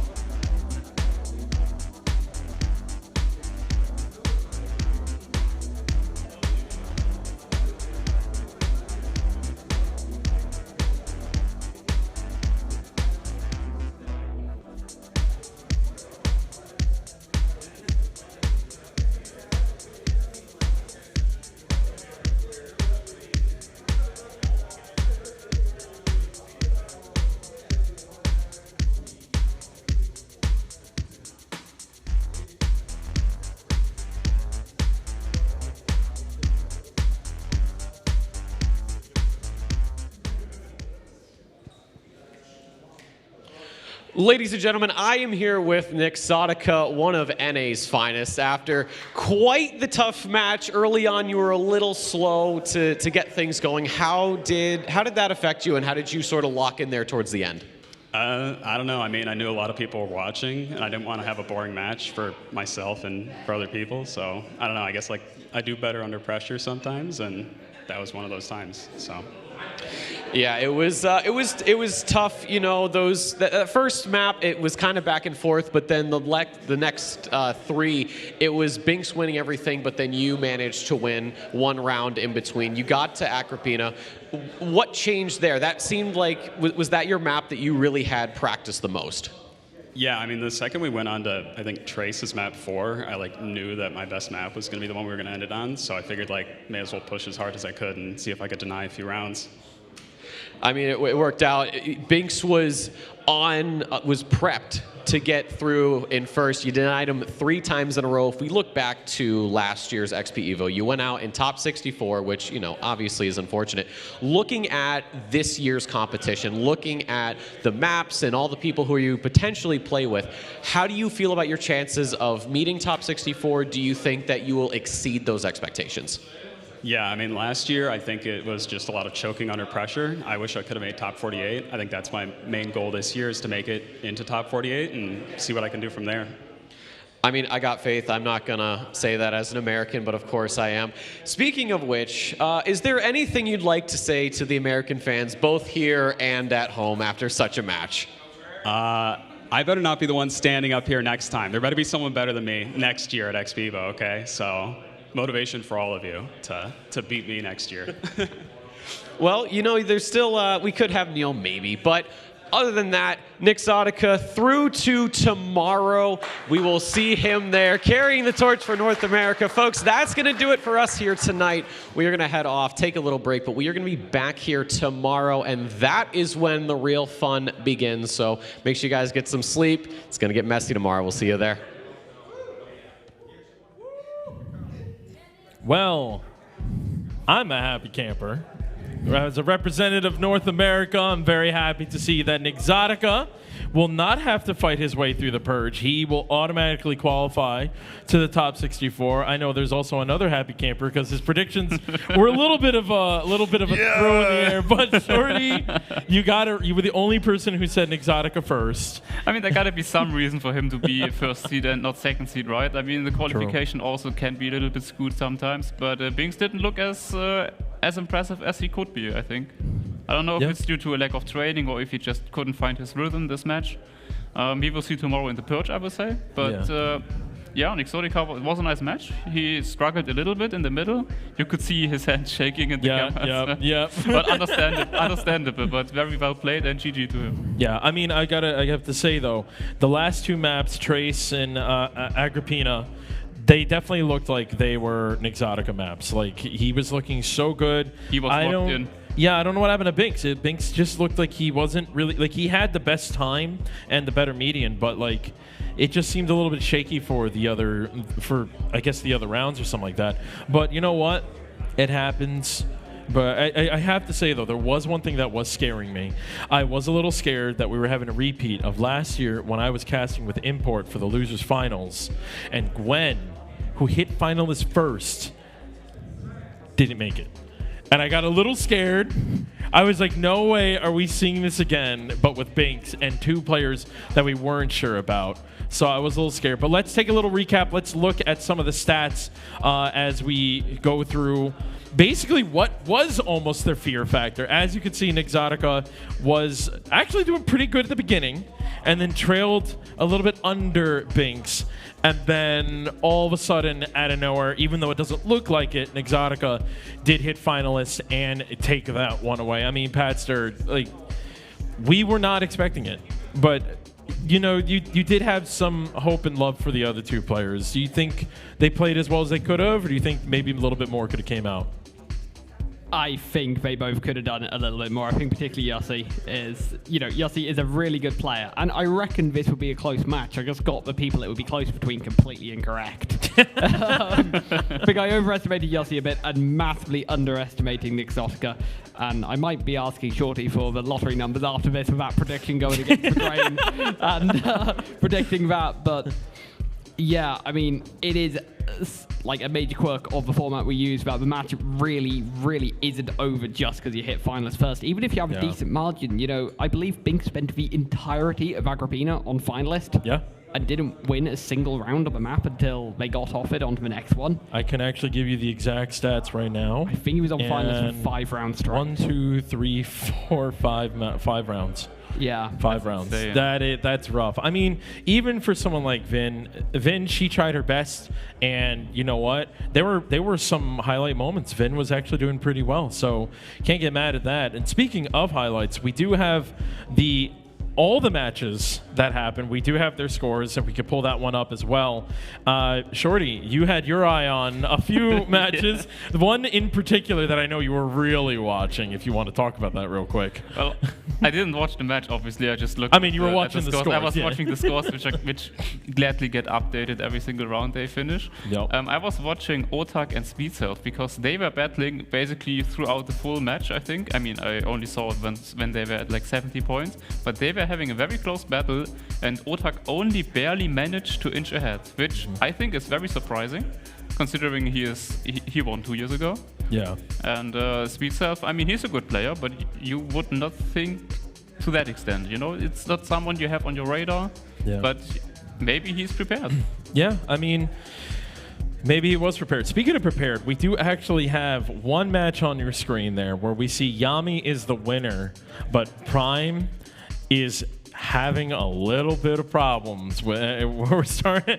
We have 2 finalists in that match. That is actually live. That is not just they forgot to update the scoreboard. That is actually live.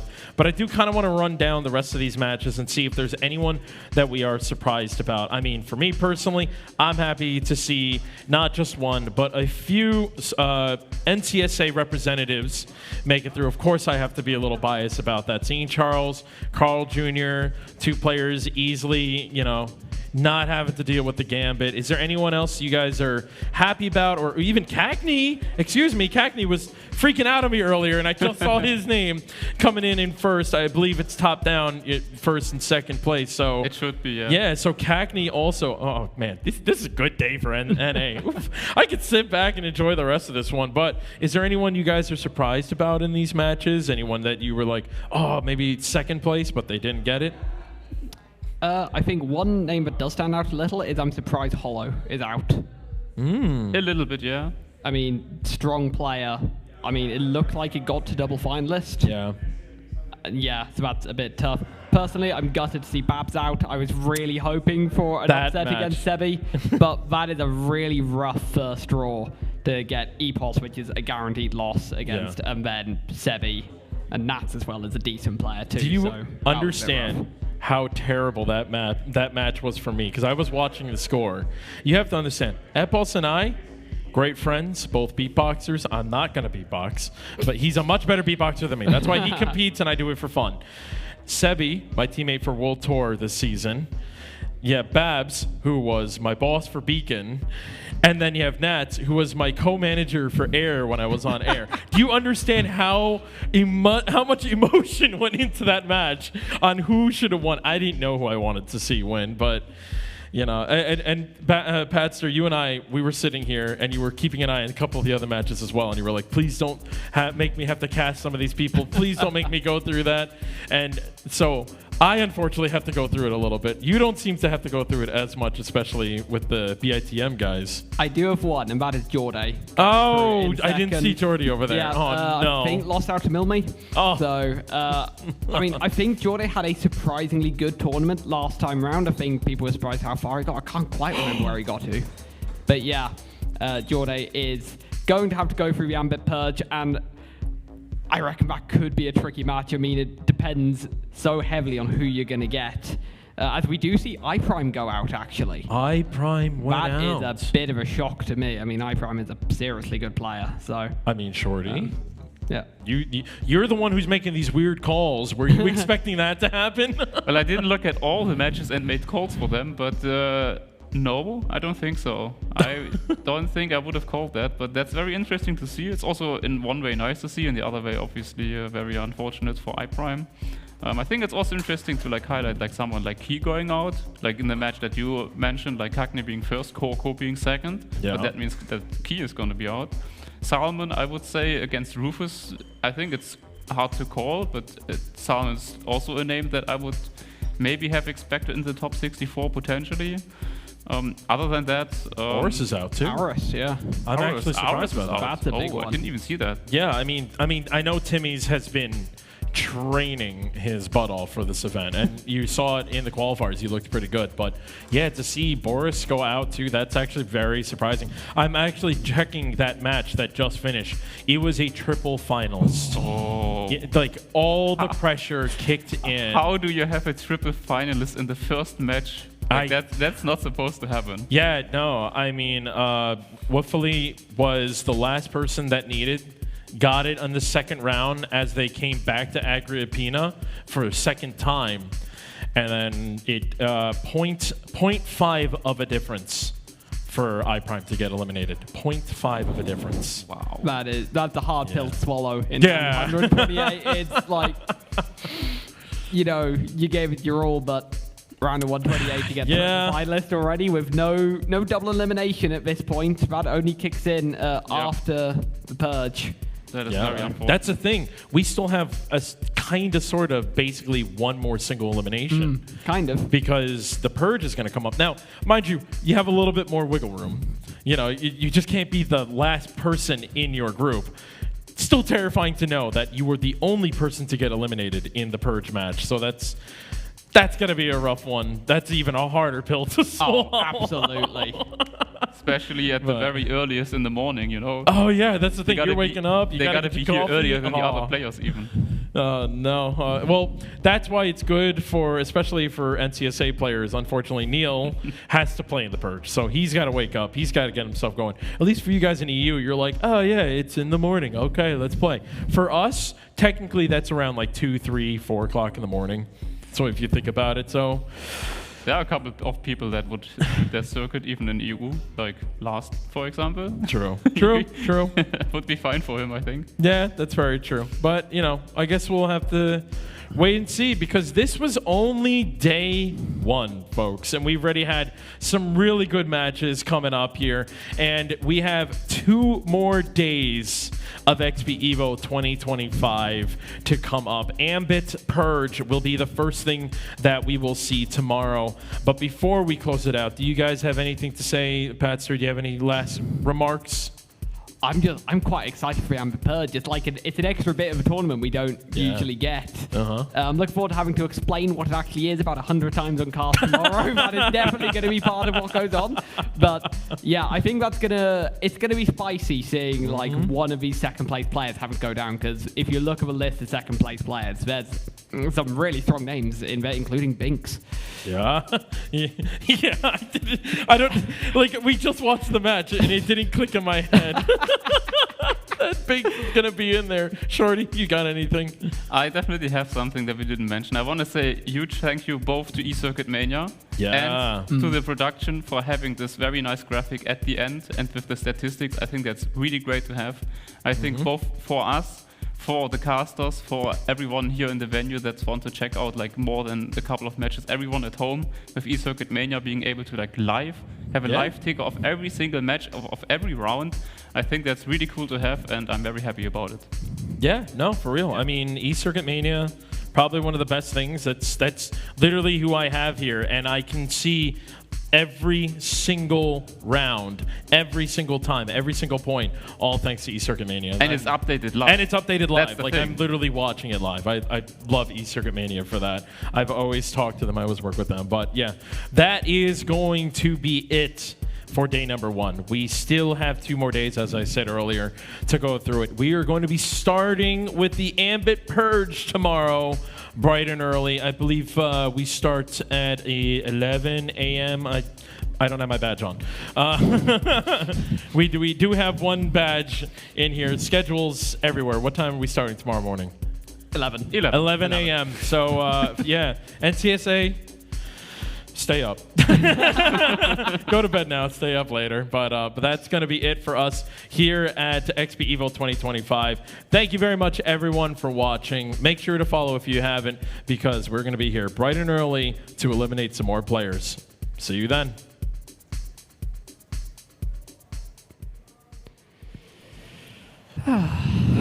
Bedtime.